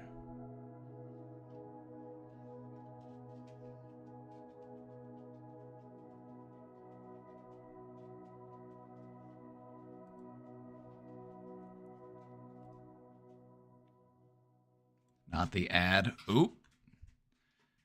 They got ad walled right as I was about to answer their question. Oh well.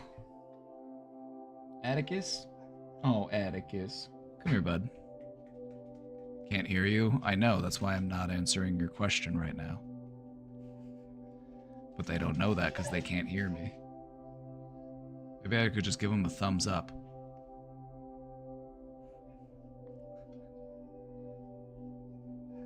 I don't know how I feel about this question. I know how I feel about this question, and I'm about to share it with you.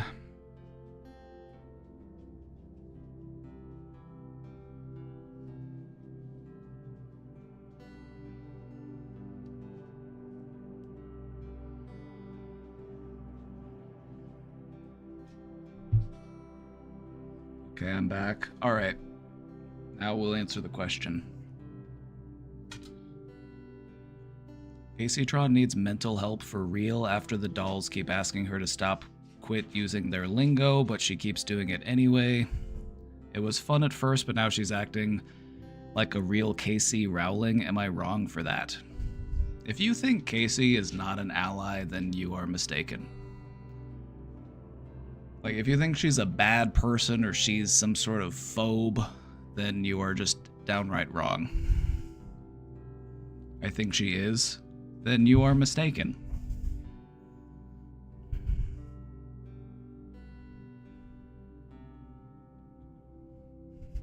I think she is an ally. Oh, okay, good. Okay, I was gonna say, like, you gotta remember that the only reason that Casey knows that lingo is because she is immersed in the community. That's the only reason why she knows the lingo to begin with. It's like, so do we want to be inclusive or do we want to be exclusive? Do we have a problem with certain people saying certain words because they're not a part of our in-group, even though they support us and they support our freedom, they support our autonomy, they support our civil liberties? The community is asking her to quit it. Did they come together and have a vote, or is, like, how many people? Like, is it everybody? Because I'm sure there are also people who are also in the community who are unbothered by it. So who do we listen to? Call a vote, I guess. Girl, we're all annoyed. And how do you think I feel?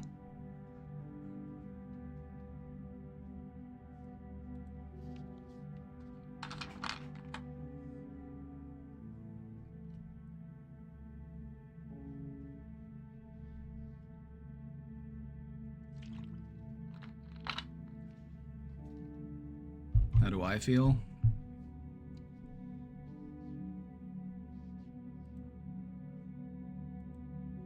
It's a good question. I haven't thought about it. I feel unbothered. Because at the end of the day, words are just sounds. It is just a vibrational frequency that you are blowing through your meat hole. And if you're gonna get hung up and bent out of shape over the sound that somebody is blowing out of their meat hole, you know, maybe we need to reprioritize. Like, do you think she's doing it to intentionally be disrespectful or dismissive or hateful? I don't see the problem.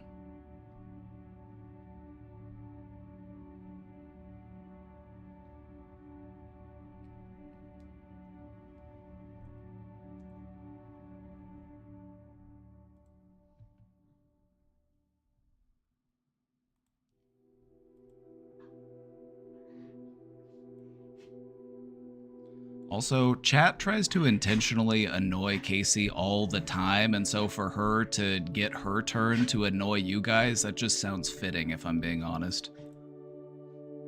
Like, they're trying to get under her skin and annoy her 24/7, okay? So if she gets to have her time and have a little bit of harmless fun, so be it.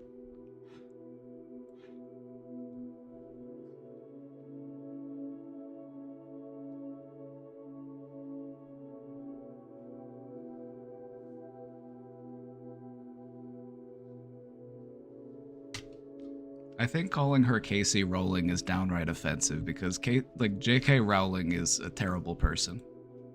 You know, and we don't need to draw those parallels, okay? That's just kind of hurtful and kind of rude. It's like, you know who she is and you know she's got a good heart, so why do we have to be mean? Like, let her have her fun. She's not hurting anybody.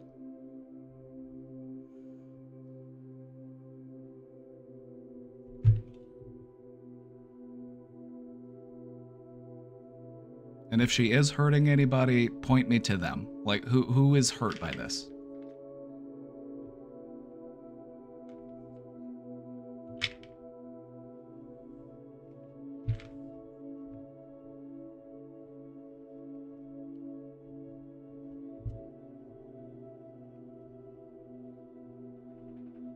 The dolls are annoyed. Thankfully, it's not illegal to be annoying.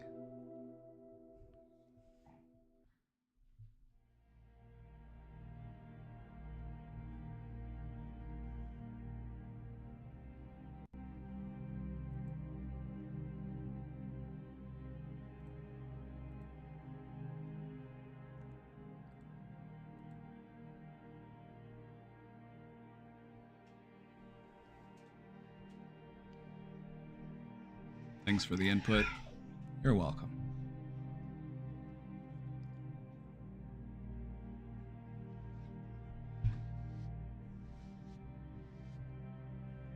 Still like y'all, just what is this? It's just a woman trying to have fun.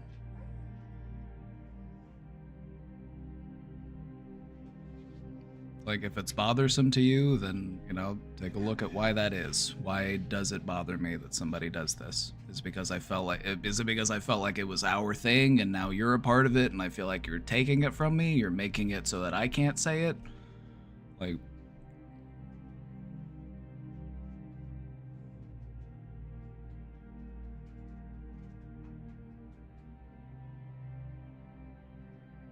it's like she's not out there like using slurs or anything, so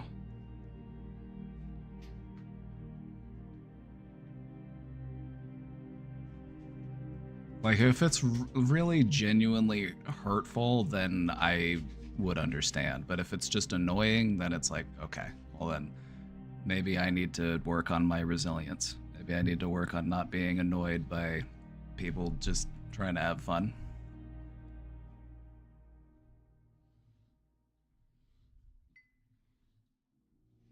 Also, her chat can sometimes, like, Kitty is absolutely right there. It's like they have a hard time being serious about anything. They will fake outrage over everything, and that's annoying.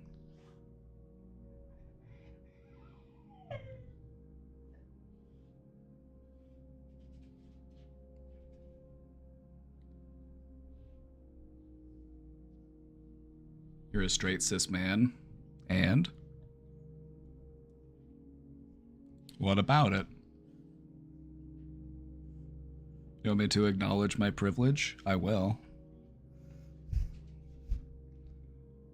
Don't forget, I'm also white.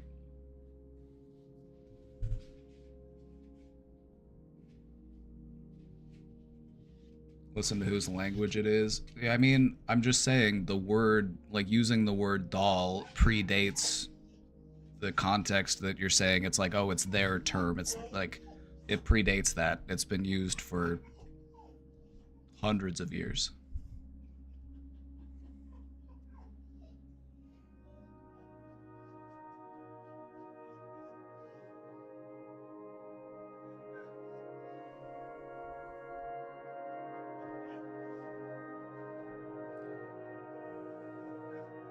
I think a lot of people are frustrated right now. A lot of people are on edge because of the political climate in the world, and so we take out that frustration on stuff that really, at the end of the day, it's meaningless. You know, so I think it's important to focus on what it is that we're actually upset about, instead of just finding stuff to be upset about.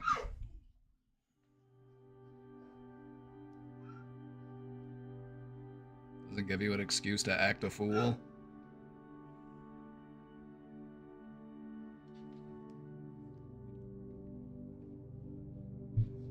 Isn't that what you pay to see?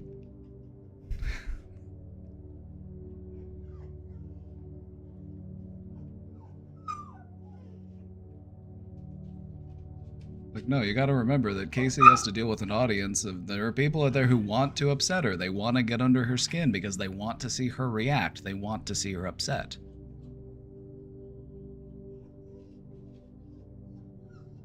You know, try to have some empathy here. Put yourself in her position.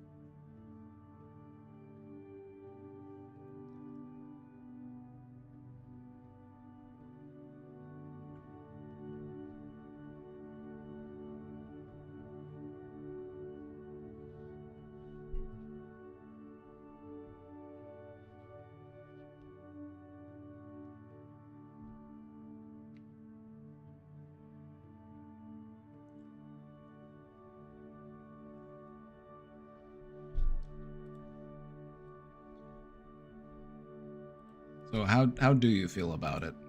How upset are you? 1 through 10. Give it a ranking. How bothersome is this to you? You came over here and you decided to ask me about it. So I'd say it's at least more than a 1. You know, what are we at here? 1 through 10. How upset are we? And is it possible that maybe there's something else going on that we're a bit frustrated with? You know, Donald Trump's about to come back into the office. You know, they're saying that they're going to start deporting people. You know, there's an ongoing genocide. Like, there's a lot to be frustrated with. Are we channeling some of that energy into something else? You know, like...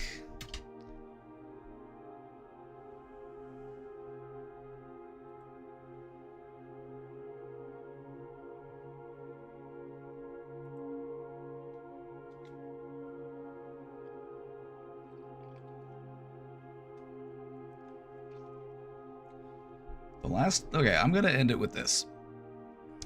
I'm gonna end it with this. A lot of people take a lot of time and energy out of their day to try to get entertainment out of Casey by annoying her. And so when she finds a way that she can annoy them back, I'm gonna let her have it. I'm gonna let her have it. She has to tolerate a lot. She has to tolerate with people being shady, insulting, critical, judgmental.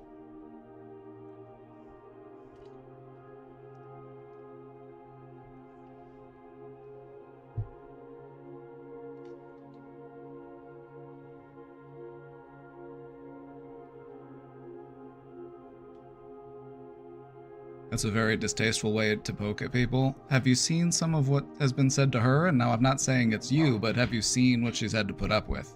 And this is why I'm trying to encourage empathy here, for her as a human being.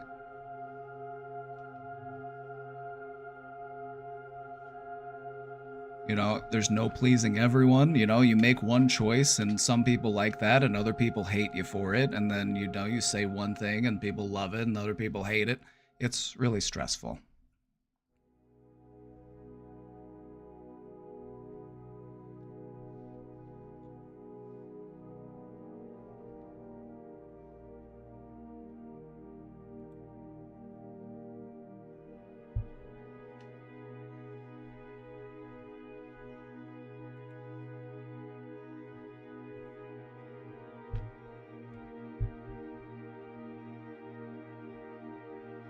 You know, do we want to direct that anger and frustration to her? You know, she's a good person. She has a good heart. She's an ally. She's, you know, supportive. Do we want to direct that towards her? Or maybe we could redirect it to the people who are actually harming us. You know, the people who are passing the legislation, the people who are writing the laws, the people who are enforcing those laws. Maybe we could redirect that into a direction that actually is more impactful to people.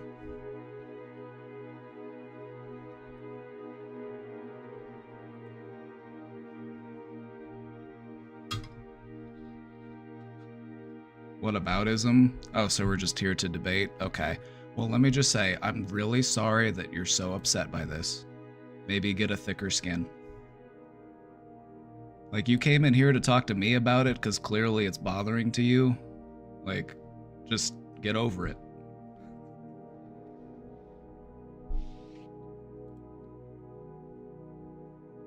So rude? Well, yeah, I'm just kind of matching your energy now. Because you were kind of coming in here being a bit passive-aggressive and rude yourself, so I'm willing to acknowledge that I'm being short and rude now, but I feel like I tried to go through this in a more, like, adult way, you know? I tried to be polite and understanding, but that just wasn't really good enough, and you're just like, no, it still annoys me. I'm like, okay, fine, then get over it.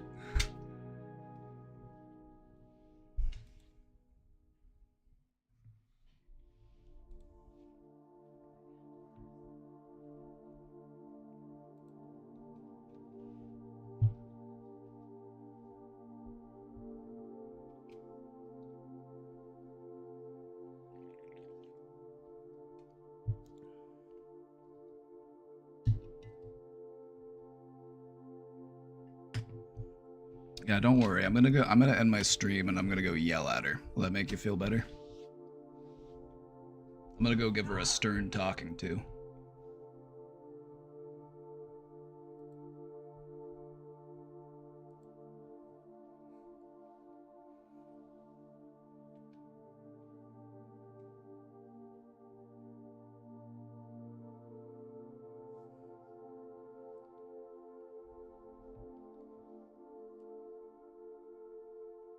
So defensive?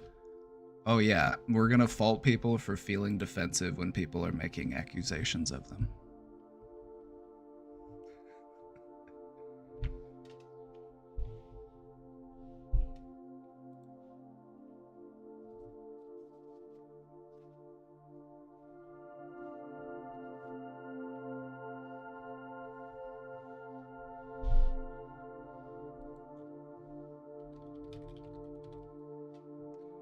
Alright, everybody. I'll see y'all next time. Have a great night. Take care out there. Stay safe. And I'll see you in the next one.